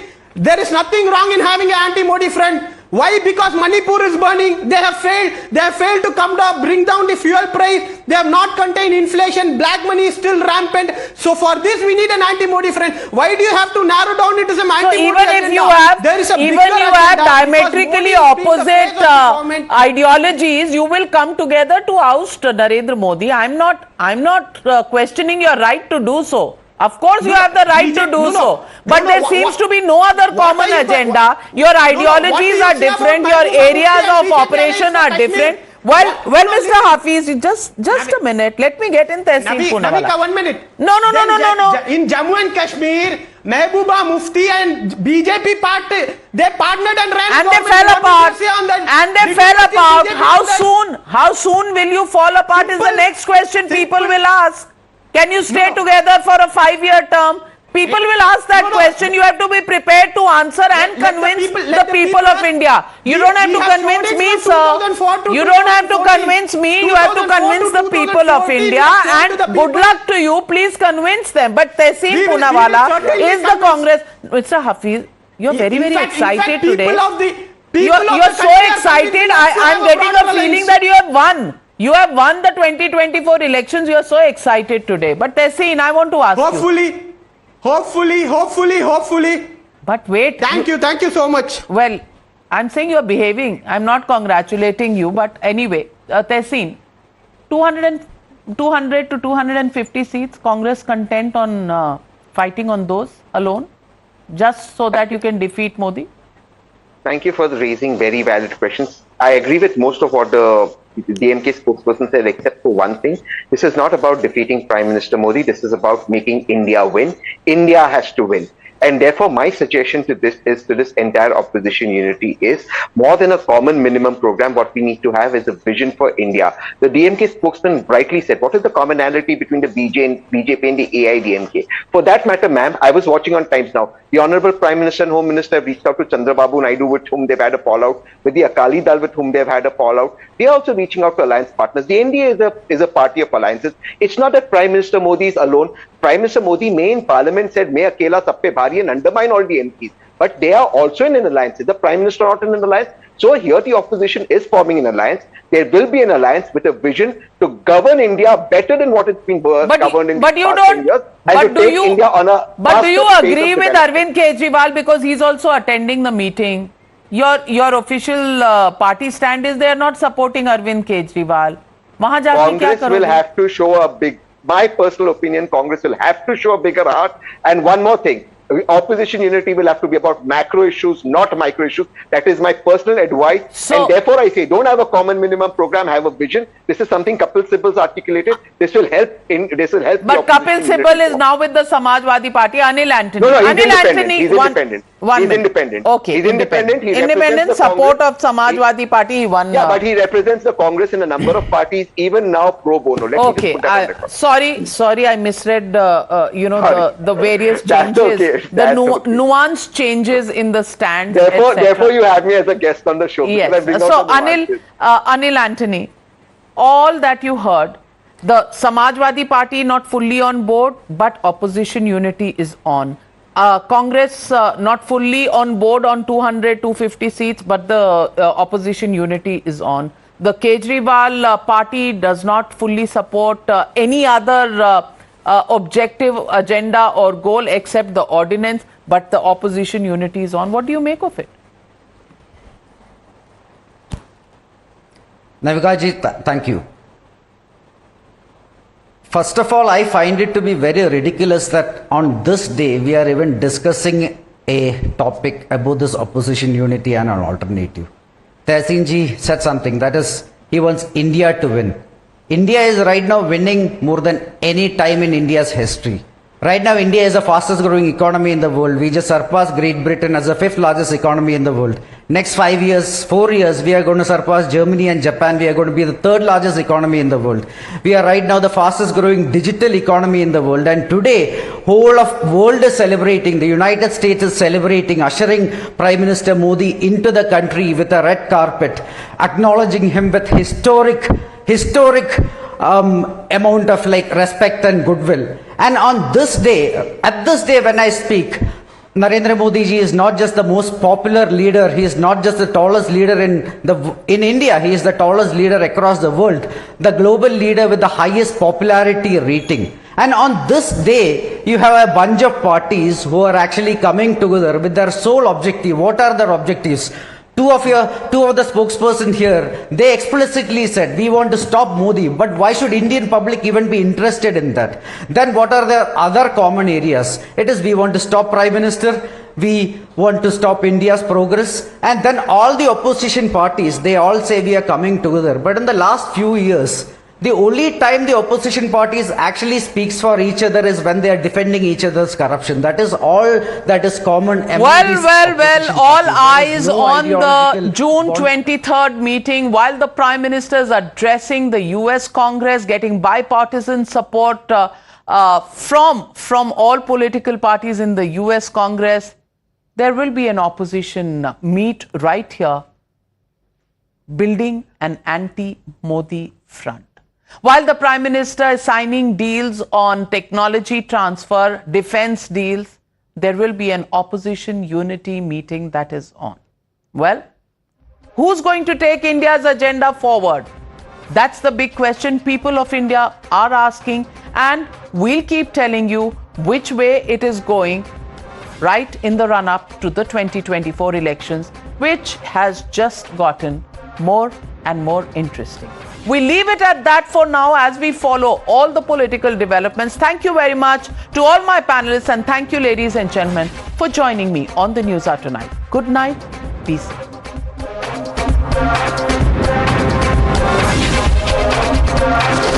The News Hour at 9 will be right back after the break.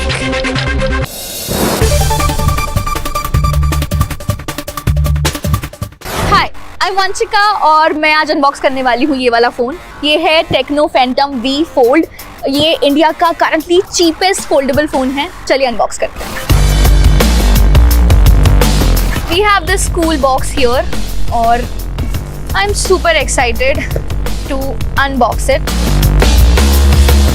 And यहाँ पे they have given their tagline beyond the extraordinary. देखते हैं इसके अंदर phone extraordinary है कि नहीं। Here is the phone. इसके बारे में हम थोड़ा बाद में बात करेंगे. Let's see what's there further.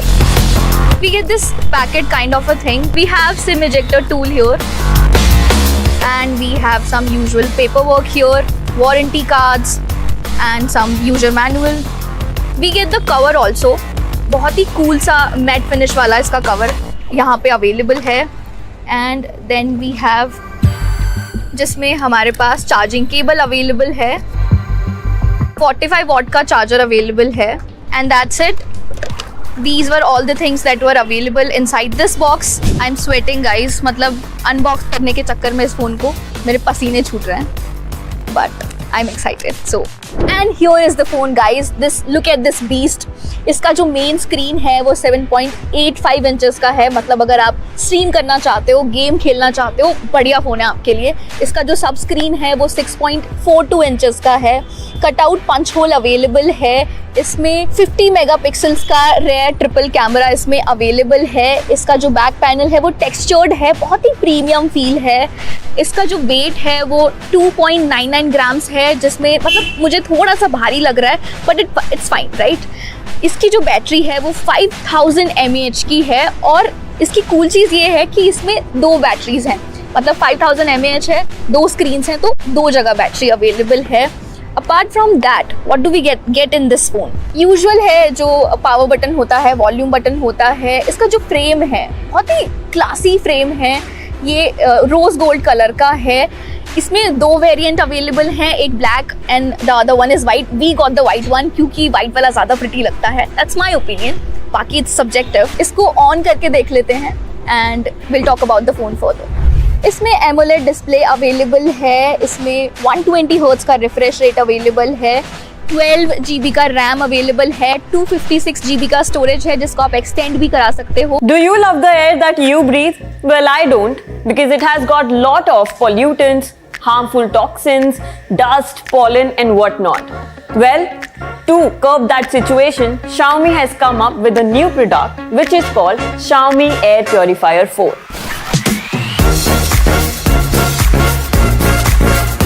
Hi, you're watching Edge Times. This is me, Pavni Jain, and this is the product I'm talking about, the newly launched Xiaomi Air Purifier 4. Company ने इसे हाल ही में लॉन्च किया है alongside Xiaomi Air Purifier 4 Lite, which is a toned down version of this device. पर आज के इस video में हम बात करेंगे Air Purifier 4 की, जानेंगे इसके फिजिकल लुक्स के बारे में, all the buttons that it comes with and all the sensors or the qualities that this Air Purifier offers. This is the front side of the air purifier, जहाँ पर आपको मिलता है OLED डिस्प्ले. इसको जल्दी से पील ऑफ करते हैं इसका कवर. अब इसको ऑन कहाँ से करना है, let me show you. This is the back side of the air purifier, और यहाँ पर जो आपको बटन दिखाई दे रहे हैं, this is the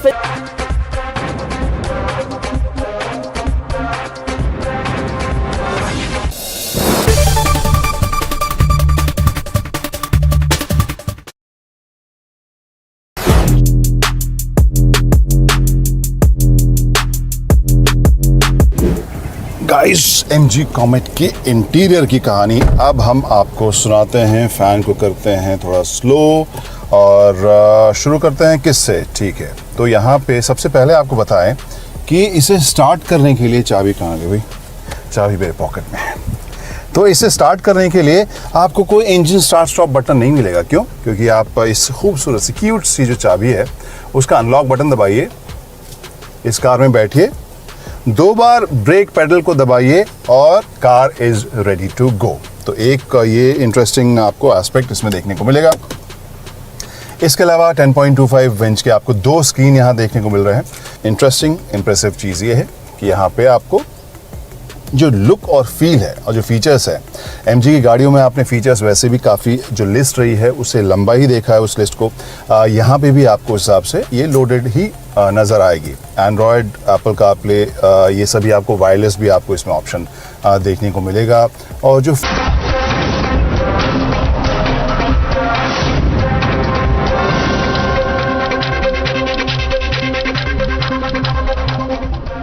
Good evening and welcome. You are watching the News Hour Agenda. I'm Padmaja Joshi. The countdown has truly begun for the opposition meeting in Patna on the 23rd, where the ground will be prepared to take on BJP in 24. The rallying cry, of course, is saving democracy. The closer we get to the 23rd, the louder this chorus becomes.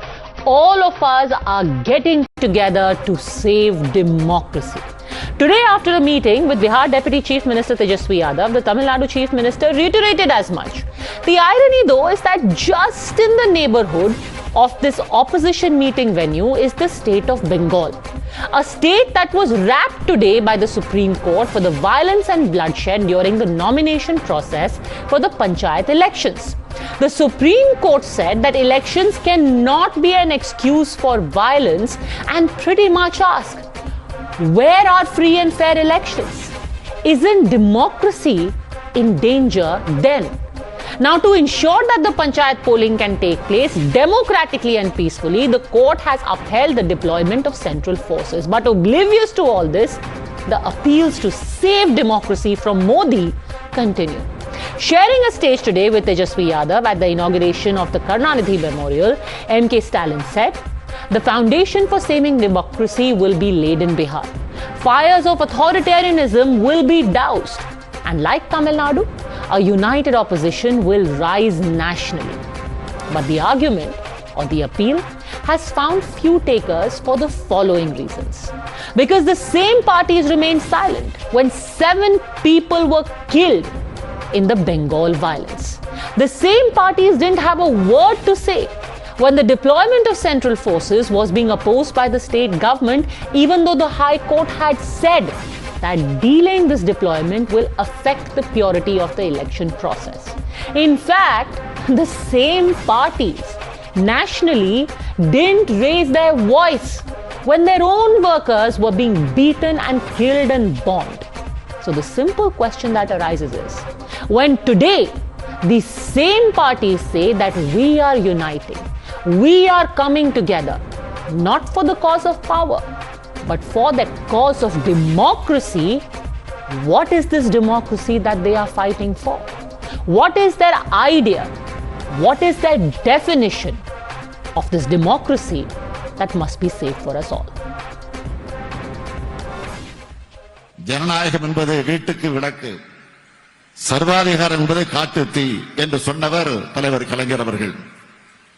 பாஜக கடந்த 10 ஆண்டு காலமாக பரப்பி வரும் சர்வாதிகார காட்டுத்தீ அணைக்க வேண்டிய கடமை நமக்கெல்லாம் இருக்கிறது. அதற்கான முதல் ஜனநாயக விளக்கை பாட்னாவில் ஏற்றுவதற்கான ஏற்பாட்டை மாண்புமிகு நிதிஷ்குமார் அவர்கள் தொடங்கி வைக்க இருக்கிறார்கள்.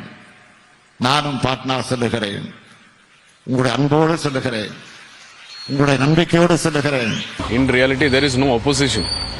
There is no UPA. They are not united. They call it as United Progressive Alliance. Neither there is unity, neither there is progression. They only call it as an alliance. They are not able to come to a common ground and set a narrative or an agenda for the upcoming 2024. NDA is stronger and it's poised to meet the people, and it's already started the work across India and its allies. So this will continue to be like this way, that they will try to come to a common ground. But all the Parivar Dwalas want to save their skin from corruption. So they will continue to enact the same drama for a couple of more months. क्या ममता जी कांग्रेस के साथ खड़ी होने को तैयार हैं? वो तो खुद बोल चुकी हैं कि जब तक कांग्रेस सीपीएम से अलग नहीं होगी हम कुछ नहीं साथ चलेंगे। क्या अखिलेश यादव मायावती को स्थान देने को तैयार हैं? क्या अखिलेश यादव नीतीश कुमार को, जदयू को उत्तर प्रदेश में स्थान देने को तैयार हैं? इस पूरे 23 की बैठक की सबसे हिलती दीवार क्या है? जितने भी रीजनल पार्टी हैं वो सब अपने प्रदेश में कांग्रेस से लड़ रही हैं।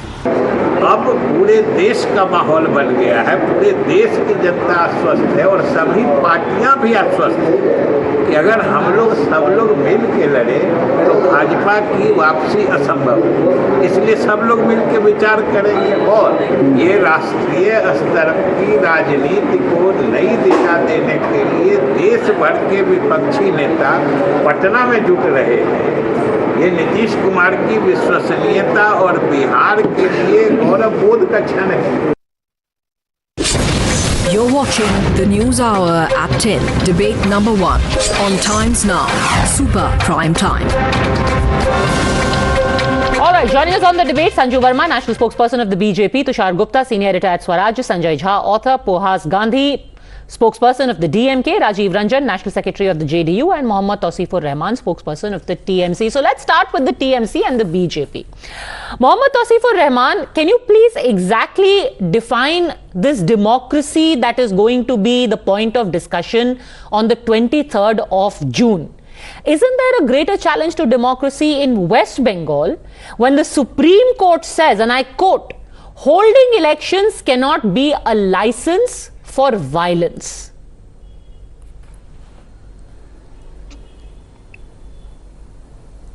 Padmaja, good evening and good evening to everyone. Well, of course, I mean, no one is above the law and we have to obey whatever the decision comes from the Supreme Court and High Court. But yes, at the same time, we have a right to do a counter-attack, not because we wanted to do some panchayat election, because it's anyways fair. But yes, when the opposition claims that TMC is not being able to do anything in Bengal, they are under the massacre and they are providing all the guns, arms and everything, there's the problem where we don't want to hear all this. Now, the problem is when we speak about central force, we never denied about anything. Central force is nothing new in West Bengal. Since 2008, 2013, 16, 19, 21, central forces were there. Over 49 people died in 2018 when central force conducted the election. In 2008, 36 people died.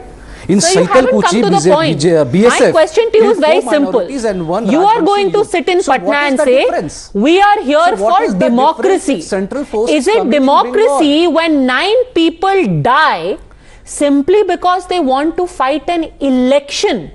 They are not gangsters. They are not mafia. They are not criminals. They are citizens of Bengal who said, I want to fight the panchayat election for the CPM. I want to fight the panchayat election for Congress. Is it the death of democracy when people die simply for wanting to fight an election?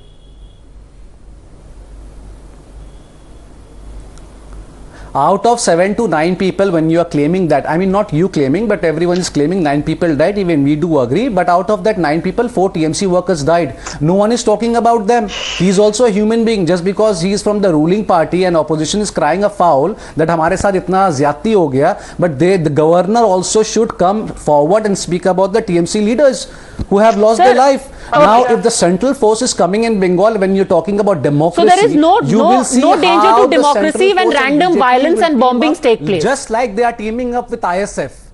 There is no danger to democracy.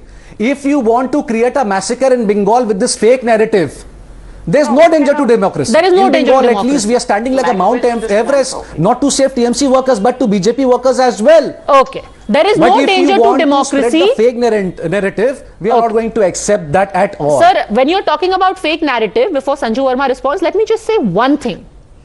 When an EVM, which is a practice EVM, is found in a jeep somewhere, you say, this is it. Modi is a Hitler, he is making fake EVMs, he is rigging elections, democracy is dead. Now 7 actual people are dead and you are like, democracy is safe. Thoda democracy, thoda murder. Thoda bomb, thoda democracy. Sab chalta hai.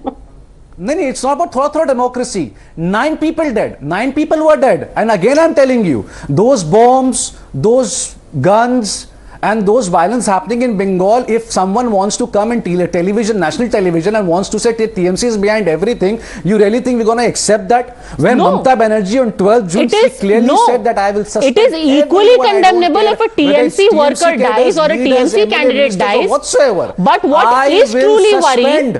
What is truly worrying that the Supreme Court today had to say, what is your problem with central forces? No, do you know the Supreme Court asked you this thrice today? By the PMC. She's getting entertained by seeing all this. It's not going to happen like that. No, it's not entertaining at all. Frankly, it's very worrying because we are all here, guardians. Is it really entertaining? And it must be entertaining for BJP. Because this is what they want to malign the Bengalis in Bengal. Okay, but Sanju Verma, if 9 deaths have happened, Tawseefur Rahman says 9. No, this there is are what 7 official. This thing is 7. There is no danger to democracy because it is even-handed. Even TMC workers have died. You know, we are 10 minutes into the debate. I did not heckle Tawseefur Rahman even once, and I hope he will extend that courtesy. Point number 1. The Supreme Court today said that holding elections does not give the West Bengal government, as in Mamata Banerjee regime, the license to ensure that there is widespread violence. I think that is a very strong indictment of the current Mamata Banerjee regime. Point number 2, Mamata Banerjee is not just the chief minister, but the de facto home minister, and the fact that law and order machinery in Bengal has taken a flying leap out of the window is there for everyone to see. Point number 3, and this is very important, when Meenakshi Arora, the advocate who was actually standing on behalf of the West Bengal State Election Commission, the Mamata Banerjee government, said that the West Bengal police is well equipped to handle law and order and we don't need central paramilitary forces.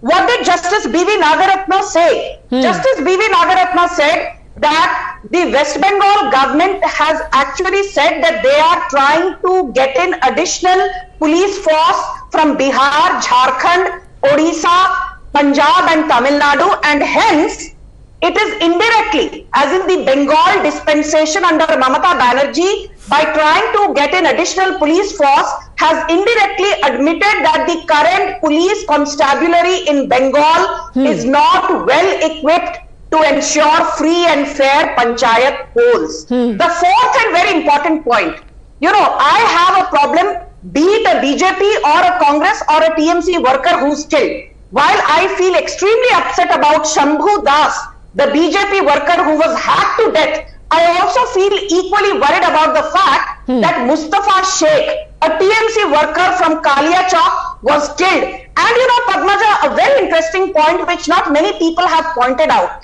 is that the current Irrigation and Waterways Minister of Bengal, a lady called Sabina Yasmin, has said openly that the killing of her colleague, the killing of TMC worker Mustafa Sheikh, was not done by BJP but was perhaps done by Congress, and she has called for a non-partisan CBI probe. It actually shows that your own cabinet minister does not believe Mamata Banerjee. The last and the most important point. Can I please finish?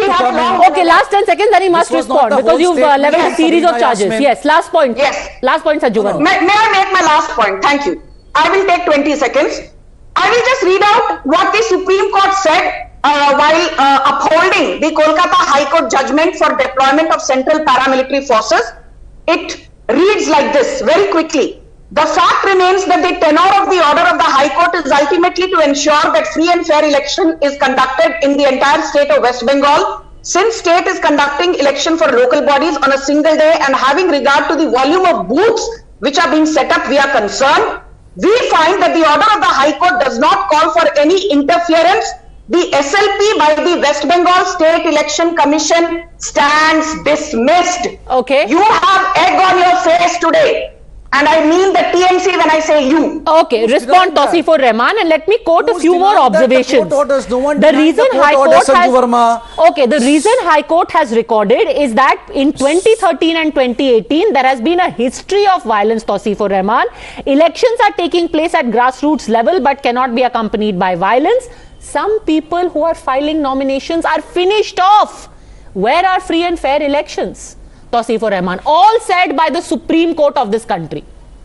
Finished off. Padmaja, Sanju Verma with all due respects, wait, listen to me, Sanju Verma ji, with all due respect, and Suvendu Adhikari under the leadership of Amit Shah, they were crying 2 weeks back कि भाई हमें nomination नहीं किया जा रहा है. But I have to tell you, have you heard that 2.3 lakh nominations have been filed in any other state? Over 1.5 lakh nominations have been filed by opposition parties all alone. Now, if you will heckle me, Sanju ji, I will not let you speak in any debate today. Mr. Rahman, please do not do that. Please do not do that. I can derail the whole debate. You cannot do that. Okay, one at a time. Why are you doing that? One at a time. Sanju Why are Verma, you doing please. that? I never heckled you. Time.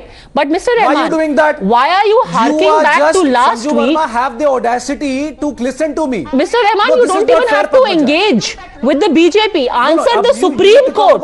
You are harking back to last week when I am asking you simply what the Supreme Court said today. Some people who filed nominations are finished off. Where are free and fair elections? You have to listen to the Supreme Court. Where are free and fair elections? The Supreme Court is asking. Where are fair and free elections? Why there is no free and fair elections? Padmaja, BJP is just 1% away from nomination. Just 1%.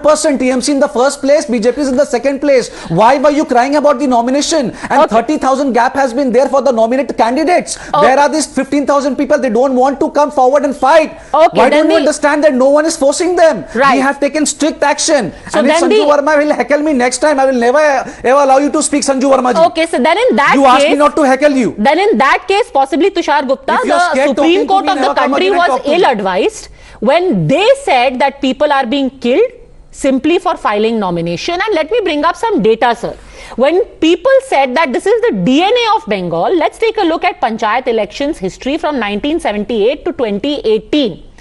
There have been uncontested wins as well.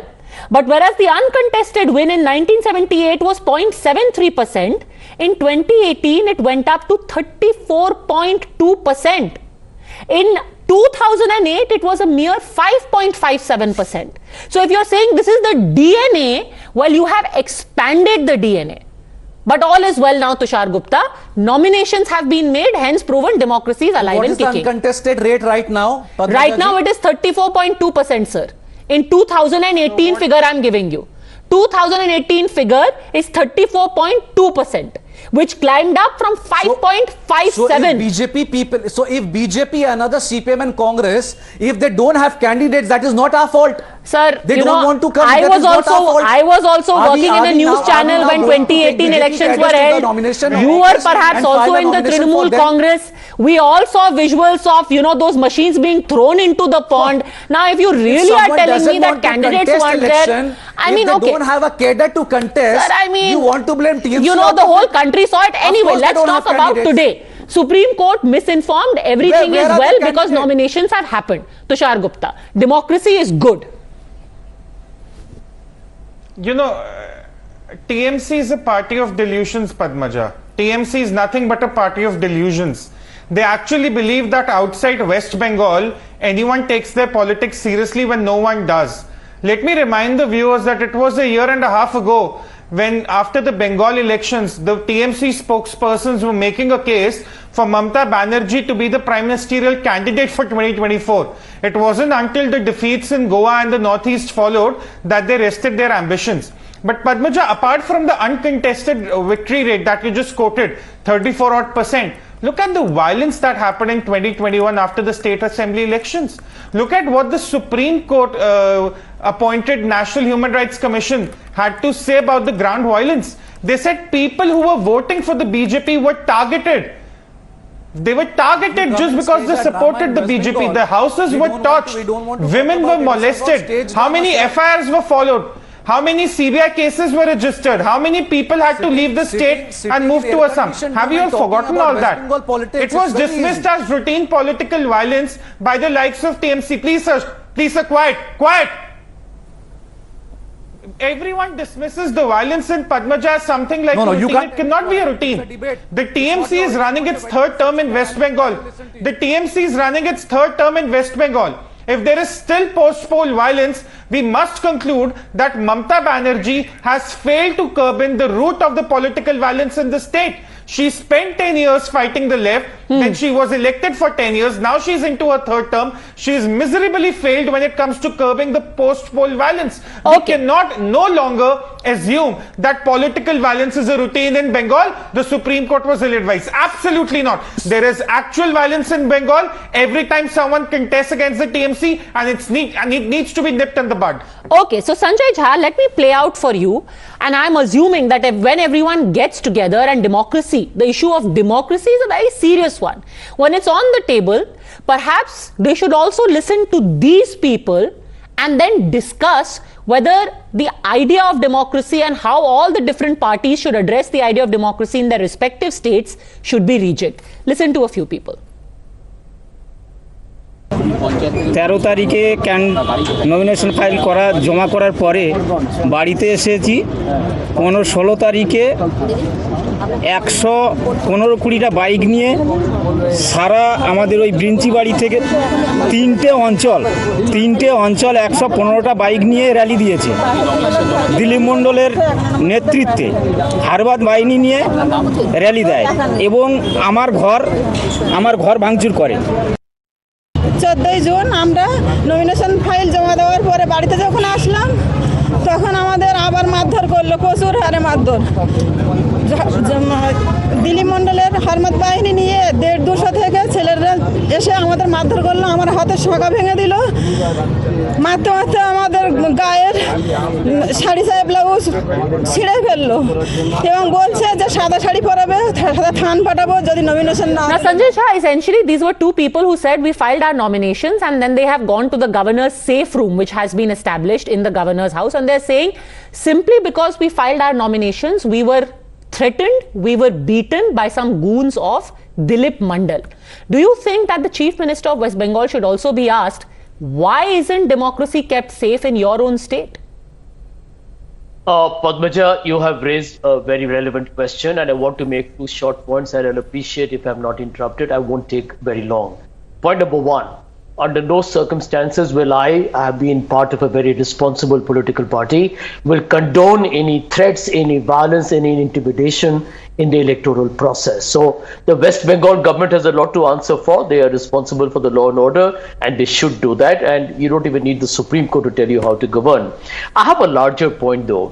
I believe I have 100 reasons and I'm writing a book on it as to why the Narendra Modi government needs to go in 2024. But if there's one reason that I think the collective consciousness of this country needs to ensure that Narendra Modi ji does not return as the Prime Minister of India, it's what is happening in Manipur today. Here is the state of the Northeast that has been in probably the throes of violence, and there are innocent people who have died. Okay, and the Prime Minister of India, no less the Prime Minister of India, Mr. Narendra Modi, campaigned in Karnataka. So did Amit Shah.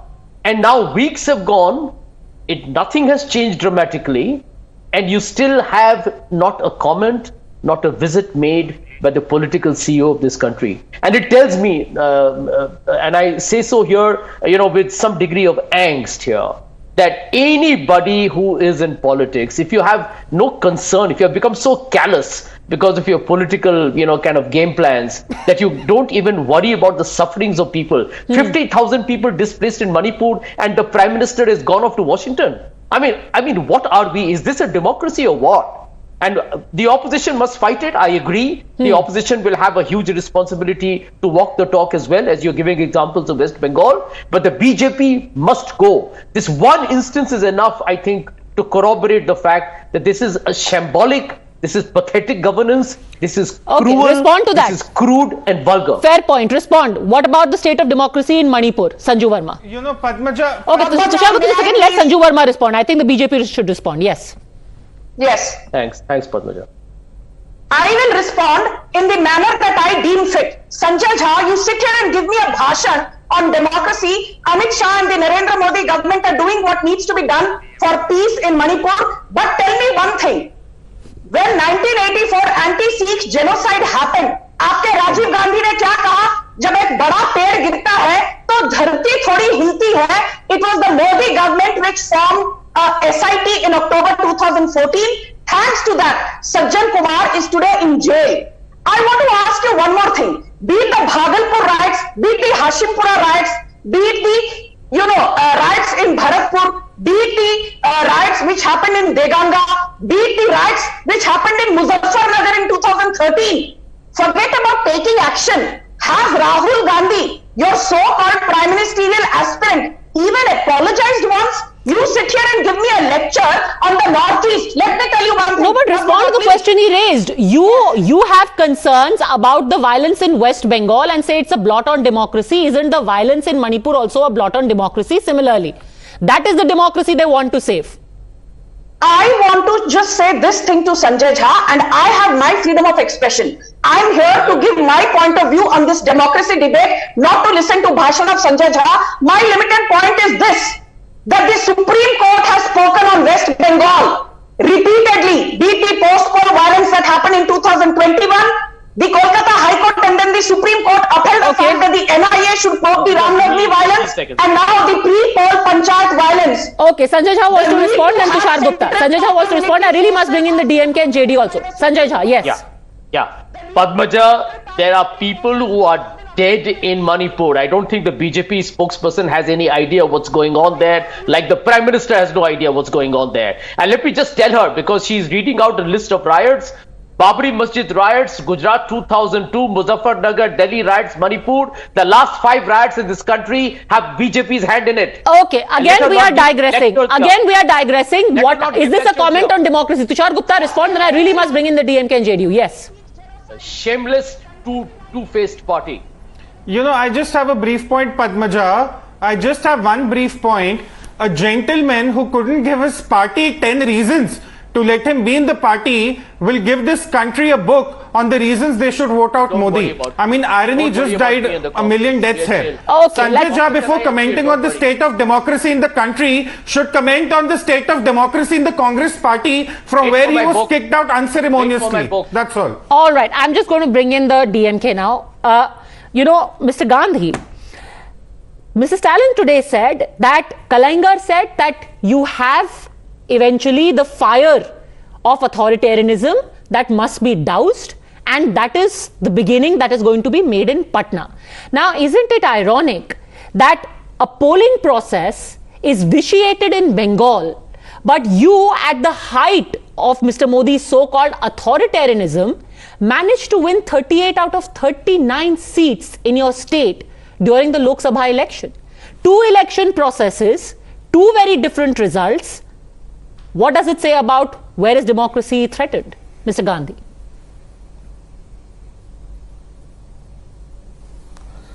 Padmaja, the issue here is, first of all, certainly the issue, what has happened in West Bengal needs to be taken care of. There is no doubt about it. But a sporadic incident or violence cannot be compared with a systematic onslaught on democracy by what BJP is doing currently. If you compare this particular incident, then what happened to India's democracy when Madam Draupadi Murmu, the tribal president, was not invited to inaugurate the parliament? Is it not an onslaught on democracy? Sir, that is an apples to oranges comparison. If we were to do an apples to apples comparison, I just quoted to you a result. That is what I just quoted to you a result. We are coming to. Here you have a panchayat grassroots election where people are dead. In 2019, you swept Tamil Nadu. People are killed in Uttar Pradesh. You swept it, sir. Is it what we call it as democracy? What happened to democracy when innocent children were died by lack of oxygen in Uttar Pradesh hospitals, in Gorakhpur? So the BJP government under Mr. Modi is systematically carrying an onslaught on the Indian democracy. That is different from what a sporadic incident. That's not a fair comparison, because if you're really compare an election to an election. If you have a Lok Sabha election taking place on Mr. Modi's watch, and yet his competitors manage to outdo the BJP, then what is a greater comment on democracy? As opposed to a grassroots election where people can't even file their nomination. Isn't that the true identification of a democratic process? Of course it is condemnable. There is no doubt about it. It is condemnable. Okay. But the fact is that this type of incidents happens everywhere. In almost every election, these type of incidents happen. No, they I'm don't, not justifying that. No, but they don't, the issue is a larger one. What DMK is foreseeing is a larger issue with respect to the high-handedness of the Prime Minister in treating or in deviating from the constitutional principles of federalism and democratic principles. Okay. This is what DMK is for. All right. Let Sanju Verma respond. Okay. Sanju Verma. You know, I find it so hilarious. It would have been tragic had it not been funny. Sir, do you remember around January, February this year, just a few months back, before the budget session of the Tamil Nadu Assembly, when the Governor, Mr. R.N. Ravi, was making his address, en bloc, M.K. Stalin and your entire cabinet walked out without paying even basic respect that the Governor's office requires and demands.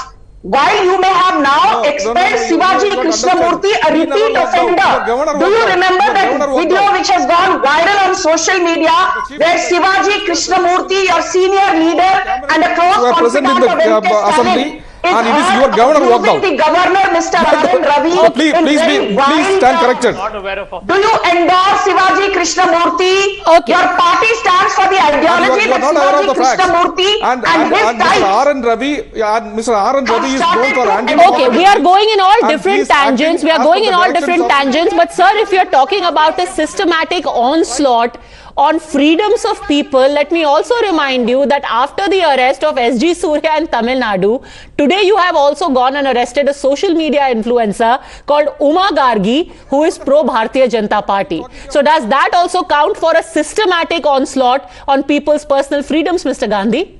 And an onslaught on democracy? Which is against the freedom of speech and expression, and he is arrested. He is not a national leader or he is not a national functionary. Why are you giving unnecessary importance to this type of people? So you don't have to be a national functionary to have the basic right to freedom of speech. I mean, since you spoke of systematic onslaught. S.J. Surya is... Yes, of course. Okay. The BJP under Mr. Modi is known for the systematic onslaught of democracy. That is the reason our leader M.K. Stalin very clearly stated it is immaterial who should become the Prime Minister. It is material whether who should not become the Prime Minister in the next election. All right. It is very clear. I've just put all the facts out there. Who is standing by democracy and who is carrying out a systematic onslaught? The facts will speak for themselves and the people will decide. For the timing, thanks very much, gentlemen, and Sanju Verma.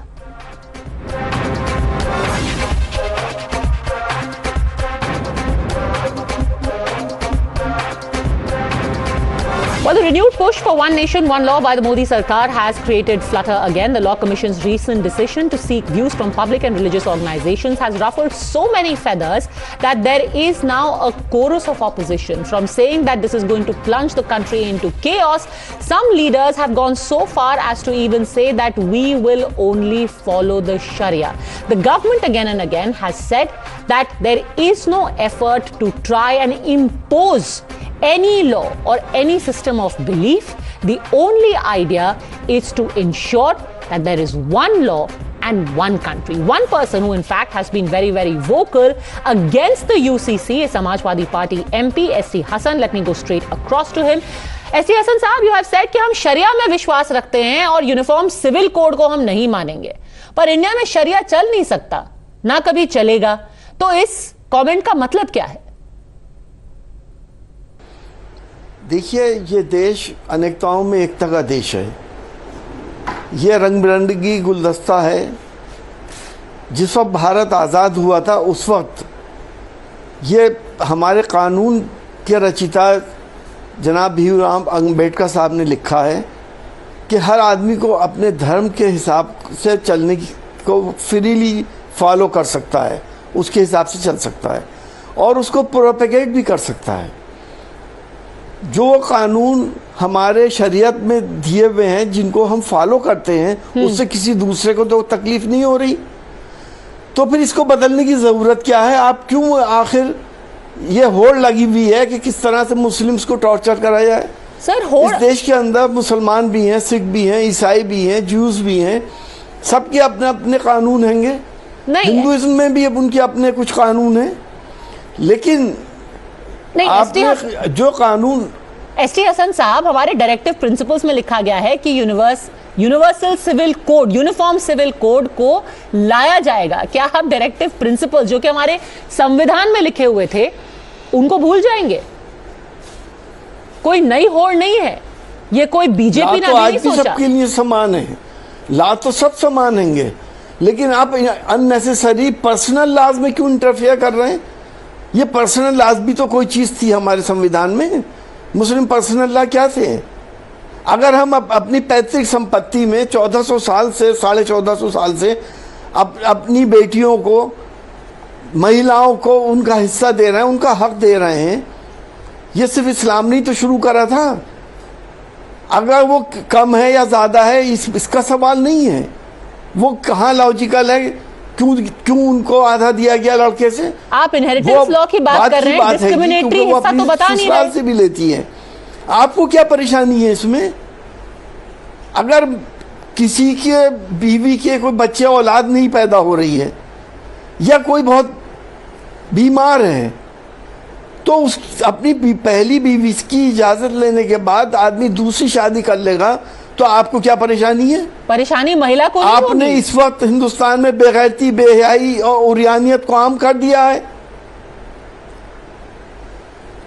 आपने sir महिला के लिए खराब नहीं है, नहीं आप बेहयाई की बात कर रहे हैं। अगर महिला खुद इजाजत दे रही है कि आप कर लें, आप मुझसे, अगर वो बांझ है, उसको उसके अंदर कोई डिफेक्ट है, उसकी औलाद नहीं हो सकती, या कोई इतनी बीमार है तो वो खुद इजाजत देती हैं। आप जाके देखिए सऊदी अरेबिया में क्या होता है।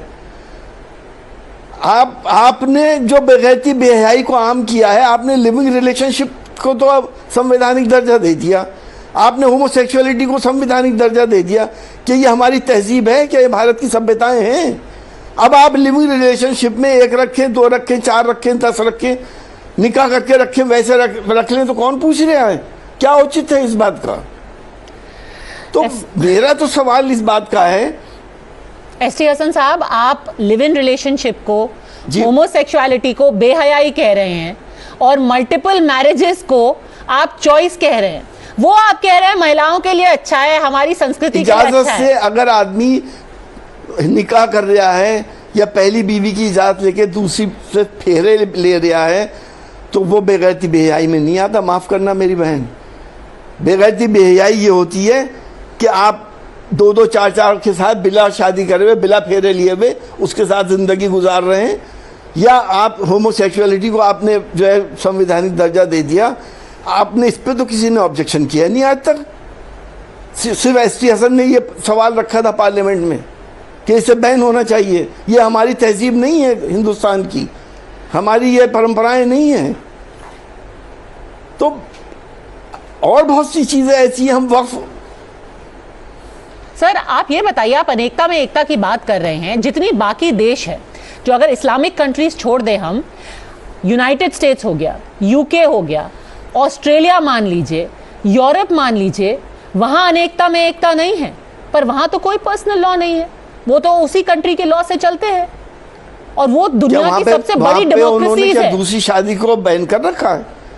हाँ, वहां पे किसी ने बैन किया दूसरी शादी? कहीं पे अलाउड नहीं है दूसरी शादी। क्या आपको मालूम नहीं? नहीं वहां तो कोई बैन, वहां पे तो ये बैन नहीं किया है कि साहब दूसरी शादी नहीं कर सकते, या आप अपनी साहब वहां पे अलाउड नहीं है। आप अपनी औलाद को किस तरह से किसी भी और देश में, भारत को छोड़ के या इस्लामिक कंट्रीज को छोड़ के, कोई पर्सनल लॉ नहीं है। उसी तो देश की कंट्री के लॉ के हिसाब से चलना पड़ता है। क्या हिंदुस्तान के अंदर क्या मुसलमान कानून नहीं मान रहे हैं? सर मान रहे हैं, पर पर्सनल लॉ की क्या जरूरत है? लॉज में आप इंटरफेयर क्यों कर रहे हैं? क्योंकि सर एक ही लॉ सबके लिए होनी चाहिए। मुसलमानों से के जो लॉज है, जो तरीके हैं कि हम मौत के बाद हम दफन करते हैं, आप कुछ और करना शुरू कर दें, आप ये कानून बना देंगे। आप कल को ये कानून बना दें कि साहब ईद उल अजहा पे, बकरा ईद के ऊपर आप कुर्बानी नहीं कर सकते, पशु क्रूरता हो जाएगी। तो आप सिर्फ टॉर्चर कर रहे हैं मुसलमान को, और बीजेपी नेताओं में ये होड़ लगी हुई है कि कौन ज्यादा टॉर्चर कर ले वो बड़ा नेता हो जाए। सर किसी भी रिलीजन में, किसी भी मजहब में कई ऐसी प्रथाएं हैं जिनको बैन किया गया है, और क्योंकि वो आईपीसी में बैन हुई हैं, उनको सब लोग मानते हैं। तो इंडियन पीनल कोड में ऐसी क्या खराबी है अगर सेम फैमिली लॉज सब मजहबों के लिए होंगी, उनमें ऐसी क्या खराबी है कि आपको एक अलग पर्सनल लॉ की जरूरत है? कोई एक दो अगर आप खराबी बता पाए। हम कब कह रहे हैं कोई हिंदू कोड में कोई कमी नहीं है, वो अपने हिसाब से करते हैं, वो फॉलो करें।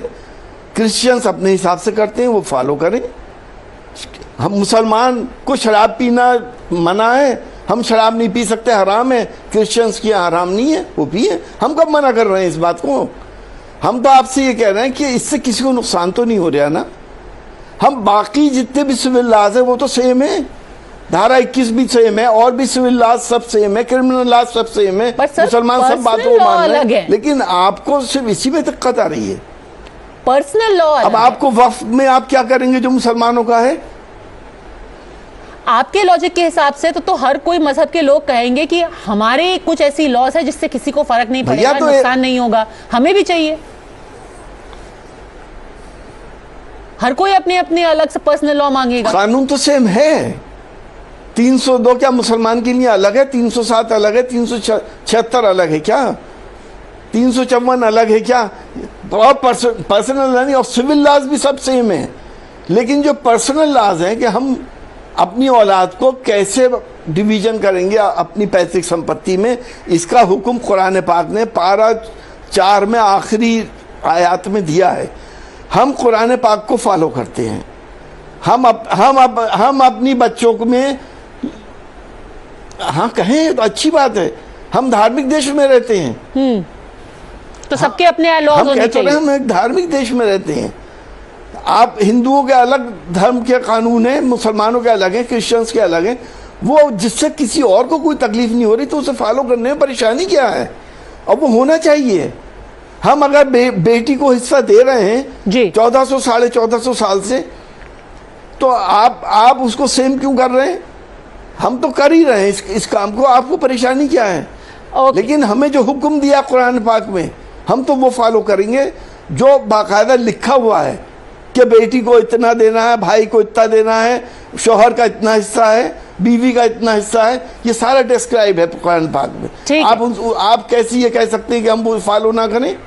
आप अगर कानून बना भी देंगे तो हम मरने से पहले वसीयत करेंगे फिर। ठीक है, एसपी हसन साहब, आप बहुत सिलेक्टिवली कोट कर रहे हैं parts of the personal law जिसमें महिलाओं को उनके ह्यूमन राइट्स का हनन होता है, वो आप बात नहीं कर रहे हैं। बट हमसे जुड़ने के लिए आपका बहुत बहुत धन्यवाद। I really have to cut across because the prime minister has in fact landed in the United States. He is being received there. They are the first images that we are getting of the prime minister's arrival in New York. It's a packed itinerary, and over the next 2 days we will be on top of the story, getting you the very latest, not just on the strategic importance of the prime minister's visit, but also of the major deals that are going to be signed. The first major engagement, of course, that he is going to have. He's being received there by our representative at the UN, by our ambassador to the United States. But what is important also is that it's India's soft power which will be on display.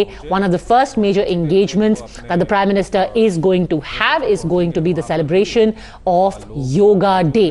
The International Day of Yoga is tomorrow, not just in India but across the world and also in the United States.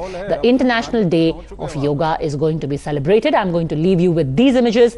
Thanks very much for joining me here on the News Hour Agenda, and a small announcement, viewers, from tomorrow onwards, all of you who've been following us very faithfully here at 10 p.m. on the News Hour Agenda, I will be seeing you at 8 p.m. on India Upfront from Wednesday onwards. See you at 8.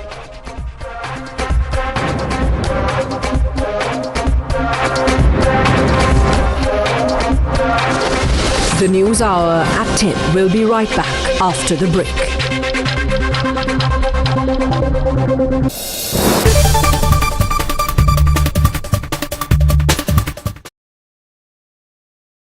Whether you're an aspiring influencer or just want to create memories using your mobile phone cameras, I am here to share some really amazing 10 mobile photography tips that can actually turn your ordinary photos into some really good Instagram worthy photos.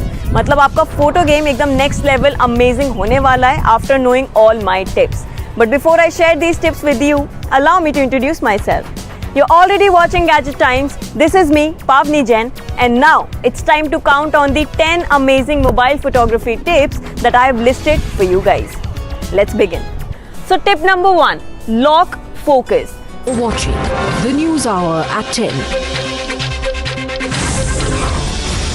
Karnataka Chief Minister Siddaramaiah issues instructions to the state police to identify the source of fake news and take legal action against those responsible for spreading misinformation online. BJP attacks Congress over fact-check team, says Congress at oppose Centre's decision to set up a fact-check unit, calls the announcement hypocrisy. Congress workers staged biryani protests against Centre over procuring rice for Anna Bhagya scheme. Hundreds of Congress workers gather for the protest in Bengaluru. BJP workers staged counter-protests against Congress's stir over Anna Bhagya scheme. Cops detained protesters over lack of permission for agitation. Bhopal victim speaks to Times Now, narrates horrific ordeal, claims the accused harassed him in a bid to convert his religion, seeks police protection.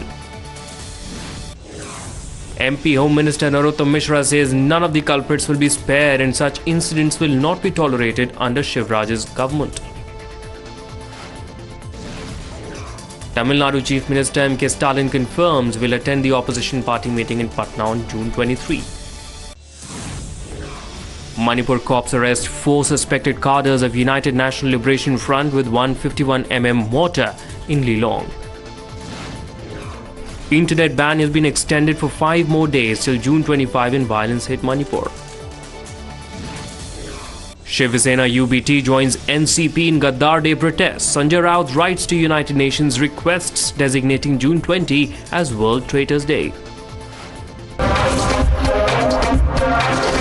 The News Hour at 10 will be right back after the break.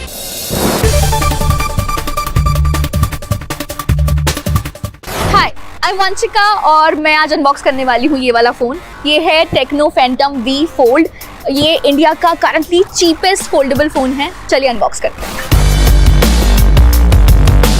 We have this cool box here और I'm super excited to unbox it. And यहाँ पे they have given their tagline Beyond the Extraordinary. देखते हैं इसके अंदर phone extraordinary है कि नहीं. Here is the phone. इसके बारे में हम थोड़ा बाद में बात करेंगे. Let's see what's there further.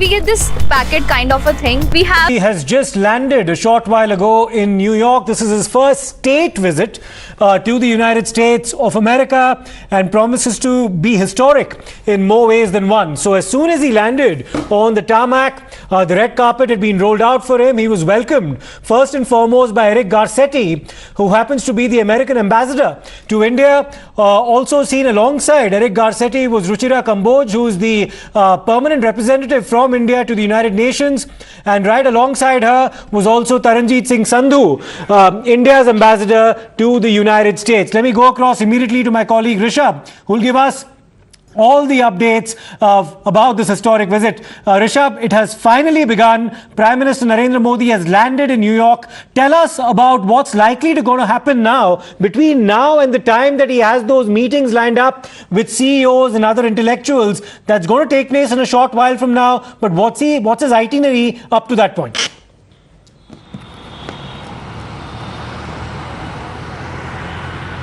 So, Siddharth, is the much anticipated visit of Indian Prime Minister to the United States has just begun. He has landed in New York, and now in next 3 hours he'll start meeting the CEOs. Remember, the 10 CEOs that he's expected to meet in New York will also have Elon Musk, the co-founder of Tesla, and now the chief of Twitter as well. He'll be meeting. So that is a meeting that everyone is looking at. Apart from that, if we talk about the next 3 hours, he'll be first, briefed by Ruchira Kamboj, India's permanent representative to the United Nations, at the hotel where the Prime Minister is staying, and then he'll be briefed by the Indian ambassador in the United States. After these briefings, where Prime Minister will be briefed that who exactly is he meeting in what sequence, Prime Minister will then start meeting the CEOs first. There is a window of around 3.5 hours where Prime Minister is meeting all these CEOs, starting India time around 2 a.m. till around 5-6 a.m. in the morning, India time I'm talking about. Prime Minister would be meeting these CEOs, and then tomorrow morning, local time 8 a.m., the International Yoga Day will begin at the UN headquarters. There it will be a display of India's soft power, the might of India's soft power. Over 160 countries have confirmed till now that their delegation will attend the International Yoga Day, will perform yoga led by Prime Minister Narendra Modi. That's of course, we're all waiting in anticipation for all those engagements. Rishabh, thank you for taking us through those details. For the time being, we'll slip into a very quick break. We'll come back with all the updates about Prime Minister Modi's visit to the US on the other side. Stay tuned.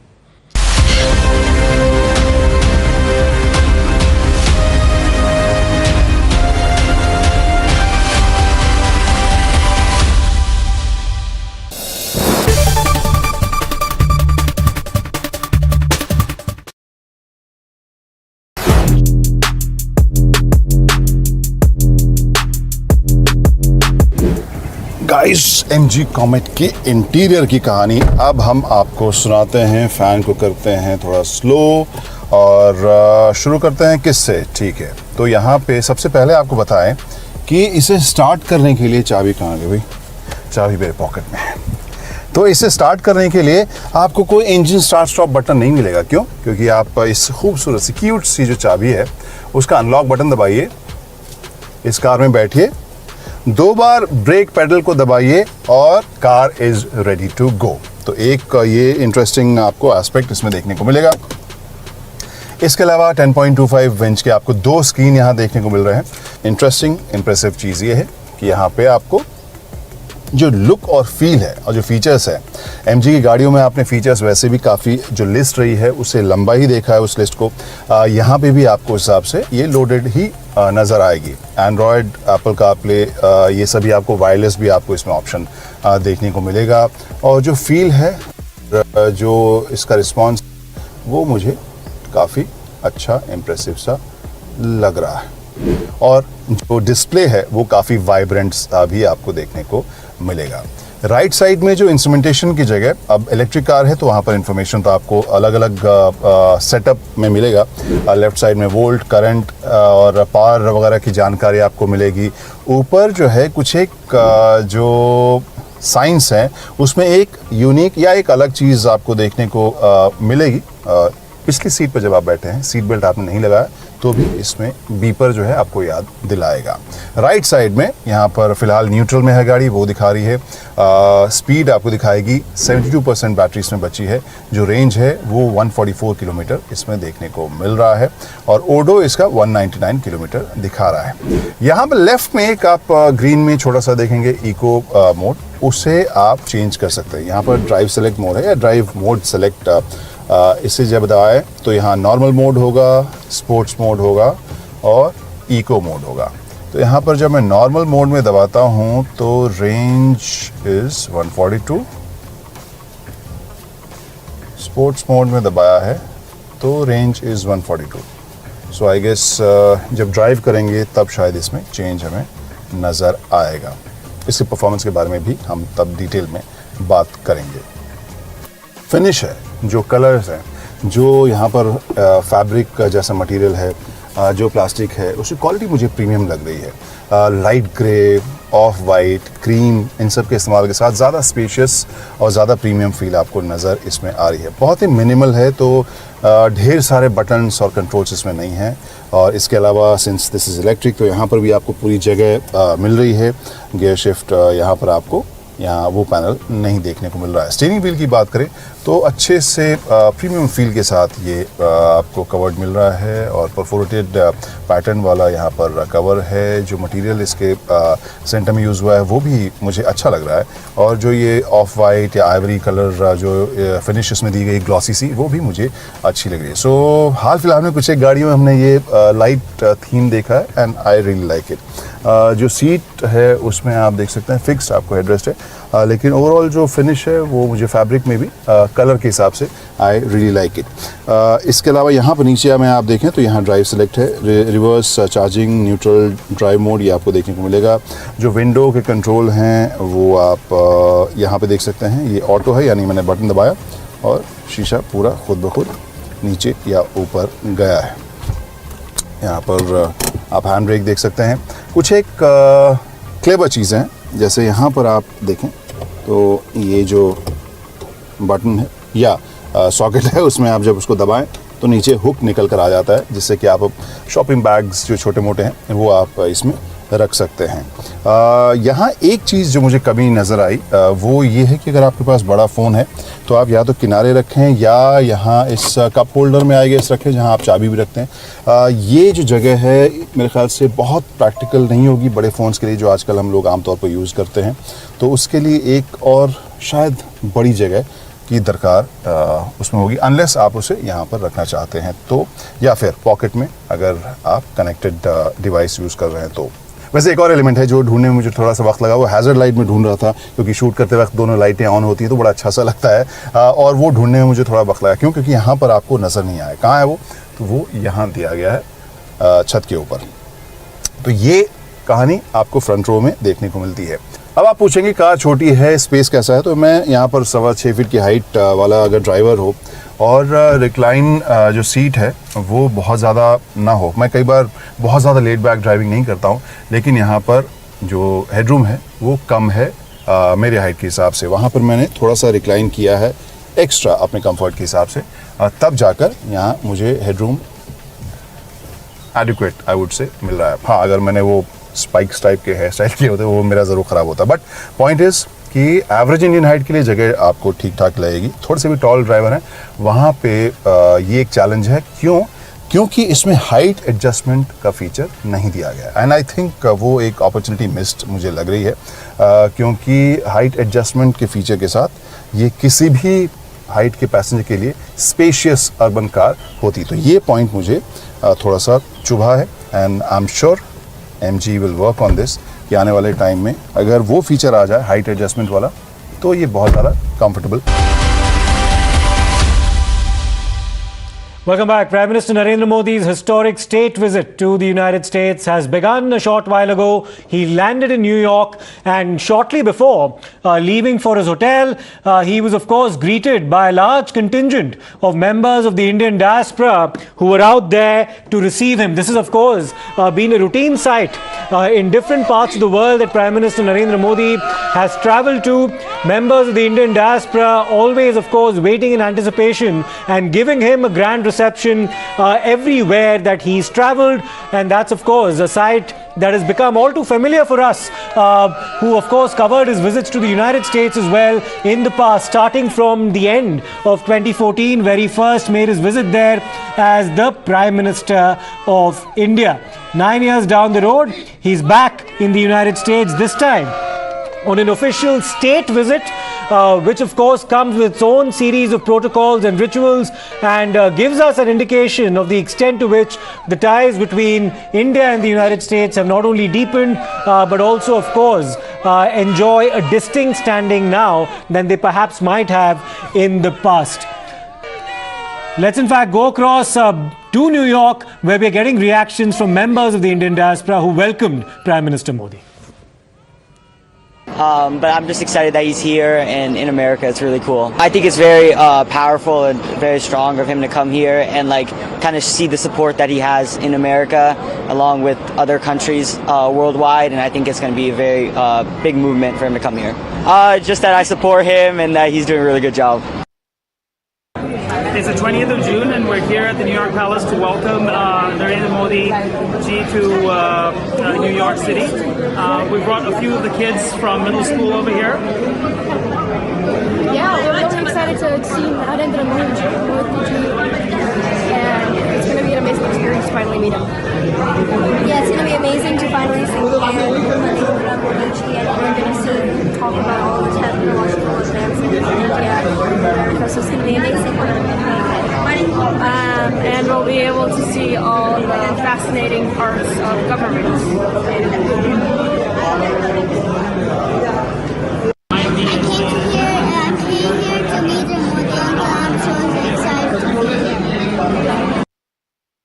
I think it's very important that he is visiting here and he will be with Biden and we are all going to the Washington DC.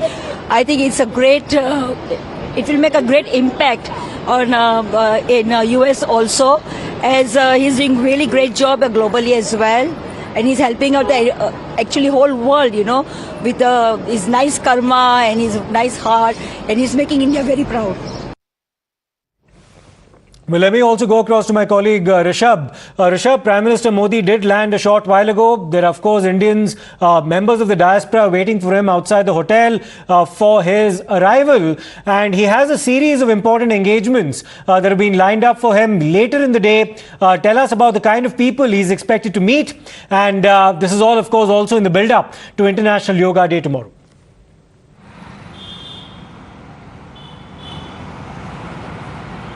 Definitely, if you see minute after minute, every minute that Prime Minister will be staying in the United States, his schedule is jam-packed. There are right now 10 CEOs already waiting for Prime Minister in New York. He has just landed, has moved to the hotel where he'll be there for next 3 hours. He'll be briefed by the Indian Ambassador to the United States, Mr. Sandhu, as well as India's permanent representative to the United Nations, Ruchira Kamboj.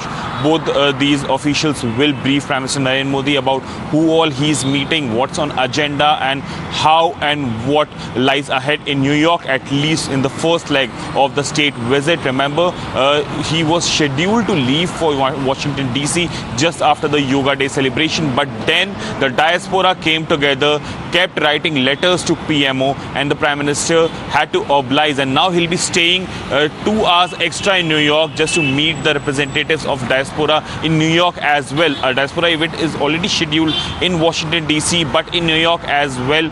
Prime Minister would be meeting the Indian diaspora after the Yoga Day celebration. So this shows that the euphoria around Prime Minister's visit, the excitement among diaspora. Remember, U.S. has 4.6 million strong Indian diaspora.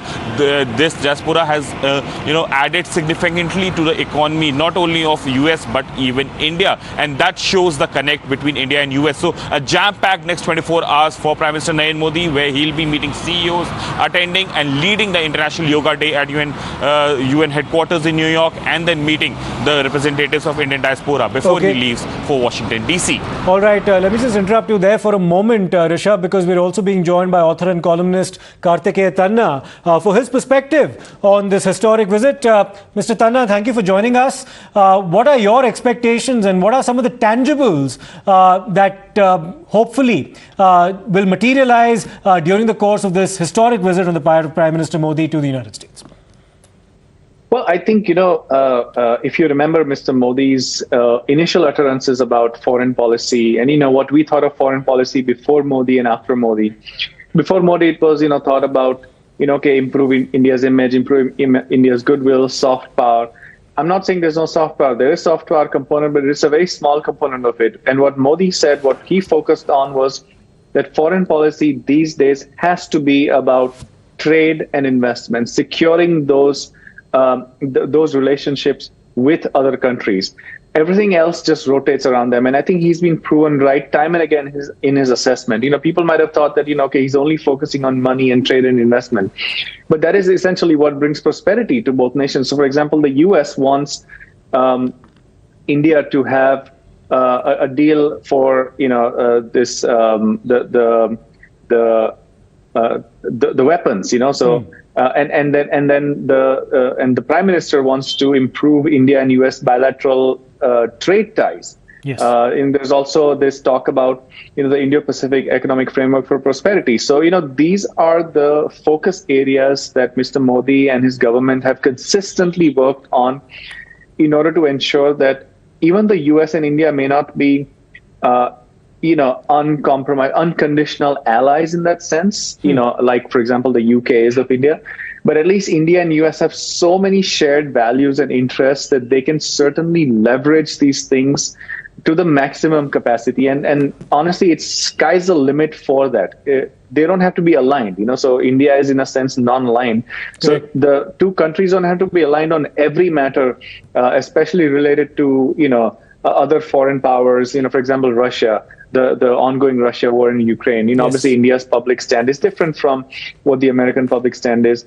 But that doesn't mean that you do not cooperate and even co-opete. I use the word co-opete as kind of a combination of compete and cooperate at the same time between India and US. So, and that's why his outreach to the CEOs of of major companies in America, essentially with the message that come invest in India, because in India you not only have an incredible market, a consumer market, but you also have infinite capacity of talent, skill, labor, and as well as good economic conditions for investment in business to thrive. And so I think his focus has been very clear, and since the day he took the Prime Minister's office, his focus has been extremely clear of how he wants to leverage this diplomacy and what he wants to focus on while engaging in diplomacy. Absolutely. You touched upon a very important point there when you talked about the improvement in relations by way of trade between India and the United States. Yes. That's something that he emphasized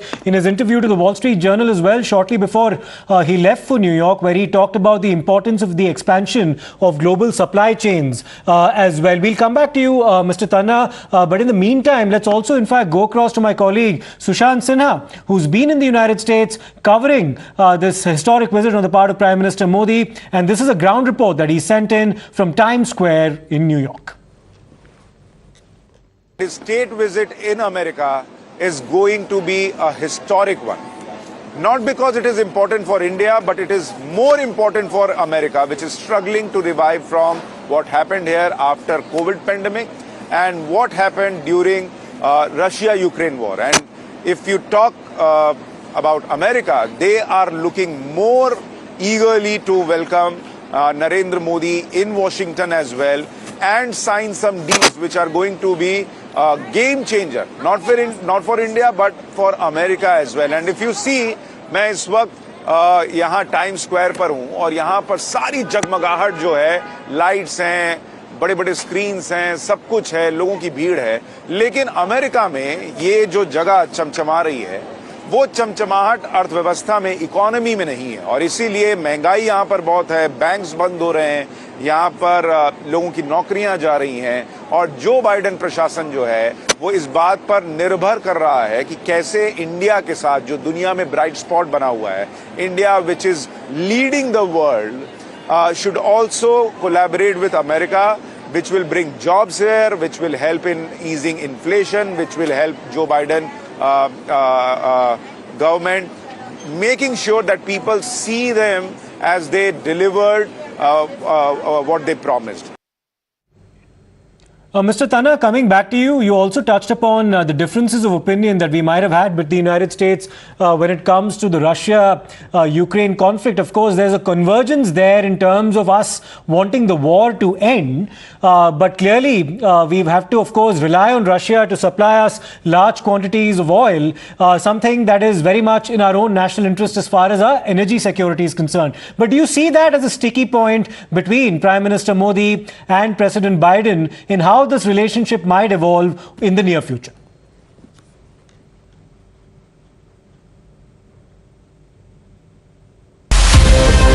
In a sense, US and India operate in exactly the same way.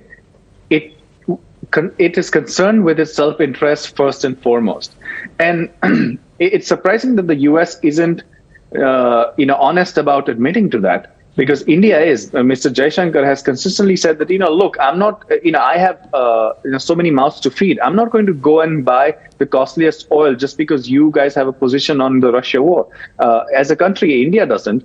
So again, US's decisions are also based on strategic self-interest. And there's a commonality there. But what the US also does is it tries to act as this caretaker and father of the world in a sense, and which is why, they often sermonize, they often go into these, lectures that they give the whole world, including India. But I think kudos to Mr. Modi and his government for not buckling down to this enormous public pressure that was put on it to condemn Russia, to break ties with Russia. And just recently, you might have seen on, there's an article about how Indian government's purchase of Russian oil effectively helped stabilize the oil prices in the global market. So in a sense, the EU and the US have to thank India, and by India I mean the Modi government, for its decision on Russian oil, because of which the oil prices haven't significantly skyrocketed in a way that's unaffordable for most people. So again, every country has to think about its self-interest. I mean, Mr. Modi is a prime minister of, I mean, he may be revered all around the world, and he is revered all around the world. But ultimately, he is a prime minister of who? He's the prime minister of 140 crore Indians. So he has to think of the interest and the larger good of 140 crore Indians. And if it allies and merges with interest of the whole world at large, so be it. But where it does not, the choice is clear. Mr. Tanna, speaking about trade, since that's an issue that you brought up in your first response, there was a trade deal that did not go through. Donald Trump, at the time that he was President of the United States, did express certain apprehensions about high Indian tariffs, almost like it was a complaint on his part. And then, of course, we've tried to bring about some kind of a resolution with respect to terms of trade with the United States that is also acceptable to us. However, there have been some glitches. For example, the generalized system of preference program, which has been revoked for India on the part of the Americans. So do you see some kind of a light at the end of the tunnel in terms of a favorable trade deal that we might strike with the United States? Sorry, the audio wasn't as clear. I couldn't hear you, but what I understood you asking me is whether the issues or the friction that happened when President Trump was in power with India, whether you see them being ironed out now under President Biden. Especially on issues of trade, yes. Yes, I think so. I think so because President Trump had this very hard taskmaster approach. He's the art of the deal author, right? So his strategy always is to push the other person into a corner and then try to negotiate, something that he can take home with and he can brag about. But I think the U.S. under President Biden is a little more measured. And I'm not saying it's President Biden who takes the decisions, but, the people in his administration take the decisions. And they realize, as your anchor person just said, right now, that the U.S. economy is in a very vulnerable state. I mean, it is still the largest economy in the world, no doubt. But there are many chinks in their armor. And the reason why they're courting India to this extent is because they realize that in order to prevent these holes in the boat, so-called, to prevent the ship from sailing because of these holes in the so-called boat called the U.S. economy, they need India to fill as many holes as possible. And therefore, I do see some rationality infusing back into these trade talks and other vital matters between U.S. and India, which earlier were a source of friction. Again, because of posturing, a lot of what President Trump was up to was, posturing. And we know that, it's more than proven now.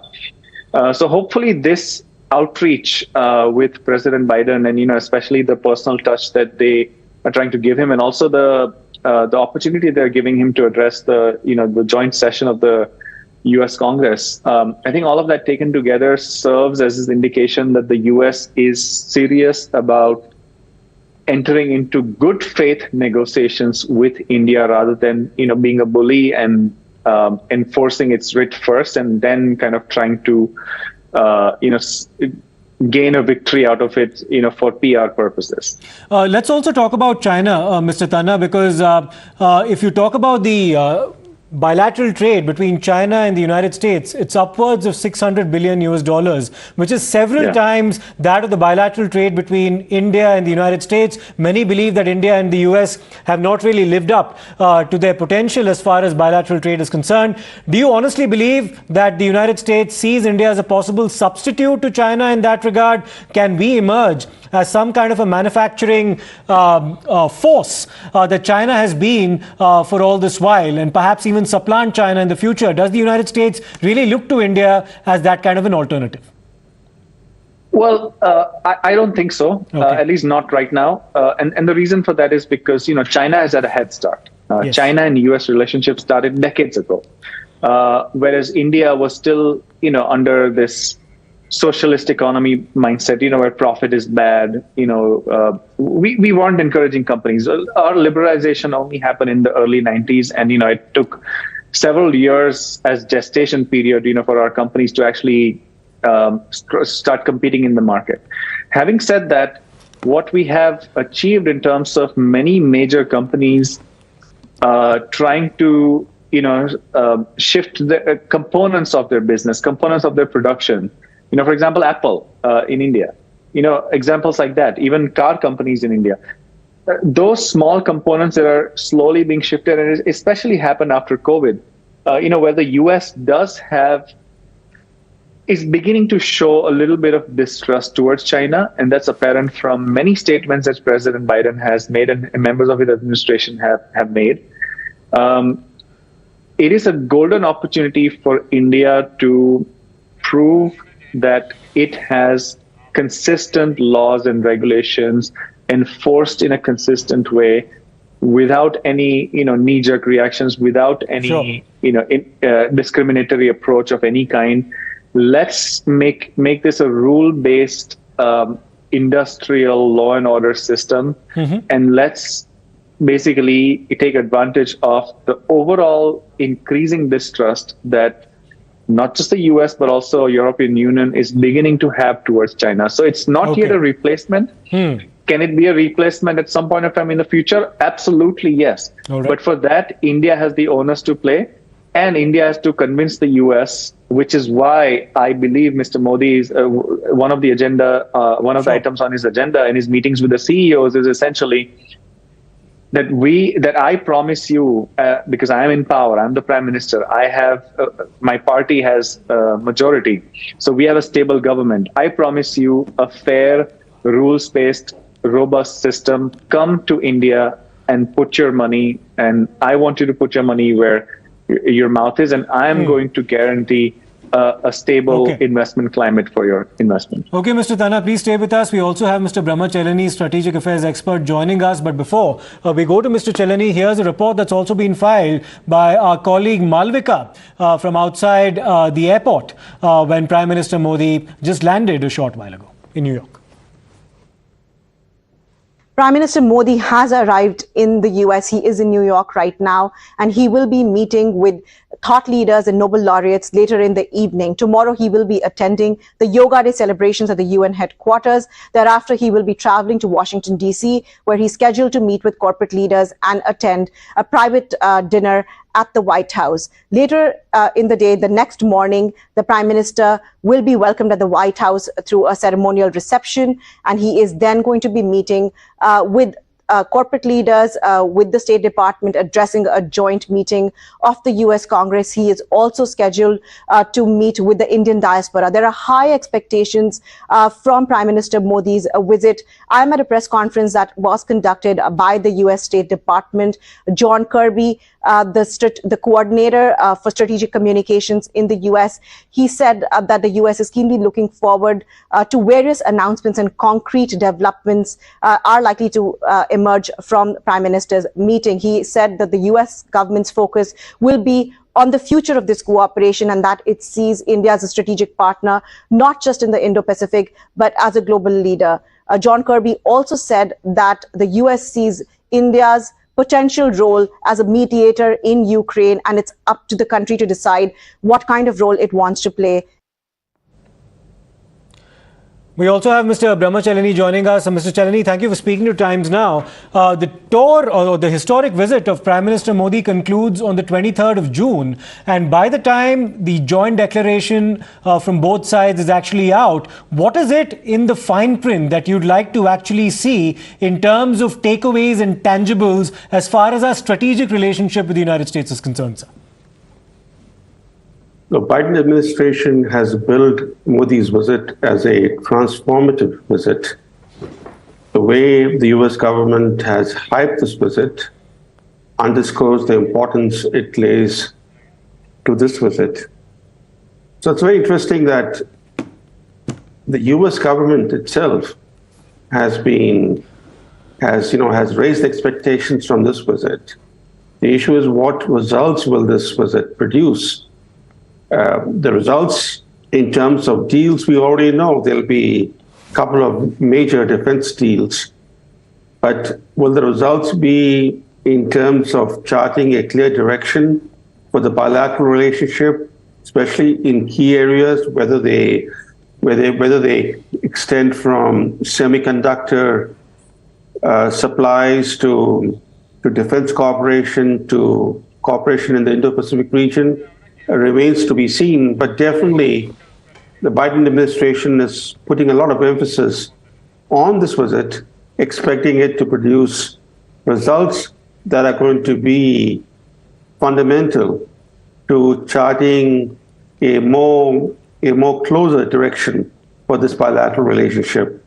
The fact is that a China-Russia alliance is America's strategic nightmare. But unfortunately for American policymakers, U.S. policy itself is pushing Russia and China closer together. The sanctions against Russia are forcing Russia to pivot to China. And that makes India, the third giant, even more important for U.S. policy.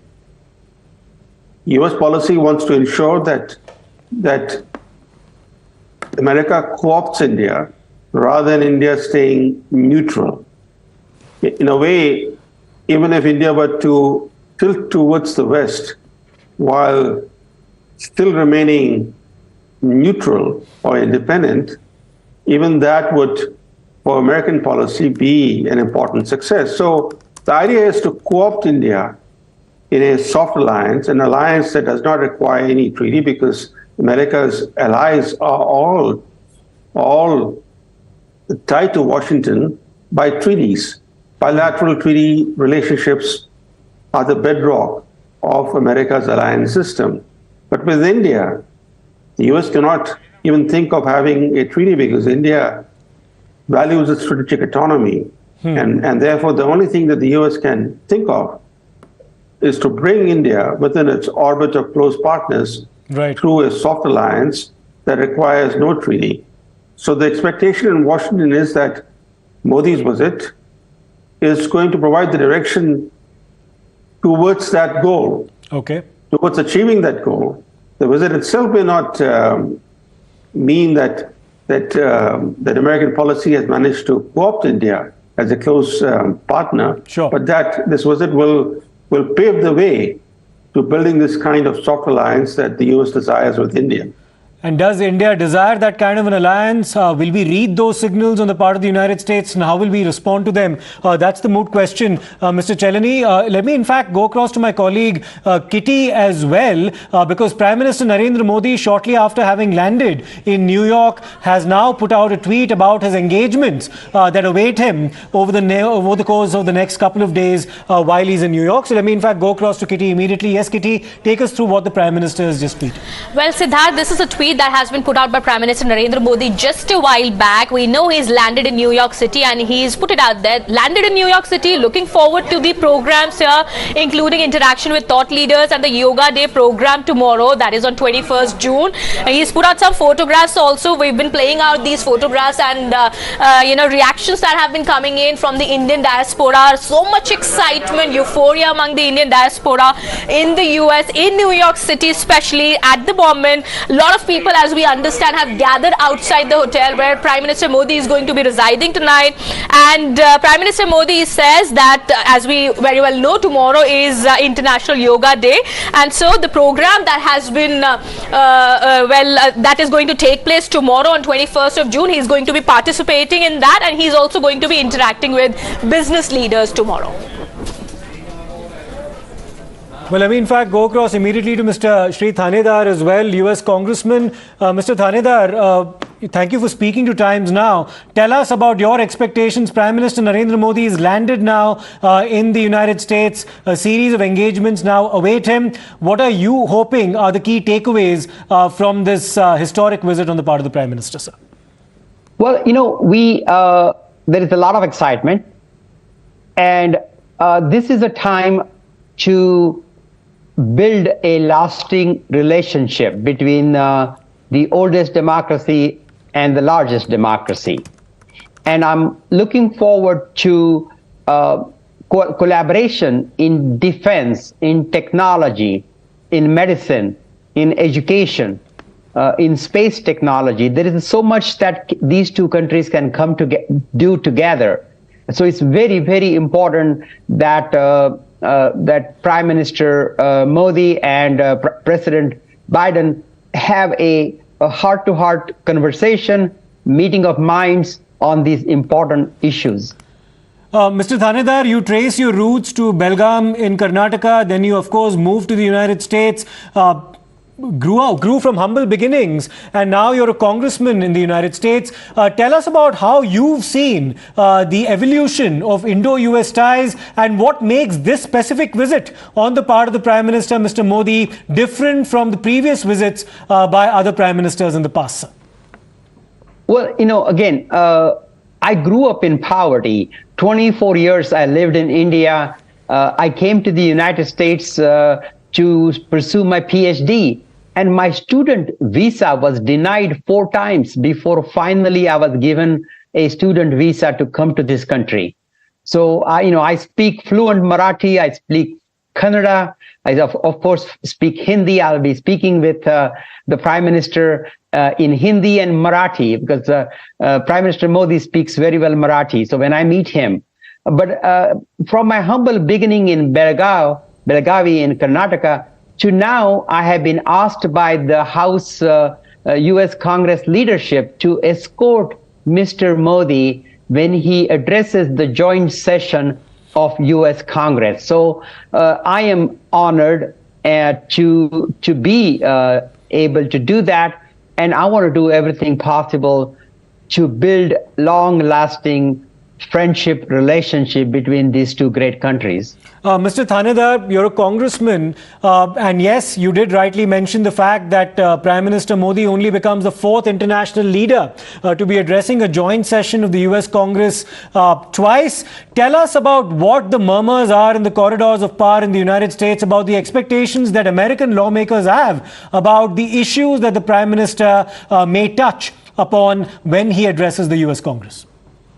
Well, we are looking for an alignment. We're looking for an ally. We're looking for a friend and a strong relationship. India has practiced non-alignment for decades, and Russia's aggression towards Ukraine, the dictatorship in Russia, China and Russia colluding, coming together. There are lots of issues that India, we would appeal to the Prime Minister to consider a much more aligned position with the United States so we can accomplish a lot. China has its aggression against India on its northern borders. China has practiced unfair trade practices. China has practiced unfair labor practices. It is important that for the sake of the India-Pacific region, Indian Ocean region, to have that stability, for that peace, for that, we need to really stop China's aggression. And that can only be done through a very, very strong relationship between these two great nations. Mr. Thanedar, as far as bilateral trade between the Americans and the Chinese are concerned, it's almost in the range of $600 billion US, which is several times the bilateral trade between India and the United States. You've talked about Chinese expansionism, Chinese aggression. How much of this criticism against China on the part of the US will actually translate into tangible trade relations and enhancement of trade relations with India, and simultaneously a reevaluation of the trade ties that the Americans share with the Chinese? Well, this is very important, and we have seen currently the supply chain disruption since COVID. We've seen the shortage of chips, and if India can be an economic partner in a much more robust way than what we have seen in the history, that would be mutually beneficial for the United States as well as India. India has huge potential, has a number of a high degree of young people in India, a great level of technology that exists, and manufacturing skills. And India certainly can compete significantly with China in terms of technology, in terms of manufacturing, and this will be a good way to challenge China's behavior, China's aggression, its colluding with dictatorial Russia, India and United States can be a significant answer to the China-Russia dictatorial practices and unfair trade practices. You talked about Putin's leadership in Russia. You also talked about Russian aggression against Ukraine. However, India and the United States have a slightly divergent point of view with respect to ties with Russia. We have our own energy security to safeguard, and therefore we are procuring oil from Russia at significantly cheaper prices to take care of our population here. Does America appreciate Indian concerns on this matter? And do you see this divergence as a roadblock for the evolution of ties, or do you think we'll be able to overcome this? It's not a roadblock. You know, this is between friends. We should be able to bring up uncomfortable issues between friendship and between these open and straightforward negotiations and conversations between these two great leaders. Issues will come up, and we may not agree on all of those issues.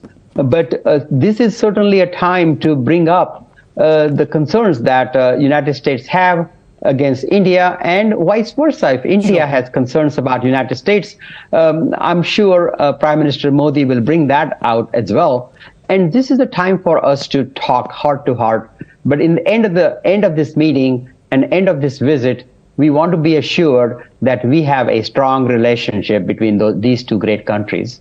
Thank you so much, Mr. Thanedar, for speaking to us. And of course, I'm sure you'll be looking forward to the Prime Minister's meeting with you when you escort him as well. And we wish you all the best. And yes, we expect this to be a free and frank exchange of views between these two leaders. Let's also once again listen into the kind of reactions that Prime Minister Narendra Modi received upon his landing in New York on the part of members of the Indian diaspora who were eagerly waiting for his arrival. But I'm just excited that he's here and in America. It's really cool. I think it's very powerful and very strong of him to come here and like kind of see the support that he has in America along with other countries worldwide. And I think it's going to be a very big movement for him to come here. Just that I support him and that he's doing a really good job. It's the 20th of June and we're here at the New York Palace to welcome Narendra Modi ji to New York City. We brought a few of the kids from middle school over here. Yeah, we're really excited to see Narendra Modi ji, and it's going to be an amazing experience to finally meet him. Yeah, it's going to be amazing to finally see Narendra Modi ji, and we're going to see talk about all the technological advances in India, because it's going to be amazing. And we'll be able to see all the fascinating parts of government.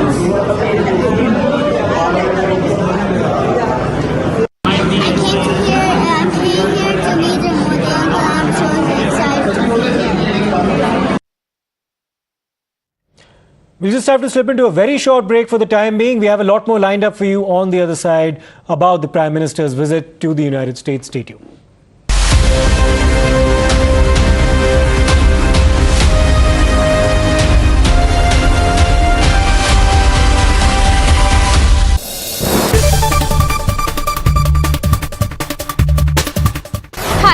Vanshika और मैं आज unbox करने वाली हूँ ये वाला phone. ये है टेक्नो फैंटम V फोल्ड। ये इंडिया का करंटली चीपेस्ट फोल्डेबल फ़ोन है। चलिए अनबॉक्स करते हैं। We have this cool box here और I'm super excited to unbox it.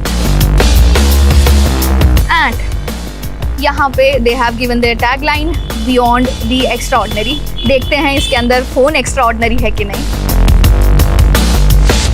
Here is the phone. इसके बारे में हम थोड़ा बाद में बात करेंगे. Let's see what's there further. We get this packet kind of a thing. We have SIM ejector tool here, and we have some usual paperwork here, warranty cards, and some user manual. We get the cover also. बहुत ही cool सा matte finish वाला इसका cover यहाँ पे available है. And then we have जिसमें हमारे पास charging cable available है, 45 वॉट का चार्जर अवेलेबल है, And that's it. These were all the things that were available inside this box. I'm sweating, guys. मतलब unbox करने के चक्कर में इस फोन को मेरे पसीने छूट रहे हैं. But I'm excited. So, and here is the phone, guys. Look at this beast. इसका जो मेन स्क्रीन है वो 7.85 इंचेस का है. मतलब अगर आप स्ट्रीम करना चाहते हो, गेम खेलना चाहते हो, बढ़िया फोन है आपके लिए. इसका जो सब स्क्रीन है वो 6.42 इंचेस का है. कटआउट पंच होल अवेलेबल है. इसमें 50 मेगापिक्सल्स का रेयर ट्रिपल कैमरा इसमें अवेलेबल है. इसका जो बैक पैनल है वो टेक्सचर्ड है, बहुत ही प्रीमियम फील है. इसका जो वेट है वो 2.99 ग्राम्स है, जिसमें मतलब मुझे थोड़ा सा भारी लग रहा है, बट इट्स फाइन, राइट. इसकी जो बैटरी है वो 5000 mAh की है. और इसकी कूल चीज़ ये है कि इसमें 2 बैटरीज हैं. मतलब 5000 mAh है, 2 स्क्रीन्स हैं, तो 2 जगह बैटरी अवेलेबल है. Apart from that, what do we get in this phone? Usual है जो पावर बटन होता है, वॉल्यूम बटन होता है. इसका जो फ्रेम है बहुत ही classy frame.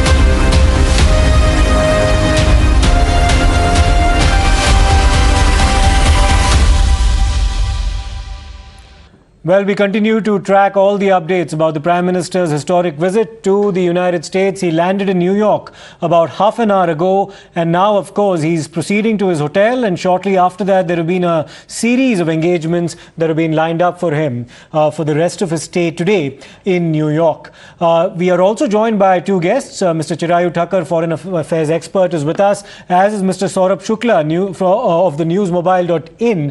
Mr. Shukla, coming to you first. Shortly before the Prime Minister left for New York, you did anchor an ambassadors roundtable. Tell us about American expectations from the Prime Minister's visit, sir.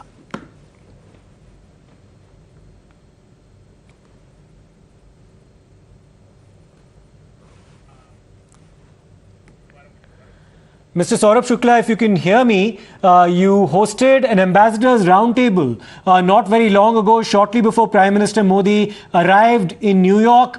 What have you managed to gauge so far about American expectations from the Prime Minister's visit?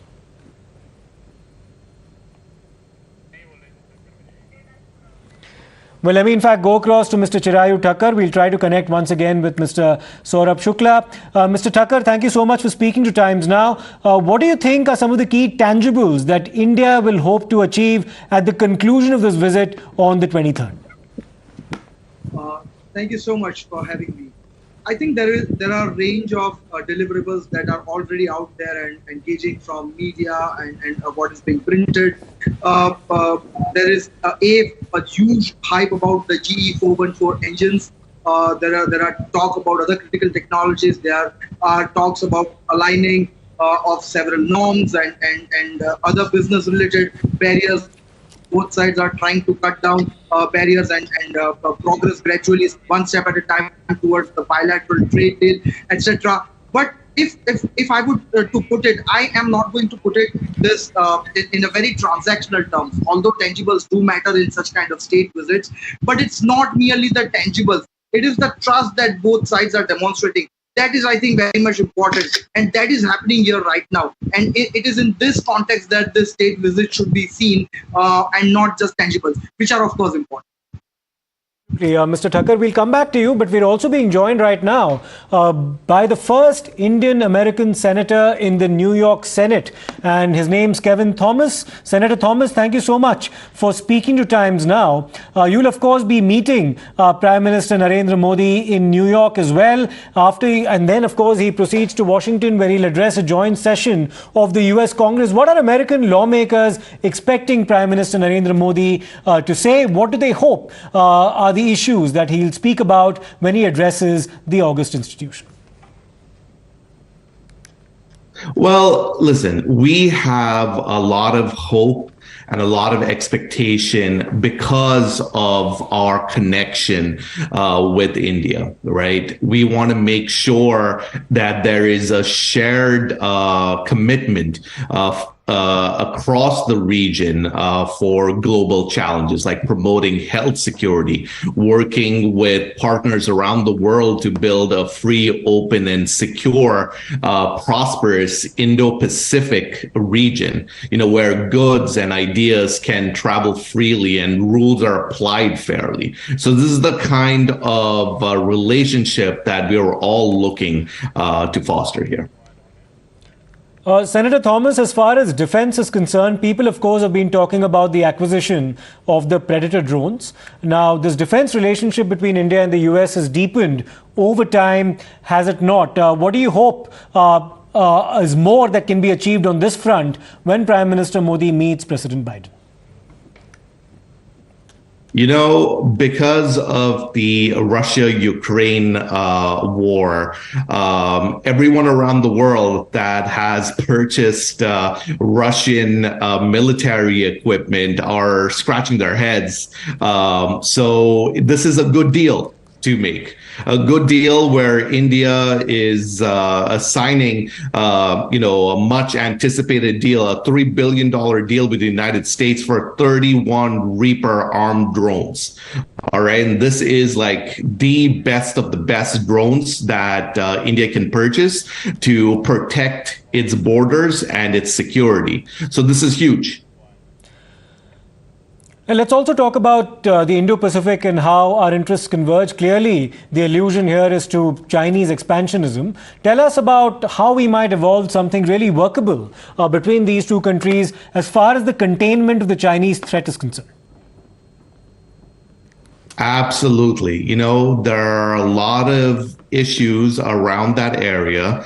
An aggressive country like China is trying to restrict, a lot of free-flowing ideas, a lot of trade in that area. So we need to have a good defensive pact, especially between two strong countries like the U.S. and India, to make sure that area and that region is safe, secure, and free.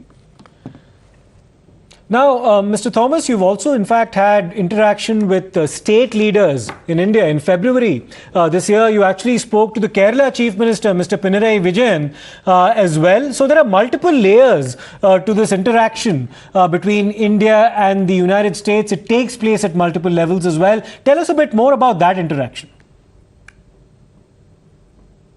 Absolutely. As you know, my parents hail from the state of Kerala. So when I went for a visit in February, it was very nice to meet with the Chief Minister and talk about the issues that impact the lives of Keralites there. One being the high unemployment rate of, young adults there. And what can we do, as someone who is in power here in the U.S., what can I do to foster some positive impact?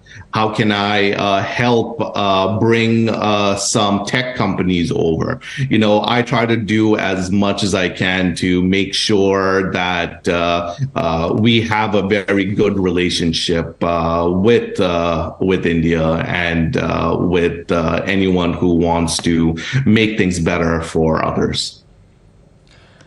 Well, Senator Thomas, stay with us because we're getting reactions on the go after Prime Minister Narendra Modi landed in New York just a while ago. Let's listen into how the Indian diaspora has been waiting in anticipation for his arrival. But I'm just excited that he's here and in America. It's really cool. I think it's very powerful and very strong of him to come here and kind of see the support that he has in America along with other countries worldwide. And I think it's going to be a very big movement for him to come here. Just that I support him and that he's doing a really good job. Well, Senator Thomas, coming back to you, you've, of course, been tracking the reactions on the ground as well. But let me ask you about some sticky issues between the two countries. One, of course, is with respect to the visa delays that many people have actually complained about. So what's being done on that front to address the specific concern? And secondly, the other point of concern has been the revocation of trade benefits under the Generalized System of Preferences program in the year 2019. We're, of course, talking about a different dispensation that was in power in the United States at that point in time. How are the two countries planning to address these issues? Absolutely. For viewers in India, one of the biggest sticking points is, when you apply for a visa and it takes over a year just to get an interview. Other countries around that region don't have this problem, and we need to fix that. We need to do something in order to expedite these visas, these tourist visas, these work visas, these business visas that we have out there. We got to make sure it's working. We cannot have a backlog like this. And I'm sure the Prime Minister's visit to the White House will have a positive impact on reducing those wait times. Senator Thomas, stay with us because we have some more reactions now from members of the Indian community about Prime Minister Modi's visit. मारे New York में एक बार आवो रे मोदी, मारे New York में एक बार आवजो रे मोदी, मारा वाला वाला मोदी, हमारे न्यूयॉर्क में एक बार आवो रे मोदी जी, आपको मक्की की रोटी और साग पंजाब से खिलावजो रे Modi ji. I am Suman Thapar from Ludhiana, Punjab, and living in New York for a long time. Thank you. See, this visit is really big for all the Indians because a nation is like a family and the Prime Minister is head of the family. And we are blessed to have him as the Prime Minister because being him as the Prime Minister, India is growing and India is having more, prestige, success, and the world is now doing the acknowledgement of India's progress. Well, let me also take this opportunity to welcome Mr. Saurabh Shukla of newsmobile.in on our broadcast. Good morning to you there, Mr. Shukla. Let me, in fact, begin by asking you, you hosted an ambassadors roundtable not too long ago before Prime Minister Modi landed in New York. Give us a perspective, sir, on American expectations, especially in political circles, from this visit of Prime Minister Modi. There are two things which are very clear, that this is a relationship which has seen a momentum like never before. And the roundtable that we hosted, clearly all the ambassadors, spelled it out that they've never seen this kind of momentum. In fact, so much so that Tim Romer, former U.S. ambassador to India, told me that this is more hot ticket, the Prime Minister's state visit, than the Taylor Swift show, which is currently drawing huge crowds in the U.S. So, the kind of support, the kind of momentum, and Biden administration is putting a big deal. President Biden himself has invested a big deal in creating this relationship to the next level. The kind of welcome that the Prime Minister is getting here, it's unprecedented. Very few world leaders get this kind of a welcome. He's hosting the Prime Minister, when he comes to Washington, D.C. for a private dinner, followed by the state dinner that he's hosting. Kamala Harris and Tony Blinken, the Secretary of State, they're hosting Prime Minister for a luncheon. The U.S. Congress he's addressing. Obviously, he's only the second, only Prime Minister who's addressing the U.S. Congress for the second time. The Diaspora event, you see the outpouring of support that the Prime Minister had. Every Indian today across the political spectrum should be proud of the fact what the elevated relationship India enjoys. And this has come on the strength of a strong economic potential, strong diaspora connect, strong relationship that India and the U.S. enjoy. A short while back, I was at a briefing by a senior White House official who told me in response to a question that this is the most consequential relationship that the U.S. will have with any country in the next 10 years. It's not about China. It's not about Russia. They will discuss difficult issues behind closed doors, but as mature friends, they will talk about every issue. It's people-to-people contact, educational links. There are 200,000 Indian students there in the U.S. Yes, Prime Minister will also raise the visa issue. Obviously, there are concerns in India's side that why is that there's a big delay for Indian professionals getting green cards in the U.S. India has been clubbed with China there. So that quota, that 7% quota has to go. So these are things which will come when the Prime Minister meets President Biden, but it's a holistic relationship.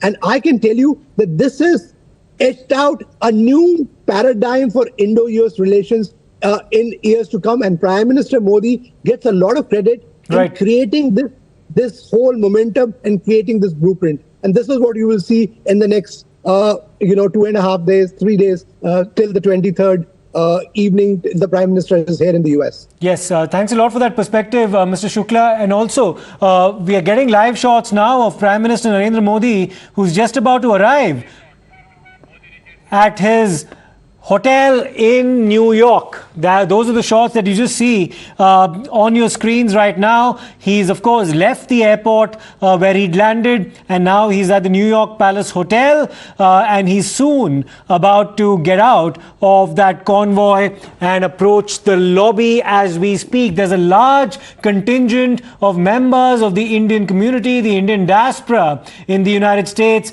that's gathered outside the hotel premises to welcome the Prime Minister. His convoy has just reached the doors of the New York Palace Hotel, and Prime Minister Narendra Modi will be stepping out any moment now. Remember, this is a different location from the Waldorf Astoria that Prime Minister Narendra Modi had actually stayed when he visited the United States of America in the year 2015. So this is a different venue, but nevertheless, what's been a familiar sight in all of his overseas travels is the Indian contingent in large numbers gathering to welcome him there. And now, of course, you're seeing a large Indian presence outside the New York Palace Hotel, as well as Prime Minister Narendra Modi is soon about to step out of his convoy. He'll soon be making his way into the hotel and enjoy a very brief moment's rest before, of course, he begins to meet a series of CEOs and intellectuals who will, of course, be having engagements with him for the remainder of the day. And this is all, of course, also in the build-up to the grand Yoga Day celebrations that are being planned at the United Nations in New York tomorrow as well. But before that, lots of stakeholders, including business heads, Elon Musk among them, will be meeting the Prime Minister a bit later in the day. So it's a very brief interlude before those engagements actually begin. And now, of course, we're seeing security officials throng the venue and his convoy, and soon the Prime Minister will be stepping out and approaching the hotel lobby. It's taken him approximately 45 minutes to reach this venue from the time that he landed at the airport in New York. And like you can see on your screens right now, lots of Indians who've gathered outside the hotel premises to welcome the Prime Minister, Mr. Narendra Modi. This is a familiar sight. This is, in fact, quite reminiscent of the greeting that the Prime Minister received when he landed in Japan not too long ago as well. And then, of course, when he proceeded to Australia to meet his counterpart, Anthony Albanese, there as well. And now, of course, he's in the United States of America for what is an official state visit. The first Prime Minister after, of course, Prime Minister Manmohan Singh was at the receiving end of a state visit in 2009 at the time that Barack Obama was the Prime Minister of the United States. And then 14 years later, you see a similar distinction being accorded to Prime Minister Narendra Modi on what is his first state visit to the United States. And there, of course, you see the Prime Minister approaching the hotel. He's just stepped out of his vehicle, surrounded by security, and he's greeting members of the Indian community, Indian diaspora, who've gathered in large numbers there, holding both the Indian tricolour and the American flag to welcome him in New York. Now, that's a closer view of the Prime Minister making his way towards the hotel, waving at the Indian crowd and members of the Indian contingent who've gathered at the hotel premises. Very similar to the interactions that he's had with members of the Indian community at the time that he was about to, in fact, reach his hotel in Japan as well, where he landed in Hiroshima not too long ago. And there, of course, he's now interacting very closely with members of the Indian community. We'll, of course, have to wait and see if he steps a bit closer and engages them in a conversation as well shortly before he reaches his hotel. But there is the Prime Minister, Mr. Narendra Modi, after having reached his venue in New York, having left the airport where he landed almost 45 to 50 minutes ago.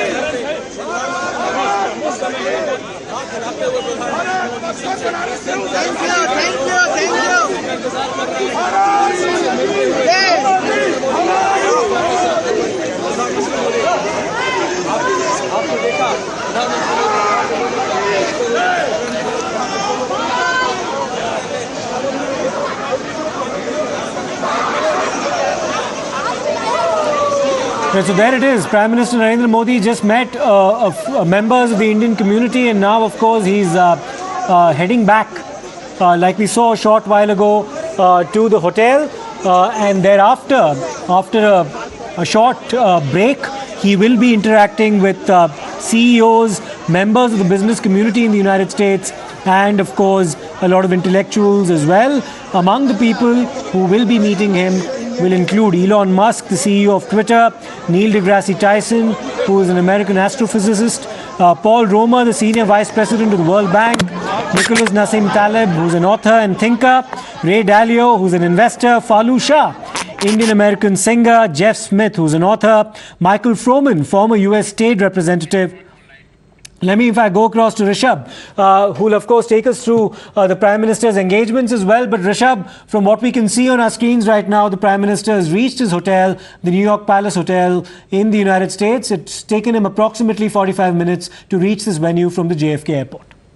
Definitely, it took him almost 45 minutes for a route that could have been covered in 20 minutes. This shows the amount of diaspora people who have been on road to have a glimpse of Prime Minister Narendra Modi. You know, we have heard chants of Modi, Modi. The moment the news broke that he has landed in New York, now he has reached the hotel. But in last 45 minutes, since we have been in United States, the glimpse of what is on table for next 4 days is quite clear.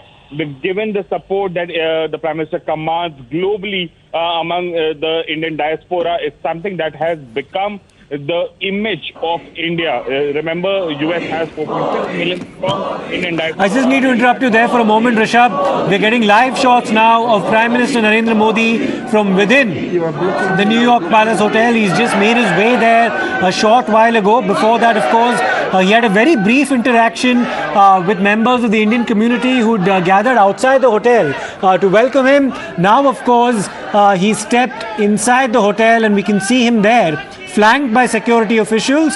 This is inside the hotel lobby at the New York Palace Hotel in New York City.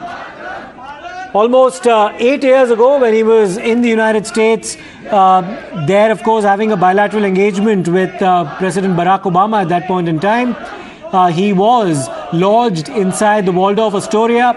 Now, of course, he's inside the Lot Palace Hotel in New York City. And again, he's been surrounded by members of the Indian community and well-wishers. This is inside the hotel lobby that we are speaking about. There's also heavy security presence, understandably so, around Prime Minister Narendra Modi. But there you can see him waving at members of the Indian community and stopping like he normally does whenever he travels overseas to have a short interaction with members of the Indian community. There you can see certain members also lucky enough to in fact be not just photographed with Prime Minister Modi, is also signing autographs there as well, as you can see on your screens. This is all, of course, before he will be eventually taken to his room, where he'll probably enjoy a very short break before engagements with CEOs and other intellectuals and stakeholders actually begins. So this is Prime Minister Narendra Modi already having entered the New York Palace Hotel, briefly interacting with members of the Indian community there who've gathered in large numbers to meet him.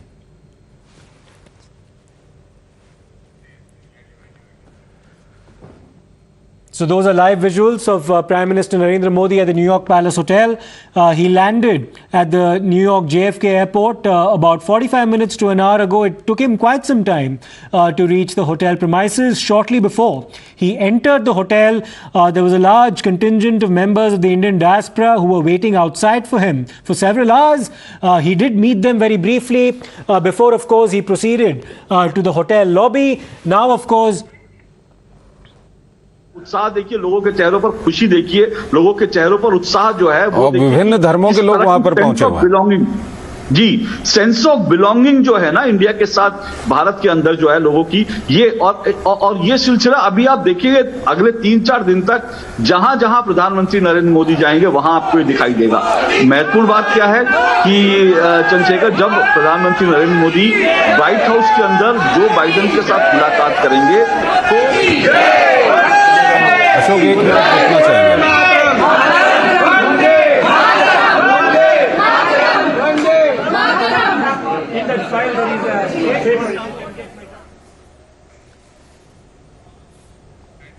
ये आप देख सकते हैं प्रधानमंत्री autograph भी वहां पर दे रहे हैं लोगों को। तो बिल्कुल आप देख रहे हैं कि प्रधानमंत्री इस वक्त होटल की लॉबी के अंदर पहुंच चुके हैं और बड़ी संख्या में वहां पर लोग पहुंचे हुए हैं जो भारत से ताल्लुक रखते हैं। Well, those are the shots that you see of Prime Minister Narendra Modi inside the New York Palace Hotel. A large number of Indians waiting to greet him there. Lots of members of the Dawoodi Bohra community as well. In fact, we played you a capsule not too long ago of members of the Dawoodi Bohra community from California extending their warm greetings to Prime Minister Narendra Modi. So there he is, having entered the hotel premises, and now presumably he's being taken towards his room. Those are the visuals that you see on your screen right now. These are from a short while ago, approximately 5 minutes back, where he did interact with certain members of the Indian community outside the hotel. Let's once again listen into that interaction as well. हार गए थे, 3-4 घंटे से खड़े हुए थे, लेकिन मोदी जी तो मोदी जी हैं, वो आए हैं, एक बार 2 बार गए हैं और हमने भी हाथ मिलाया, पापा ने भी हाथ मिलाया, तो बहुत अच्छा लगा।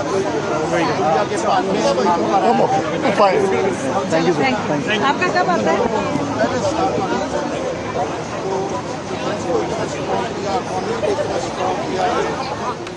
So Prime Minister Narendra Modi landed in New York approximately an hour back. It took him a fair amount of time to reach the New York Palace Hotel, where he'll be lodged during his stay in New York today as well as tomorrow. Tomorrow, of course, is the International Day of Yoga, where grand celebrations will take place at the United Nations headquarters in New York City. Once again, let's listen into the reactions that awaited Prime Minister Narendra Modi after his landing in New York. मंत्री जी आज यहाँ पे New York में आए और हम बहुत खुश हैं और हम यही चाहते हैं कि भारत विश्व गुरु बनेगा, इसीलिए हम अहमदाबाद से चलकर यहाँ तक आए। धन्यवाद।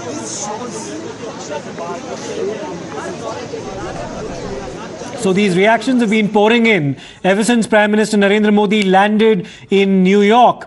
And we have Mr. Chirayu Thakkar with us. Thank you for your patience, Mr. Thakkar. But there is, of course, a lot of protocol and rituals associated with what is a formal state visit. This is therefore different from just another bilateral interaction between Prime Minister Modi and President Biden. But do tell us about the substantive issues that are on the agenda beyond, of course, the distinction that Prime Minister Modi has now been accorded during this historic visit to the United States. Yes, so you are right. This is a state visit. It is the highest form of a diplomatic engagement, and Prime Minister is on a state visit. But it is also very high on substance. So as I was mentioning earlier, U.S. has shown a substantively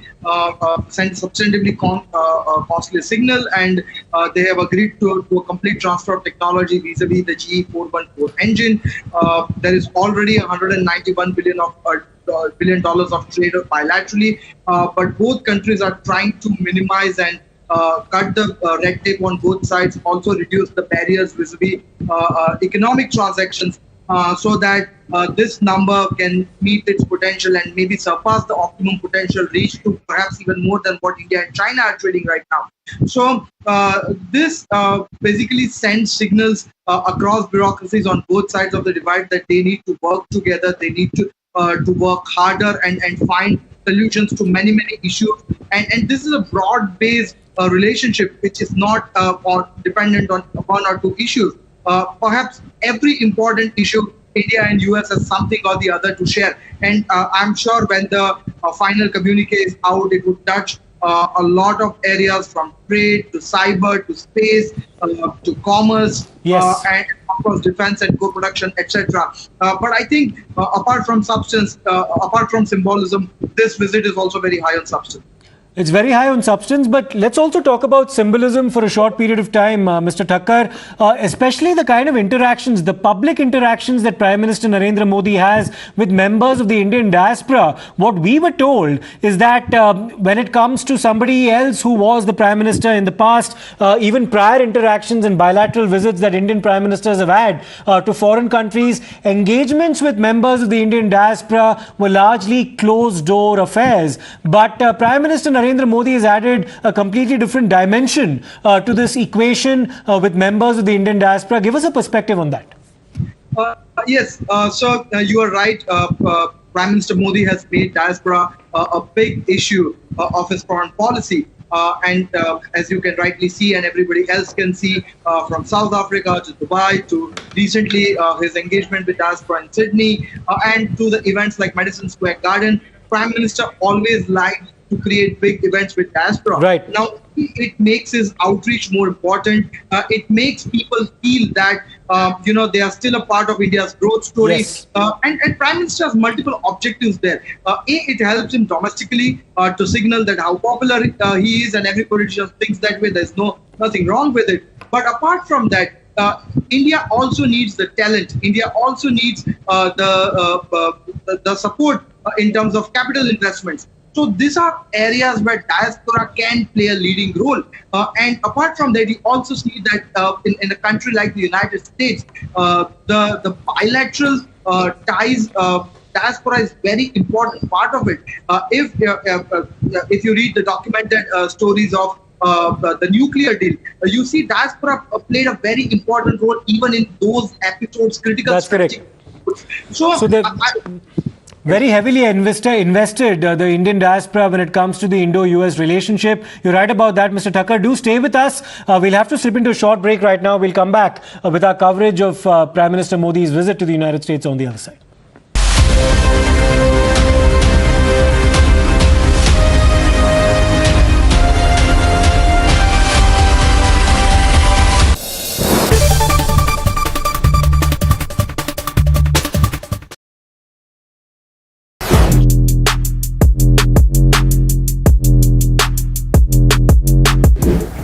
guys, MG Comet के interior की कहानी अब हम आपको सुनाते हैं। Fan को करते हैं थोड़ा स्लो और शुरू करते हैं किससे। ठीक है, तो यहाँ पे सबसे पहले आपको बताएं कि इसे स्टार्ट करने के लिए चाबी कहाँ गई? भाई चाबी मेरे पॉकेट में है। तो इसे स्टार्ट करने के लिए आपको कोई इंजन स्टार्ट स्टॉप बटन नहीं मिलेगा। क्यों? क्योंकि आप इस खूबसूरत सी क्यूट सी जो चाबी है उसका अनलॉक बटन दबाइए, इस कार में बैठिए, 2 बार ब्रेक पेडल को दबाइए और car is ready to go. तो एक ये इंटरेस्टिंग आपको एस्पेक्ट इसमें देखने को मिलेगा। इसके अलावा 10.25 इंच के आपको 2 स्क्रीन यहाँ देखने को मिल रहे हैं। इंटरेस्टिंग इंप्रेसिव चीज़ ये है कि यहाँ पे आपको जो लुक और फील है और जो फीचर्स है, एमजी की गाड़ियों में आपने फीचर्स वैसे भी काफ़ी जो लिस्ट रही है उससे लंबा ही देखा है उस लिस्ट को। यहाँ पे भी आपको उस हिसाब से ये लोडेड ही नज़र आएगी। एंड्रॉयड, एप्पल कारप्ले, ये सभी आपको वायरलेस भी आपको इसमें ऑप्शन देखने को मिलेगा। और जो फील है, जो इसका रिस्पॉन्स, वो मुझे काफ़ी अच्छा इम्प्रेसिव सा लग रहा है। और जो डिस्प्ले है वो काफ़ी वाइब्रेंट सा भी आपको देखने को मिलेगा। राइट साइड में जो इंस्ट्रूमेंटेशन की जगह, अब इलेक्ट्रिक कार है तो वहाँ पर इंफॉर्मेशन तो आपको अलग अलग सेटअप में मिलेगा।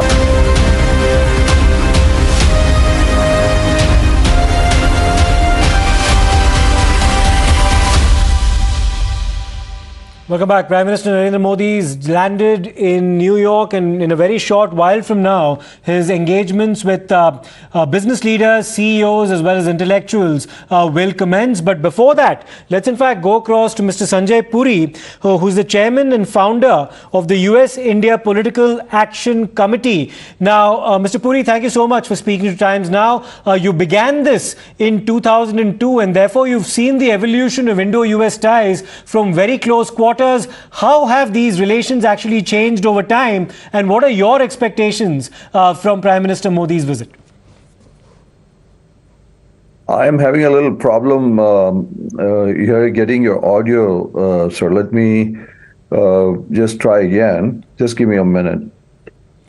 Yes, we'll try to get back in touch with you in just a short while, Mr. Puri. But in the meantime, let me go across to Mr. Chirayu Thakkar as well. But before that, we have some more reactions now coming from the United States after Prime Minister Modi just landed there some time back.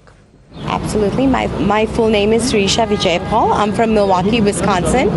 I am representing interfaith community of all Hindus, Sikhs, and Jainism, etc. And we're in support of, we're doing the vigil for 9/11 victims. And then also looking forward to the celebrations that coming upon from Mr. Biden inviting Modi ji to United States, and we're looking forward to celebrating in all the state events starting in Washington DC starting on Thursday. Right. When we talk about fighting terrorism, where does really India stand on the world map? With Modi ji in effect right now, he wants to be completely anti-terrorist. You can cut it. I don't know. Hi. Okay. Hi, my name is Srisha Vijayapal. I'm from Well, let me go back once again to Mr. Sanjay Puri, the chairman of the U.S.-India Political Action Committee, who's joining us on the broadcast. Mr. Puri, if you can hear me now, you started the U.S.-India Political Action Committee in 2002, and therefore you've seen the evolution of Indo-American ties from very close quarters. What really has changed with the advent of Prime Minister Narendra Modi's prime ministership, and what are your expectations from this critical visit? Well, I think it's a historic visit for which India should be extremely proud. All 140 crore Indians should be proud that this is historic. It's never happened before, the kind of reception he's getting, and it's getting it because of his leadership and also what India has achieved. This is really a coming out party for India, that India has arrived. And what has happened in the past decade as the Prime Minister always used to engage with the diaspora. Even when he was the Chief Minister, I remember in the Pravasi Bharati Divas, he would be the most popular Chief Minister who would be there because he made it his mission to engage with them. And you see what he does. I mean, if you see the visuals, he's being treated like a rock star. I'm sure the Secret Service there is trying to understand who is this man where people are going so crazy about him, because he's built that connect.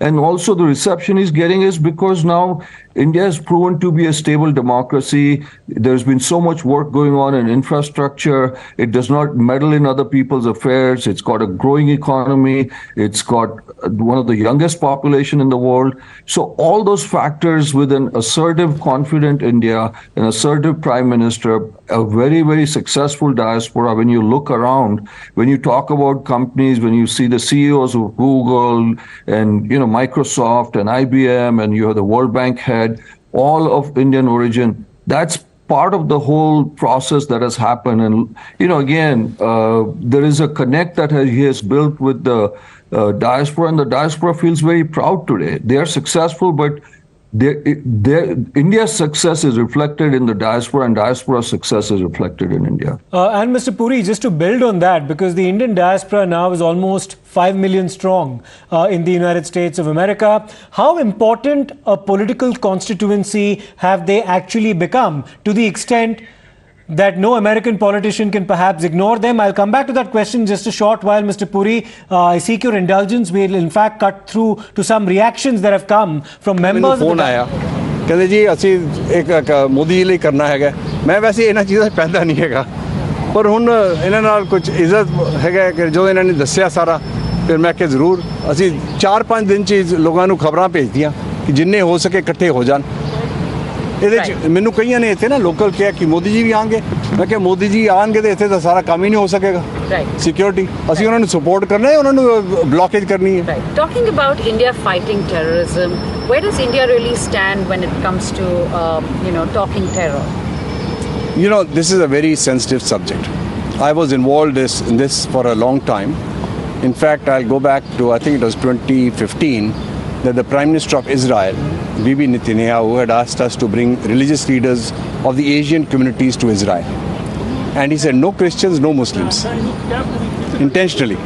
So when we brought the religious leaders there at the end of in the cabinet room, he knows me, so he says, Baba, can you give a message to Prime Minister Modi for me?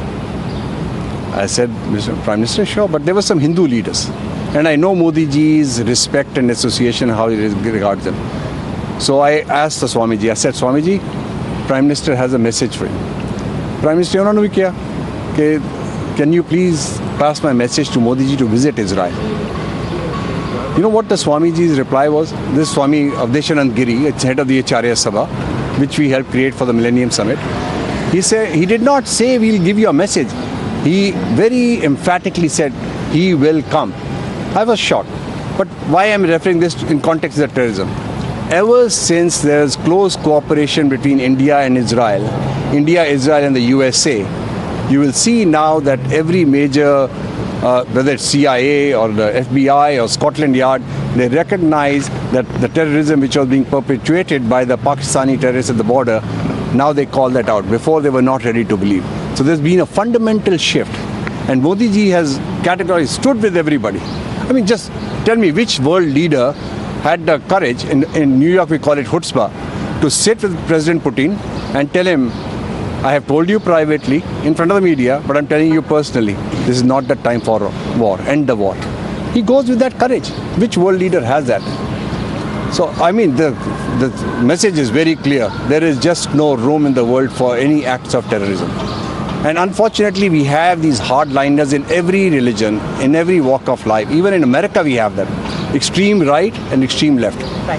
The message for any political party or any to govern and to administer, you need the spirit of compromise. Let us not compromise the spirit of compromise. Right. So we'll take one question.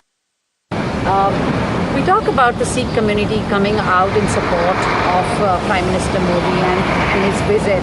What are your thoughts? What is your impression on that? First of all, I must thank Mr. Dhaliwal, Darshan Singh Dhaliwal. It's because of him that we are here today.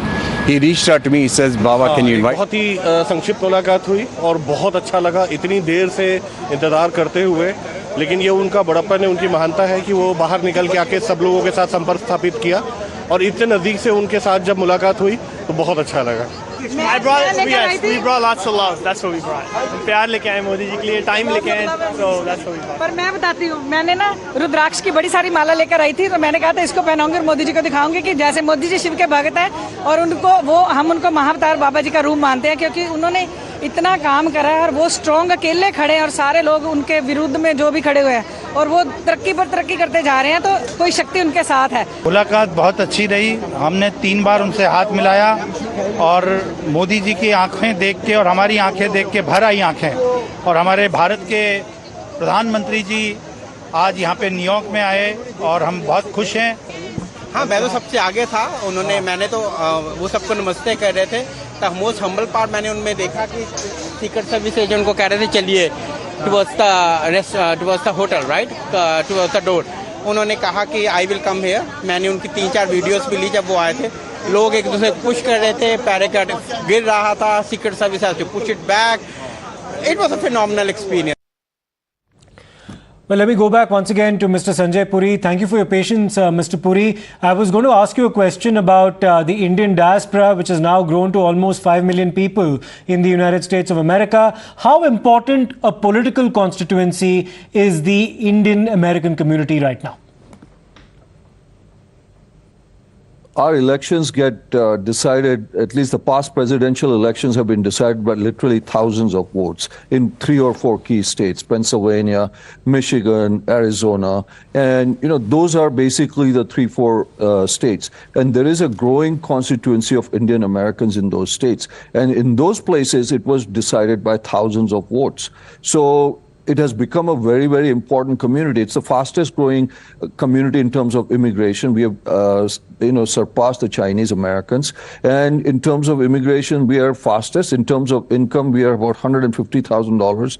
We almost double of what the average income is. So, I mean, in terms of remittances, you look, there's over $80 billion in terms of remittances. But politically, obviously, it's a very active constituency. There are 2 Indian Americans actually running for president. There's a biracial vice president of partly Indian origin. There are 5 members of Congress and numerous staffers and others. So obviously, it's a very important constituency. The Prime Minister understands it. And I think he genuinely likes dealing with the diaspora. I think he's come here after a very long flight and he's taking the time. He's signing autographs, taking pictures, signing multiple autographs. And as I said, he's been greeted like more than a rock star that I've seen. Absolutely. Let me take this across to Mr. Chirayu Thakkar as well, who's still with us. Mr. Thakkar, now India has also assumed the mantle of the leadership of the G20, the G20 presidency. We're also increasingly emerging as the voice of the global south. How will these factors influence our approach to this bilateral visit on the part of the Prime Minister? We'll try to get back in touch with Mr. Thakkar once again. But Mr. Puri, coming back to you once more, what are the expectations of the Indian American community specifically this time from this visit? I think in terms of expectations, the expectations are set pretty high. There is a state dinner. He's addressing the joint session of Congress again. And obviously, there's a whole range of other activities with meetings with other Nobel Prize winners. He's doing the yoga day. So there is also this soft power that they're engaged with also, which is very important, whether it's yoga day. You've started seeing the pride of Diwali becoming a holiday in here. Correct. So the expectation is that there is going to be cultural, social, and economic. And, everybody is talking about India has arrived. And I think there's a big pride. There are going to be some big deals announced, but this is beyond a transaction. This is now not a transactional relationship, how it used to be before. We'll buy some Boeing planes, you'll send some IT workers, etc. No, this is way beyond that, that India is now a strategic partner where America needs India as much, if not more, than India needs America. Perspective. Mr. Sanjay Puri, thank you for joining us on the broadcast and sharing your views on this historic visit of Prime Minister Narendra Modi. Lots of reactions have been pouring in ever since Prime Minister Modi landed in New York and made his way to the hotel. Let's listen into the kind of reception that he's now received upon landing in the US. हाँ, एक बहुत ही संक्षिप्त मुलाकात हुई और बहुत अच्छा लगा इतनी देर से इंतज़ार करते हुए। लेकिन ये उनका बड़प्पन है, उनकी महानता है कि वो बाहर निकल के आके सब लोगों के साथ संपर्क स्थापित किया और इतने नज़दीक से उनके साथ जब मुलाकात हुई तो बहुत अच्छा लगा। We brought lots of love. That's what we brought.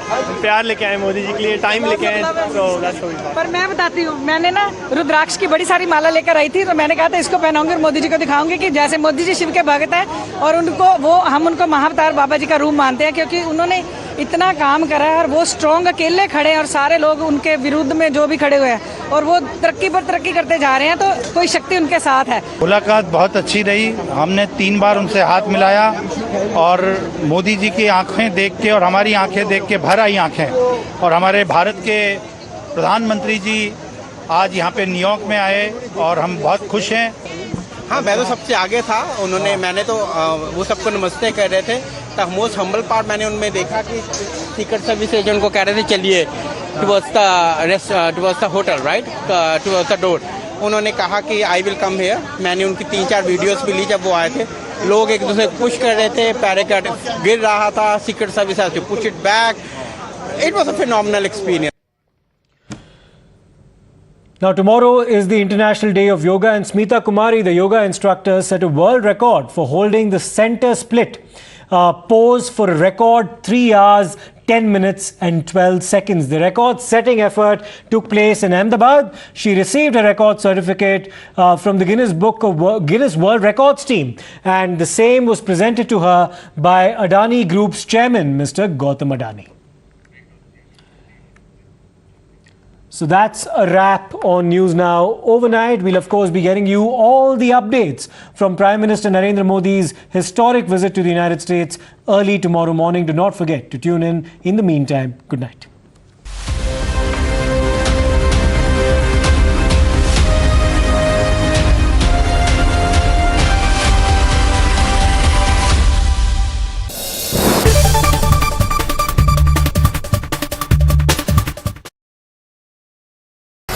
Whether you're an aspiring influencer or just want to create memories using your mobile phone cameras, I am here to share some really amazing 10 mobile photography tips that can actually turn your ordinary photos into some really good Instagram worthy photos. मतलब आपका photo game एकदम next level amazing होने वाला है after knowing all my tips. But before I share these tips with you, allow me to introduce myself. You're already watching Gadget Times. This is me, Pavni Jain, and now it's time to count on the 10 amazing mobile photography tips that I have listed for you guys. Let's begin. So tip number 1, lock focus.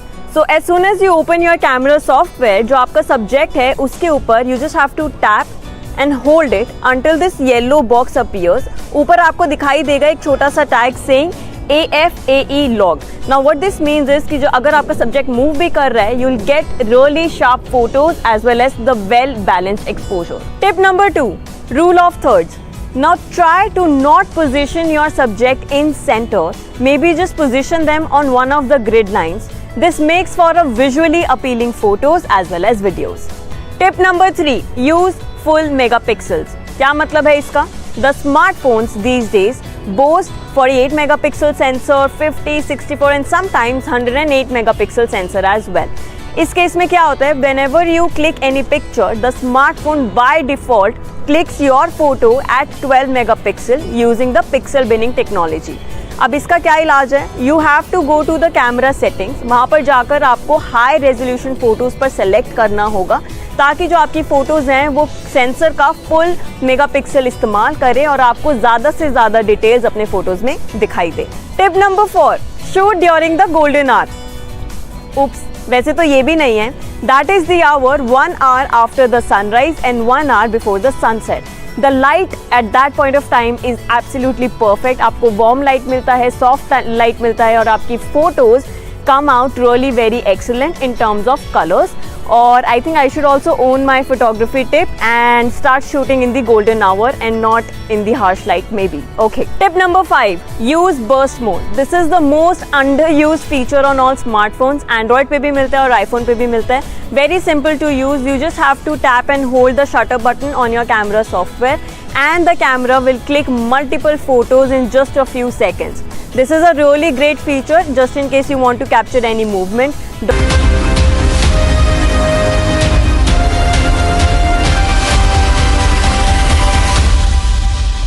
Narendra Modi, who's just about to arrive at his hotel in New York. Those are the shots that you just see on your screens right now. He's of course left the airport where he'd landed and now he's at the New York Palace Hotel and he's soon about to get out of that convoy and approach the lobby as we speak. There's a large contingent of members of the Indian community, the Indian diaspora in the United States that's gathered outside the hotel premises to welcome the Prime Minister.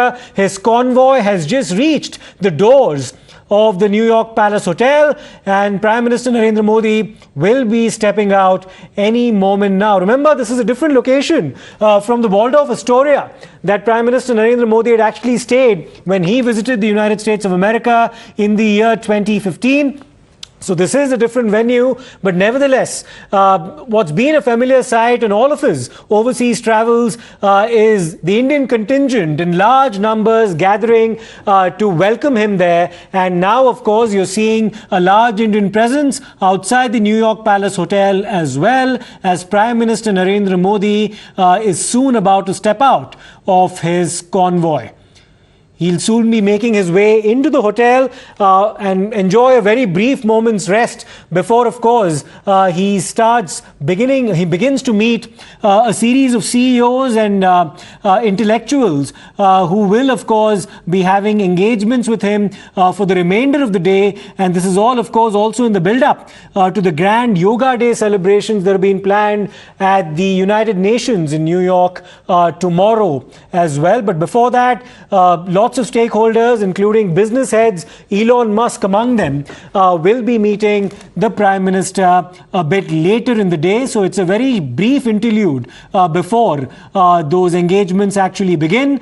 And now, of course, we're seeing security officials throng the venue and his convoy, and soon the Prime Minister will be stepping out and approaching the hotel lobby. It's taken him approximately 45 minutes to reach this venue from the time that he landed at the airport in New York. And like you can see on your screens right now, lots of Indians who've gathered outside the hotel premises to welcome the Prime Minister, Mr. Narendra Modi. This is a familiar sight. This is, in fact, quite reminiscent of the greeting that the Prime Minister received when he landed in Japan not too long ago as well. And then, of course, when he proceeded to Australia to meet his counterpart, Anthony Albanese, there as well. And now, of course, he's in the United States of America for what is an official state visit. The first Prime Minister after, of course, Prime Minister Manmohan Singh was at the receiving end of a state visit in 2009 at the time that Barack Obama was the Prime Minister of the United States. And then 14 years later, you see a similar distinction being accorded to Prime Minister Narendra Modi on what is his first state visit to the United States. And there, of course, you see the Prime Minister approaching the hotel. He's just stepped out of his vehicle, surrounded by security, and he's greeting members of the Indian community, Indian diaspora, who've gathered in large numbers there, holding both the Indian tricolor and the American flag to welcome him in New York. Now that's a closer view of the Prime Minister making his way towards the hotel, waving at the Indian crowd and members of the Indian contingent who've gathered at the hotel premises. Very similar to the interactions that he's had with members of the Indian community at the time that he was about to, in fact, reach his hotel in Japan as well, where he landed in Hiroshima not too long ago.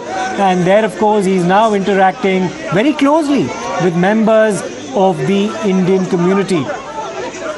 We'll, of course, have to wait and see if he steps a bit closer and engages them in a conversation as well shortly before he reaches his hotel. But there is the Prime Minister, Mr. Narendra Modi, after having reached his venue in New York, having left the airport where he landed almost 45 to 50 minutes ago.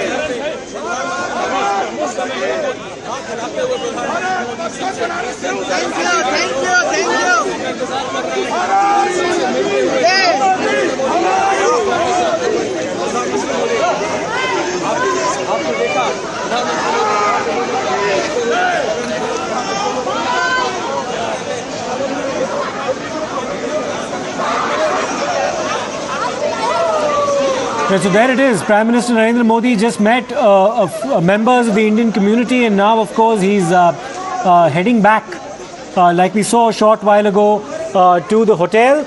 And thereafter, after a short break, he will be interacting with CEOs, members of the business community in the United States, and, of course, a lot of intellectuals as well. Among the people who will be meeting him will include Elon Musk, the CEO of Twitter, Neil deGrasse Tyson, who is an American astrophysicist, Paul Romer, the Senior Vice President of the World Bank, Nicholas Nassim Taleb, who's an author and thinker, Ray Dalio, who's an investor, Fallu Shah, Indian-American singer, Jeff Smith, who's an author, Michael Froman, former U.S. State Representative, Let me, if I go across to Rishabh, who will, of course, take us through the Prime Minister's engagements as well. But Rishabh, from what we can see on our screens right now, the Prime Minister has reached his hotel, the New York Palace Hotel in the United States. It's taken him approximately 45 minutes to reach this venue from the JFK airport. Definitely, it took him almost 45 minutes for a route that could have been covered in 20 minutes. This shows the amount of diaspora people who have been on road to have a glimpse of Prime Minister Narendra Modi. You know, we have heard chants of Modi, Modi. The moment the news broke that he has landed in New York, now he has reached the hotel. But in last 45 minutes, since we have been in United States, the glimpse of what is on table for next 4 days is quite clear.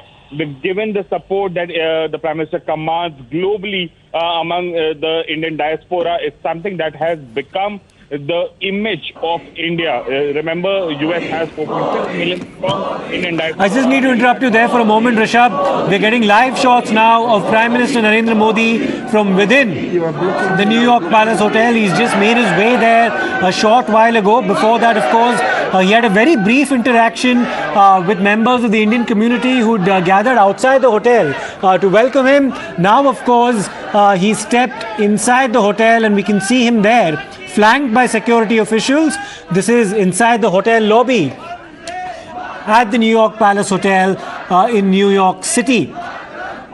Almost 8 years ago, when he was in the United States, there, of course, having a bilateral engagement with President Barack Obama at that point in time, he was lodged inside the Waldorf Astoria. Now, of course, he's inside the Lot Palace Hotel in New York City. And again, he's been surrounded by members of the Indian community and well-wishers. This is inside the hotel lobby that we are speaking about. There's also heavy security presence, understandably so, around Prime Minister Narendra Modi. But there you can see him waving at members of the Indian community and stopping like he normally does whenever he travels overseas to have a short interaction with members of the Indian community. There you can see certain members also lucky enough to in fact be not just photographed with Prime Minister Modi, is also signing autographs there as well, as you can see on your screens. This is all, of course, before he will be eventually taken to his room, where he'll probably enjoy a very short break before engagements with CEOs and other intellectuals and stakeholders actually begins. So this is Prime Minister Narendra Modi already having entered the New York Palace Hotel, briefly interacting with members of the Indian community there who've gathered in large numbers to meet him.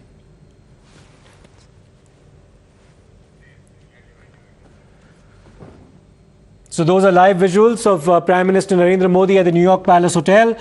He landed at the New York JFK airport about 45 minutes to an hour ago. It took him quite some time to reach the hotel premises. Shortly before he entered the hotel, there was a large contingent of members of the Indian diaspora who were waiting outside for him for several hours. He did meet them very briefly before, of course, he proceeded to the hotel lobby. Now, of course, उत्साह देखिए, लोगों के चेहरों पर खुशी देखिए, लोगों के चेहरों पर उत्साह जो है वो विभिन्न धर्मों के लोग वहां पर पहुंचे हुए हैं। जी, सेंस ऑफ बिलोंगिंग जो है ना इंडिया के साथ भारत के अंदर जो है लोगों की, ये और ये सिलसिला अभी आप देखिए अगले 3-4 दिन तक जहां जहां प्रधानमंत्री नरेंद्र मोदी जाएंगे वहां आपको ये दिखाई देगा। महत्वपूर्ण बात क्या है कि चंद्रशेखर, जब प्रधानमंत्री नरेंद्र मोदी व्हाइट हाउस के अंदर जो बाइडेन के साथ मुलाकात करेंगे तो अशोक एक मिनट रुकना चाहेंगे।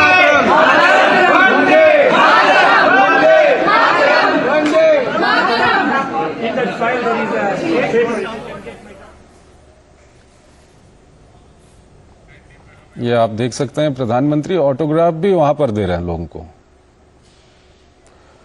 तो बिल्कुल आप देख रहे हैं कि प्रधानमंत्री इस वक्त होटल की लॉबी के अंदर पहुंच चुके हैं और बड़ी संख्या में वहां पर लोग पहुंचे हुए हैं जो भारत से ताल्लुक रखते हैं। Well, those are the shots that you see of Prime Minister Narendra Modi inside the New York Palace Hotel.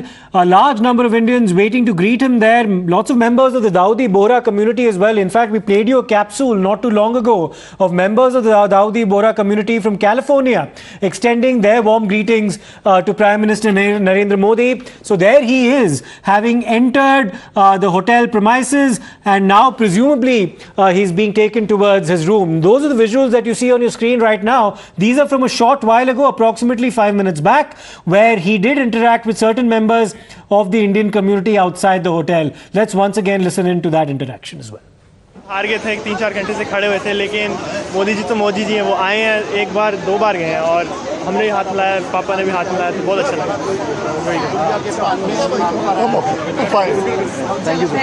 आपका कब आता है?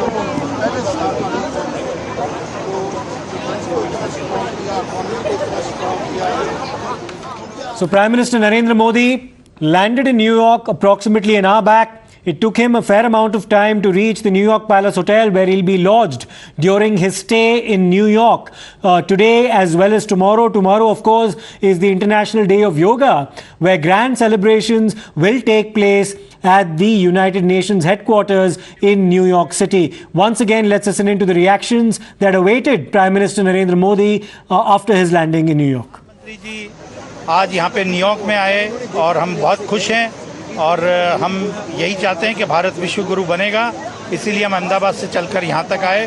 धन्यवाद।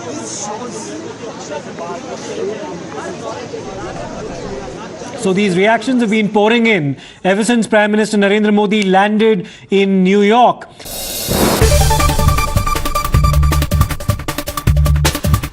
हाय, आई एम वंशिका और मैं आज अनबॉक्स करने वाली हूँ ये वाला फ़ोन। ये है टेक्नो फैंटम V फोल्ड। ये इंडिया का करंटली चीपेस्ट फोल्डेबल फ़ोन है। चलिए अनबॉक्स करते हैं। We have this cool box here और I am super excited to unbox it. And यहाँ पे they have given their tagline beyond the extraordinary. देखते हैं इसके अंदर फ़ोन एक्स्ट्राऑर्डिनरी है कि नहीं। Here is the phone. इसके बारे में हम थोड़ा बाद में बात करेंगे. Let's see what's there further. We get this packet kind of a thing. We have SIM ejector tool here, and we have some usual paperwork here, warranty cards, and some user manual. We get the cover also. बहुत ही cool सा matte finish वाला इसका cover यहाँ पे available है. And then we have जिसमें हमारे पास charging cable available है, 45 वॉट का चार्जर अवेलेबल है, and that's it. These were all the things that were available inside this box. I'm sweating guys, मतलब अनबॉक्स करने के चक्कर में इस फ़ोन को मेरे पसीने छूट रहे हैं, but I'm excited. So, and here is the phone guys. Look at this beast. इसका जो मेन स्क्रीन है वो 7.85 इंचेस का है. मतलब अगर आप स्ट्रीम करना चाहते हो, गेम खेलना चाहते हो, बढ़िया फ़ोन है आपके लिए. इसका जो सब स्क्रीन है वो 6.42 इंचेस का है. कटआउट पंच होल अवेलेबल है. इसमें 50 मेगापिक्सल्स का रेयर ट्रिपल कैमरा इसमें अवेलेबल है. इसका जो बैक पैनल है वो टेक्सचर्ड है, बहुत ही प्रीमियम फील है. इसका जो वेट है वो 2.99 ग्राम्स है, जिसमें मतलब मुझे थोड़ा सा भारी लग रहा है, बट इट्स फाइन राइट. इसकी जो बैटरी है वो 5000 mAh की है, और इसकी कूल चीज़ ये है कि इसमें 2 बैटरीज हैं. मतलब 5000 mAh है, 2 स्क्रीन्स हैं, तो 2 जगह बैटरी अवेलेबल है. Apart from that what do we get in this phone? Usual है, जो पावर बटन होता है, वॉल्यूम बटन होता है. इसका जो फ्रेम है बहुत ही क्लासी फ्रेम है. ये रोज गोल्ड कलर का है. इसमें 2 वेरिएंट अवेलेबल हैं, एक black and the other one is white. We got the white one क्योंकि वाइट वाला ज़्यादा प्रिटी लगता है. दैट्स माई ओपिनियन, बाकी इट्स सब्जेक्टिव. इसको ऑन करके देख लेते हैं and will talk about the phone further. इसमें एमोलेड डिस्प्ले अवेलेबल है. इसमें 120 हर्ट्ज का रिफ्रेश रेट अवेलेबल है. 12 GB का रैम अवेलेबल है. 256 GB का स्टोरेज है, जिसको आप एक्सटेंड भी करा सकते हो. Do you love the air that you breathe? Well,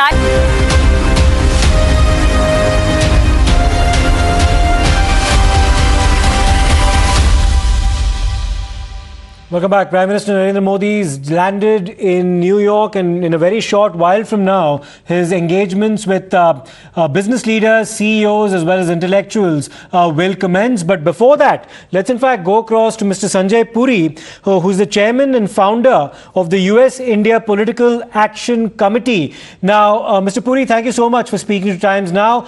You began this in 2002, and therefore you've seen the evolution of Indo-US ties from very close quarters. How have these relations actually changed over time, and what are your expectations from Prime Minister Modi's visit? I am having a little problem here getting your audio, sir. Let me just try again. Just give me a minute. Yes, we'll try to get back in touch with you in just a short while, Mr. Puri. But in the meantime, let me go across to Mr. Chirayu Thakkar as well. But before that, we have some more reactions now coming from the United States after Prime Minister Modi just landed there some time back. Absolutely. My full name is Risha Vijayapal. I'm from Milwaukee, Wisconsin. I am representing interfaith community of all Hindus, Sikhs, and Jainism, etc. And we're in support of, we're doing the vigil for 9/11 victims.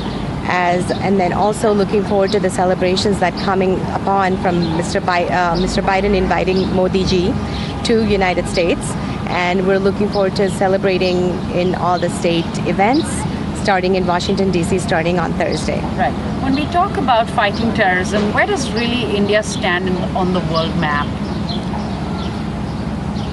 With Modi ji in effect right now, he wants to be completely anti-terrorist. You can cut it. I don't know. Hi. Okay. Hi, my name is Risha Vijayapal. I'm from Well, let me go back once again to Mr. Sanjay Puri, the chairman of the U.S. India Political Action Committee, who's joining us on the broadcast. Mr. Puri, if you can hear me now, you started the U.S. India Political Action Committee in 2002, and therefore you've seen the evolution of Indo-American ties from very close quarters. What really has changed with the advent of Prime Minister Narendra Modi's prime ministership, and what are your expectations from this critical visit? Well, I think it's a historic visit for which India should be extremely proud. All 140 crore Indians should be proud that this is historic. It's never happened before, the kind of reception he's getting, and it's getting it because of his leadership and also what India has achieved. This is really a coming out party for India, that India has arrived. And what has happened in the past decade as the Prime Minister always used to engage with the diaspora. Even when he was the Chief Minister, I remember in the Pravasi Bharati Divas, he would be the most popular Chief Minister who would be there because he made it his mission to engage with them. And you see what he does. I mean, if you see the visuals, he's being treated like a rock star. I'm sure the Secret Service there is trying to understand who is this man where people are going so crazy about him, because he's built that connect.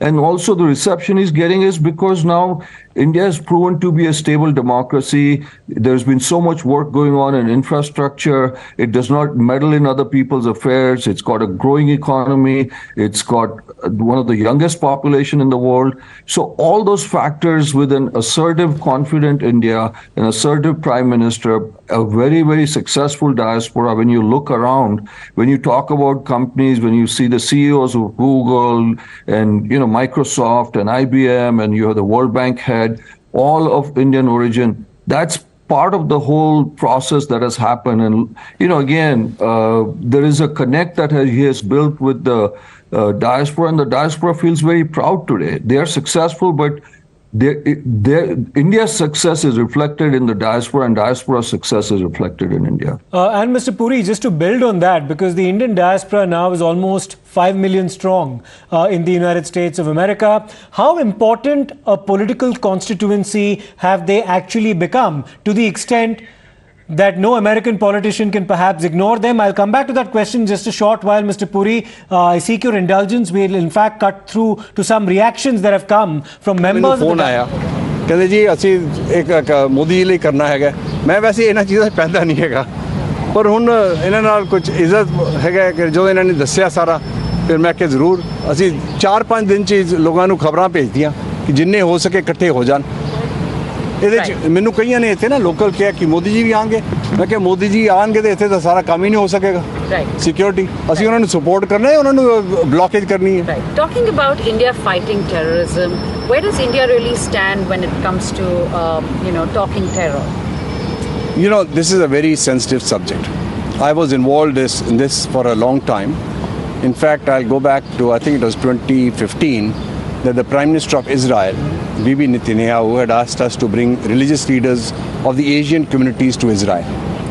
And he said, no Christians, no Muslims. Intentionally. So when we brought the religious leaders there at the end of in the cabinet room, he knows me, so he says, Baba, can you give a message to Prime Minister Modi for me? I said, Mr. Prime Minister, sure, but there were some Hindu leaders. And I know Modi ji's respect and association, how he regards them. So I asked the Swamiji, I said, Swamiji, Prime Minister has a message for you. Prime Minister, can you please pass my message to Modi ji to visit Israel?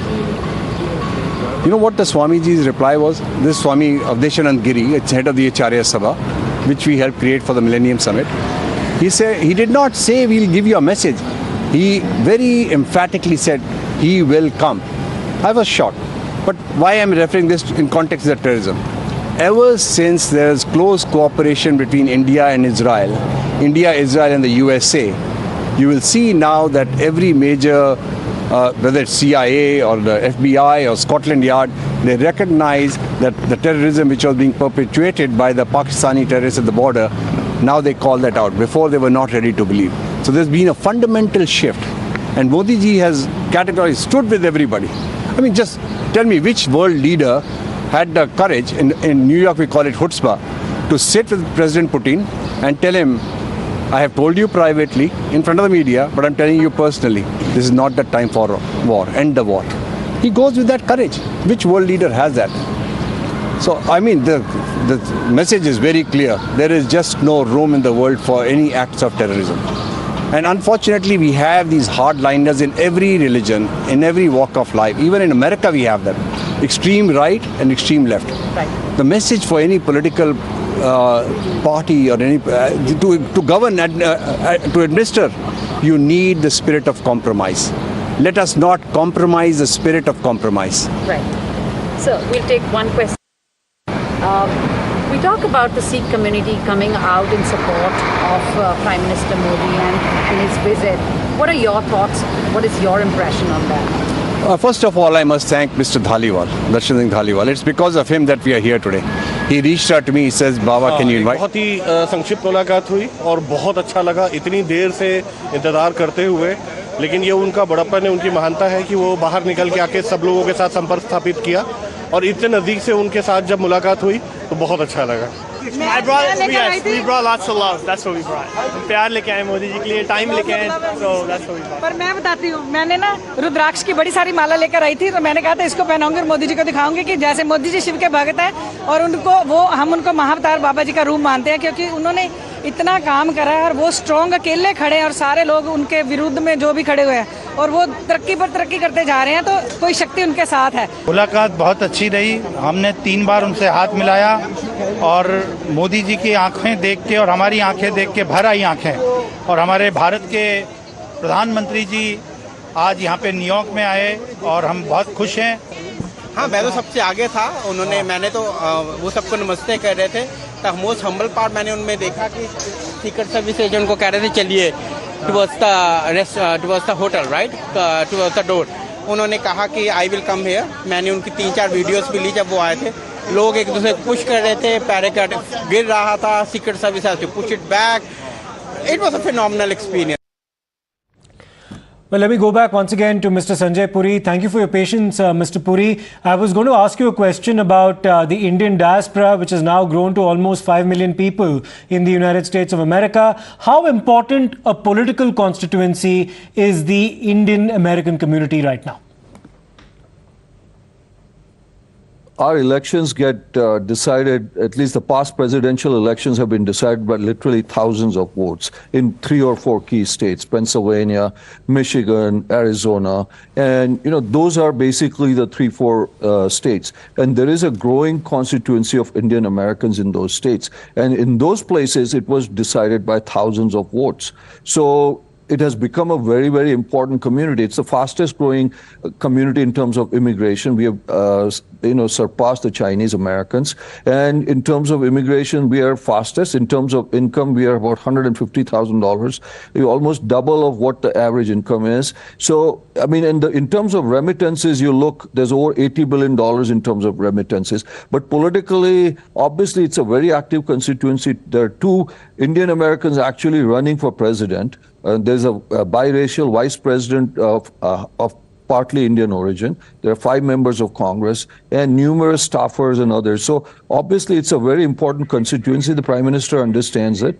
And I think he genuinely likes dealing with the diaspora. I think he's come here after a very long flight and he's taking the time. He's signing autographs, taking pictures, signing multiple autographs. And as I said, he's been greeted like more than a rock star that I've seen. Absolutely. Let me take this across to Mr. Chirayu Thakkar as well, who's still with us. Mr. Thakkar, now India has also assumed the mantle of the leadership of the G20, the G20 presidency. We're also increasingly emerging as the voice of the global south. How will these factors influence our approach to this bilateral visit on the part of the Prime Minister? We'll try to get back in touch with Mr. Thakkar once again. But Mr. Puri, coming back to you once more, what are the expectations of the Indian American community specifically this time from this visit? I think in terms of expectations, the expectations are set pretty high. There is a state dinner. He's addressing the joint session of Congress again. And obviously, there's a whole range of other activities with meetings with other Nobel Prize winners. He's doing the yoga day. So there is also this soft power that they're engaged with also, which is very important, whether it's yoga day. You've started seeing the pride of Diwali becoming a holiday in here. Correct. So the expectation is that there is going to be cultural, social, and economic. And, everybody is talking about India has arrived. And I think there's a big pride. There are going to be some big deals announced, but this is beyond a transaction. This is now not a transactional relationship, how it used to be before. We'll buy some Boeing planes, you'll send some IT workers, etc. No, this is way beyond that, that India is now a strategic partner where America needs India as much, if not more, than India needs America. Perspective. Mr. Sanjay Puri, thank you for joining us on the broadcast and sharing your views on this historic visit of Prime Minister Narendra Modi. Lots of reactions have been pouring in ever since Prime Minister Modi landed in New York and made his way to the hotel. Let's listen into the kind of reception that he's now received upon landing in the US. हाँ, एक बहुत ही संक्षिप्त मुलाकात हुई और बहुत अच्छा लगा इतनी देर से इंतज़ार करते हुए। लेकिन ये उनका बड़प्पन है, उनकी महानता है कि वो बाहर निकल के आके सब लोगों के साथ संपर्क स्थापित किया और इतने नज़दीक से उनके साथ जब मुलाकात हुई तो बहुत अच्छा लगा। We brought lots of love. That's what we brought. प्यार लेके आए मोदी जी के लिए, टाइम लेके आए, so that's what we brought. पर मैं बताती हूँ, मैंने ना रुद्राक्ष की बड़ी सारी माला लेकर आई थी, तो मैंने कहा था इसको पहनाऊंगी और मोदी जी को दिखाऊंगी कि जैसे मोदी जी शिव के भक्त हैं और हम उनको महाअवतार बाबा जी का रूप मानते हैं, क्योंकि उन्होंने इतना काम करा है और वो स्ट्रॉन्ग अकेले खड़े हैं और सारे लोग उनके विरुद्ध में जो भी खड़े हुए हैं और वो तरक्की पर तरक्की करते जा रहे हैं, तो कोई शक्ति उनके साथ है। मुलाकात बहुत अच्छी रही। हमने 3 बार उनसे हाथ मिलाया और मोदी जी की आंखें देख के और हमारी आंखें देख के भर आई आंखें, और हमारे भारत के प्रधानमंत्री जी आज यहाँ पे न्यूयॉर्क में आए और हम बहुत खुश हैं। हाँ, मैं तो सबसे आगे था। मैंने तो वो सबको नमस्ते कह रहे थे। द मोस्ट हम्बल पार्ट मैंने उनमें देखा कि सीक्रेट सर्विस एजेंट को कह रहे थे चलिए towards the hotel, right, towards the door. उन्होंने कहा कि आई विल कम हियर। मैंने उनकी 3-4 वीडियोस भी ली जब वो आए थे। लोग एक दूसरे को पुश कर रहे थे, पैराग्लाइड गिर रहा था, secret service has to push it back. It was a phenomenal experience.